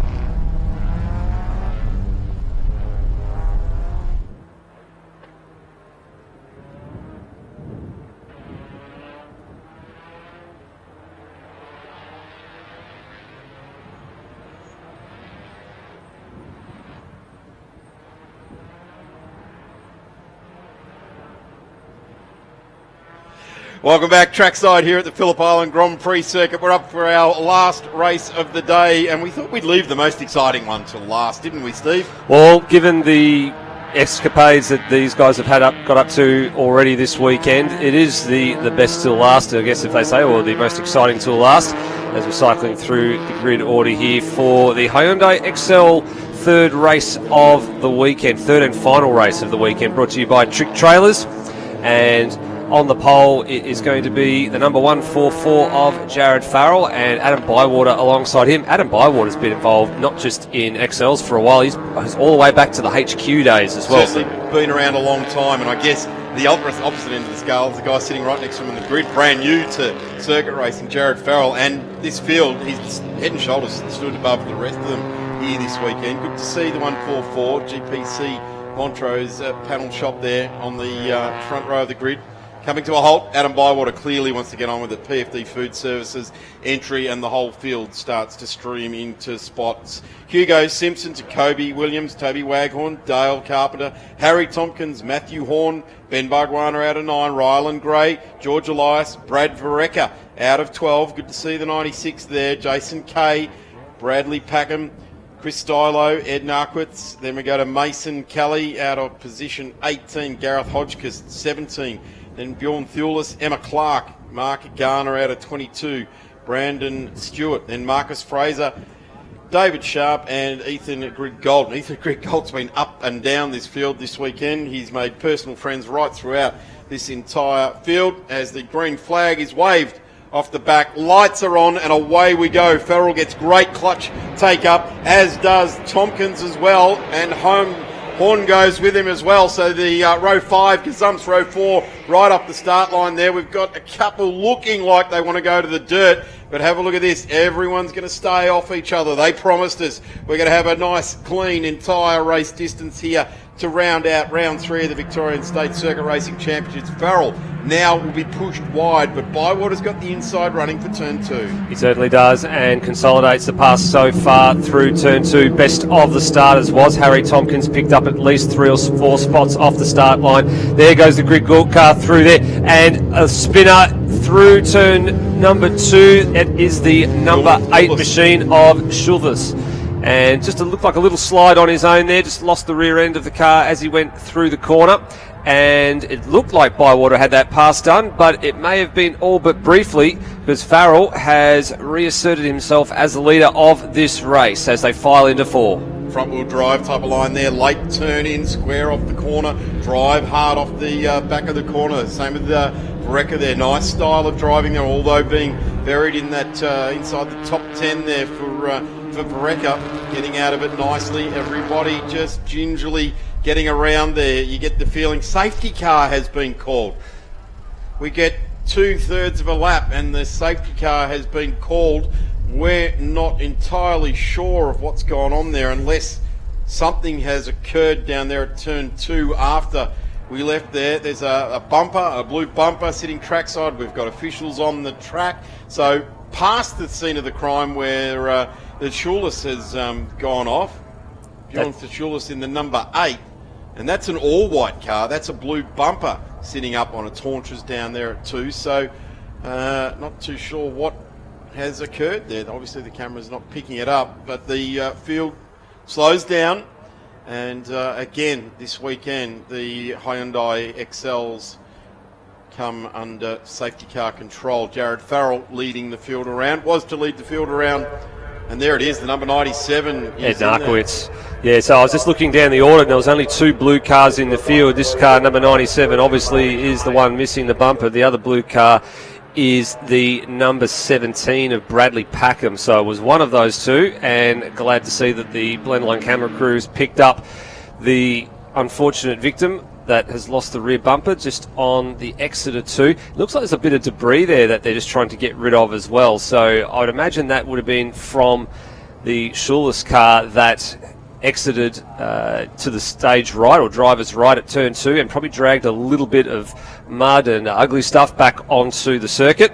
And the cleanup crew out there getting the job done very, very quickly. And a big thank you to them. They've had a huge responsibility this weekend in very trying conditions, rain, hail or shine.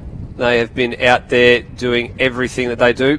And the one thing that they mentioned in the officials' briefings earlier today and yesterday was that not just the safety of the drivers being paramount, but also the safety of the officials being paramount as well. Safety of each other, isn't it? And safety of each other. So words like hypothermia come into your mind. You know, it's been some trying conditions out there for all of our race officials, and they really do band together and look after each other. They've got each other's back out there. There really is some great camaraderie amongst the volunteer official teams out there. You can see them all rugged up there as well, all in the fluoros. It is appropriate attire for not just for Phillip Island, but for this time of year as well. It's winter come early, I think, is probably the way we can describe it. We're still a few weeks away from officially ticking into winter. Now, Steve, you've got some work ahead of you this year with PIARC. Next event here at Phillip Island is June 26-27. They've got the Super Sprint Series incorporating the Motorsport Australia Victorian Super Sprint Series as well. The August 6th to 8th, the August Access event for 2020, PIARC's ever popular Access event, racing both days over Saturday and Sunday, featuring National Festival of Supercarts, the RX-8 Cup making the debut here at Phillip Island, BMW E30 Racing and the 2-litre sports sedans and Big V8. It's a big weekend there for the Access August Access event. That'll be a fantastic event too. The last time the Supercarts were here was 2019. They had the National Festival of Supercarts. I think it was in early November, and they put on a real show. They came with about 75 carts across all the categories and really did a fantastic job of putting on a good show amongst all the other cars that were here that weekend as well. There was an unfortunate incident in one of those races where we had to airlift one of the drivers to hospital, but he was very well looked after and was very well looked after by the medical crews here as well. But otherwise, it was a great event, and looking forward to seeing them return for August Access. And then the next big events for the Phillip Island Grand Prix Circuit are going to be the 5th and final round of the Victorian State Circuit Racing Championships, which is going to be the 25th and 26th of September, which always coincides with AFL Grand Final weekend. I mean, I'd rather be here personally. Absolutely. Escape the stupidness of aerial ping pong out of the suburbs of Melbourne and get down to the beautiful seaside resort here of Phillip Island and come straight to the Phillip Island Grand Prix Circuit. Of course, in the middle of all of that, the 23rd, 24th and 25th of July is round 4 of the Victorian State Circuit Racing Championships at Sandown. And I'm going to have to put a big underline highlight on the 27th, 28th and 29th of November. Island Magic for 2021, the 31st running of Island Magic. And it is really the schoolies full race drivers. All the State Series Championships are over. Some of the inter-club stuff still continues on. The famous 50k plate for sports sedans and all of your favourite categories as we see Michael Parker and Karen Belkin return to the pits for the last time this weekend. They've done bulk laps in the safety car here this weekend, and we continue to race. The timesheet at the moment says laps remaining 7. I suggest we've got plenty of time to get the full distance covered off here for the Circuit XLs as Jared Farrell gets things back underway. Good restart from Farrell, went early when the safety car came in, and he's got margin on the run to turn 1, with leaving Adam Bywater to defend from Kobe Williams into turn 1. Running line astern, Harry Tompkins, who had that really good start, he's right in this mix as well. There's a slow car mixed up in the middle here, the 117 belonging to Hugo Simpson. We saw him have a bit of a tardy start in the first race yesterday and went backwards, and he's sort of buried in that bottom half of the lower of the top 10 right now. And have a look at this. This is what we call it's not quite bump drafting, but there's not a lot of gap between these guys at the moment, and in the wet conditions, conditions, move is definitely bump drafting. From this point onwards it is, and it's going to be very tricky and very close together when they get to the braking zone, and you can see they've just put a bit of separation between themselves as they just try and figure out where the tyres are at after having essentially what's a cool-down lap behind the safety car. Look at the experience of Adam Bywater there. He knew to hold the inside line to turn 4, not give up that inside line to turn 4, but to always try and hang on to it. The PFD Food Services entry, vastly experienced. He knows how to go about it. Lots of organisation goes in behind the scenes with the XLs. There's a great group of volunteers to keep this category going. Another car off. And turn 1. That looks like it is turn 1, yes. Facing the wrong direction. So that is turn 1. Can't see the car number for that one that's there. It's a silver car, and might be, there's a few silver cars in the field. It might be the Kobe Williams car, I'm wondering, because it looks like Jared Farrell is still out in front, and I'm wondering if it is the Kobe Williams machine. Safety car's been brought to standby. And here we go, boards and flags going out again. So as quickly as the race began, it's been nullified, and I think a few of these guys might not know that the flags have just gone out. They'll have to be very careful that they don't race to the line here. You can see Ethan Griggold, the number 7, on the outside of the 120 New Line Homes entry there, being driven by Christopher Stilo, and now they realise that the yellow flags are out. Griggold's made some good progress through the field, having started essentially at the rear of the grid, the Evolution race team, coming out of the sim racing stable, and actually he was the winner of what is now the defunct Aussie Driver Search amateur competition, which last ran back in 2018, and I know because I was there. I was actually fortunate enough to make the final. Didn't that program glow out in a blaze of glory? It went out in a big blaze of glory. Didn't it ever? I tell you what, just completely aside from that, sorry Steve, I'm going to float an idea here for Circuit XLs and other road-based classes. When the leader sees a safety car board, I'm going to suggest they reach over and hit the hazard light switch. These cars will all have the function to be able to do it. And I'm just going to float the idea. It might be a gentleman's agreement or a racer's agreement that as soon as anyone in the field sees the safety car boards come out, do that, because you can be largely engrossed in the battle that you are in and not watching flag points. And we've all done it, gone rushing up the corner and out the corner of your eye gone, wow, did that yellow just come out, or has it been there for the last 2 minutes? Maybe just that little signal coming from the car in front of you that they've acknowledged a safety car come out. It might be something, might be food for thought there. And we've all got the high-vis rain lights now. Maybe it's something that could be included in the rain lights. Maybe it could be a Wi-Fi signal. I don't know. But I think we sort of need to... We've gone to safety car for safety, but just about every time the safety cars come out over this weekend, it's created...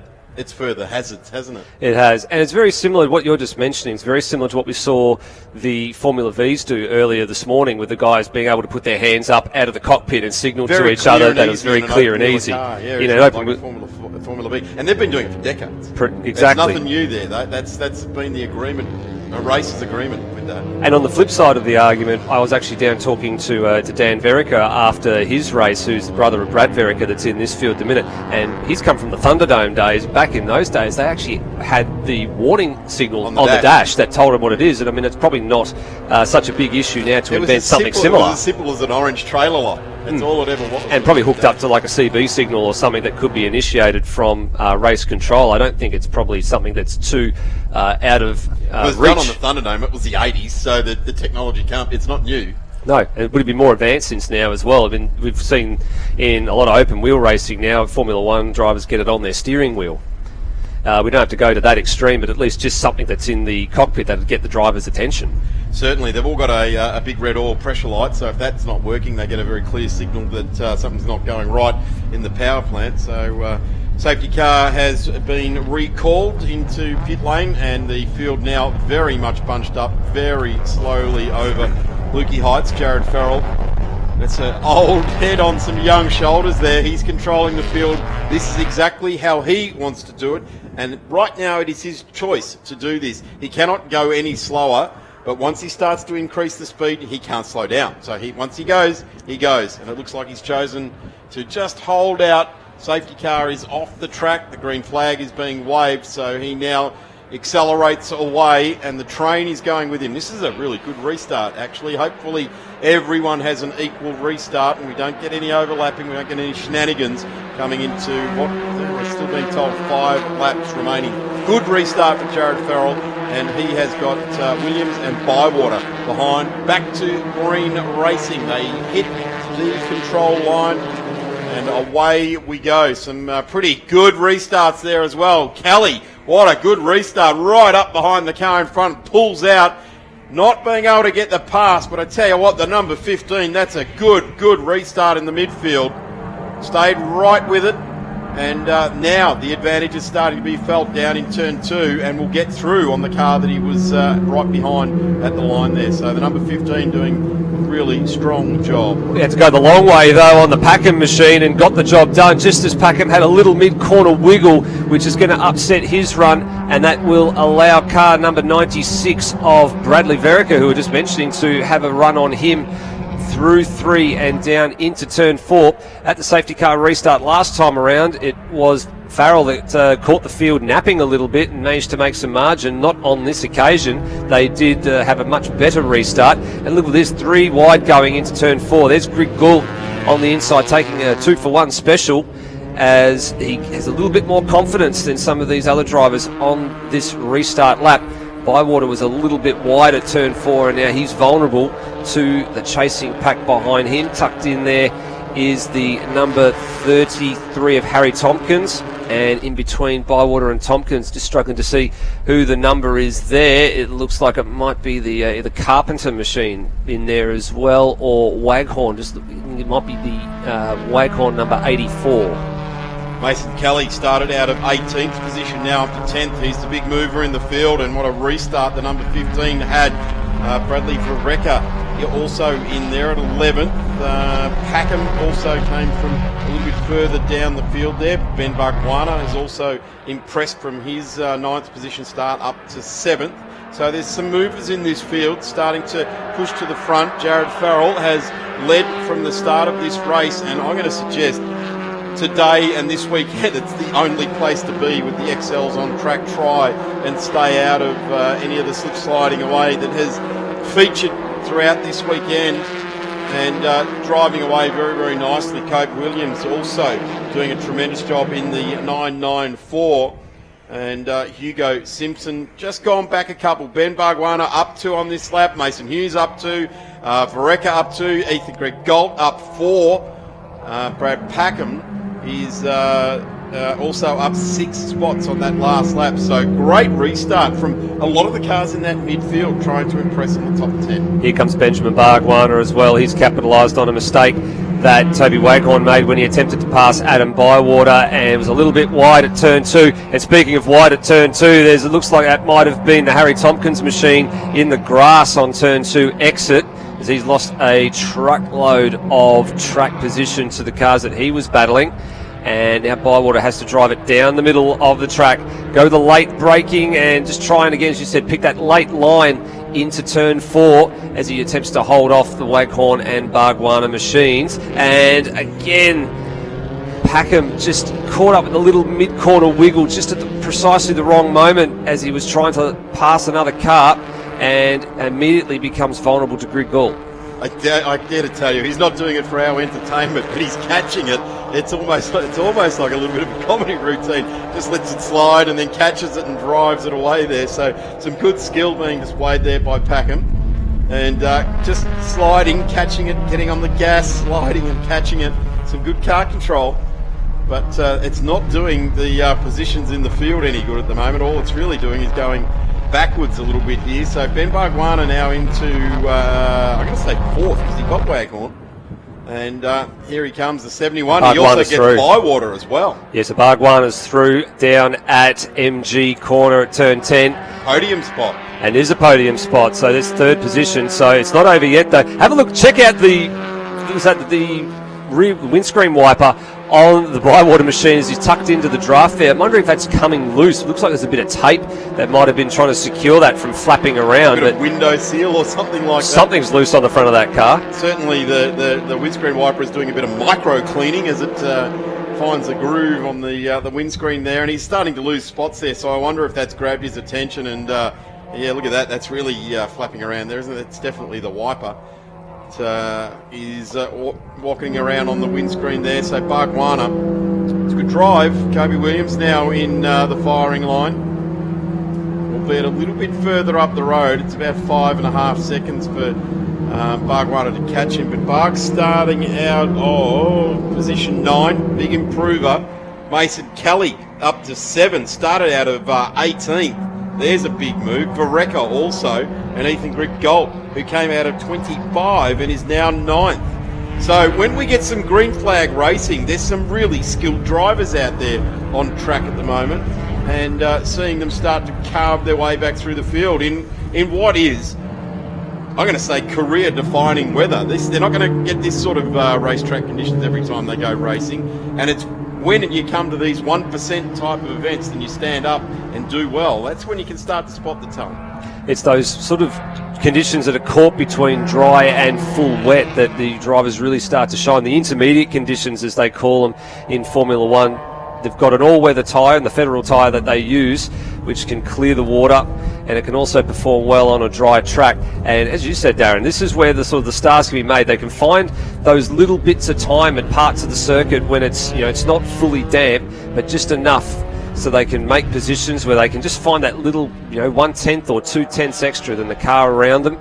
And there's a number of drivers really starting to revel in these conditions. I'd say Ben Bargwanna is definitely one, as you're pointing out. Mason Kelly another. Ethan Greg Galt's now found his way into the top 10, having started right at the very back of the grid. So I think a number of these drivers are just starting to feel that these are the kind of conditions that if they had a little bit more of this weekend, they might have actually been a bit closer to the front.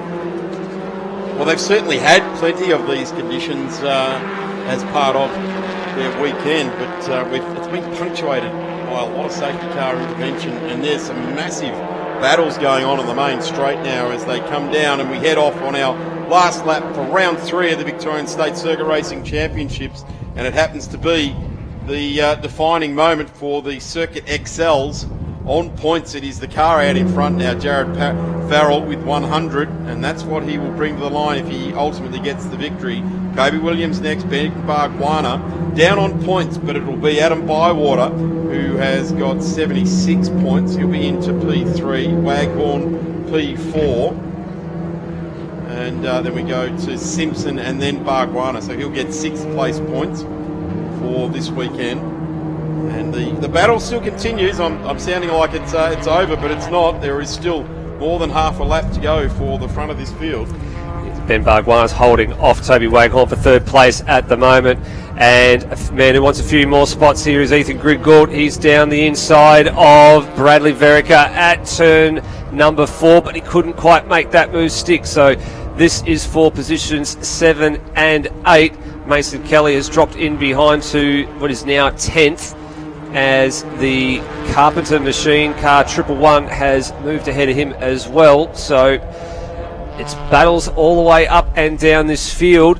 The only man who has got smooth sailing at the moment is the man who leads this race in Jared Farrell and Kobe Williams in position 2. They've got it easy. All the action is well and truly behind them. Well, it is really starting to close in dark here at the track.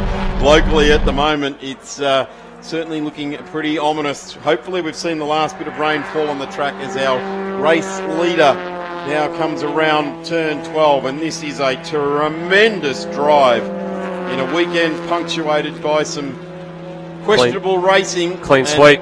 He goes through with it. What a result there. 100 points for Jared Farrell. A really intelligent, clever, skillful weekend by Jared. Kobe Williams into P2. Ben Bargwana.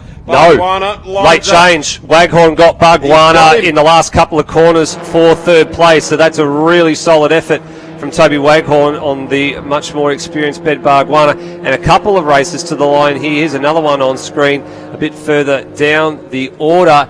And that was the recovering Harry Tompkins, who just misses out on a top 10, having had that little excursion a couple of laps ago at the exit of turn 2. So Jared Farrell, the GPC car, goes through to take the round. A really intelligent drive. He got out in front early on in the weekend in qualifying and stayed there, stayed out of trouble, straight out of the melees that went on around this category this weekend.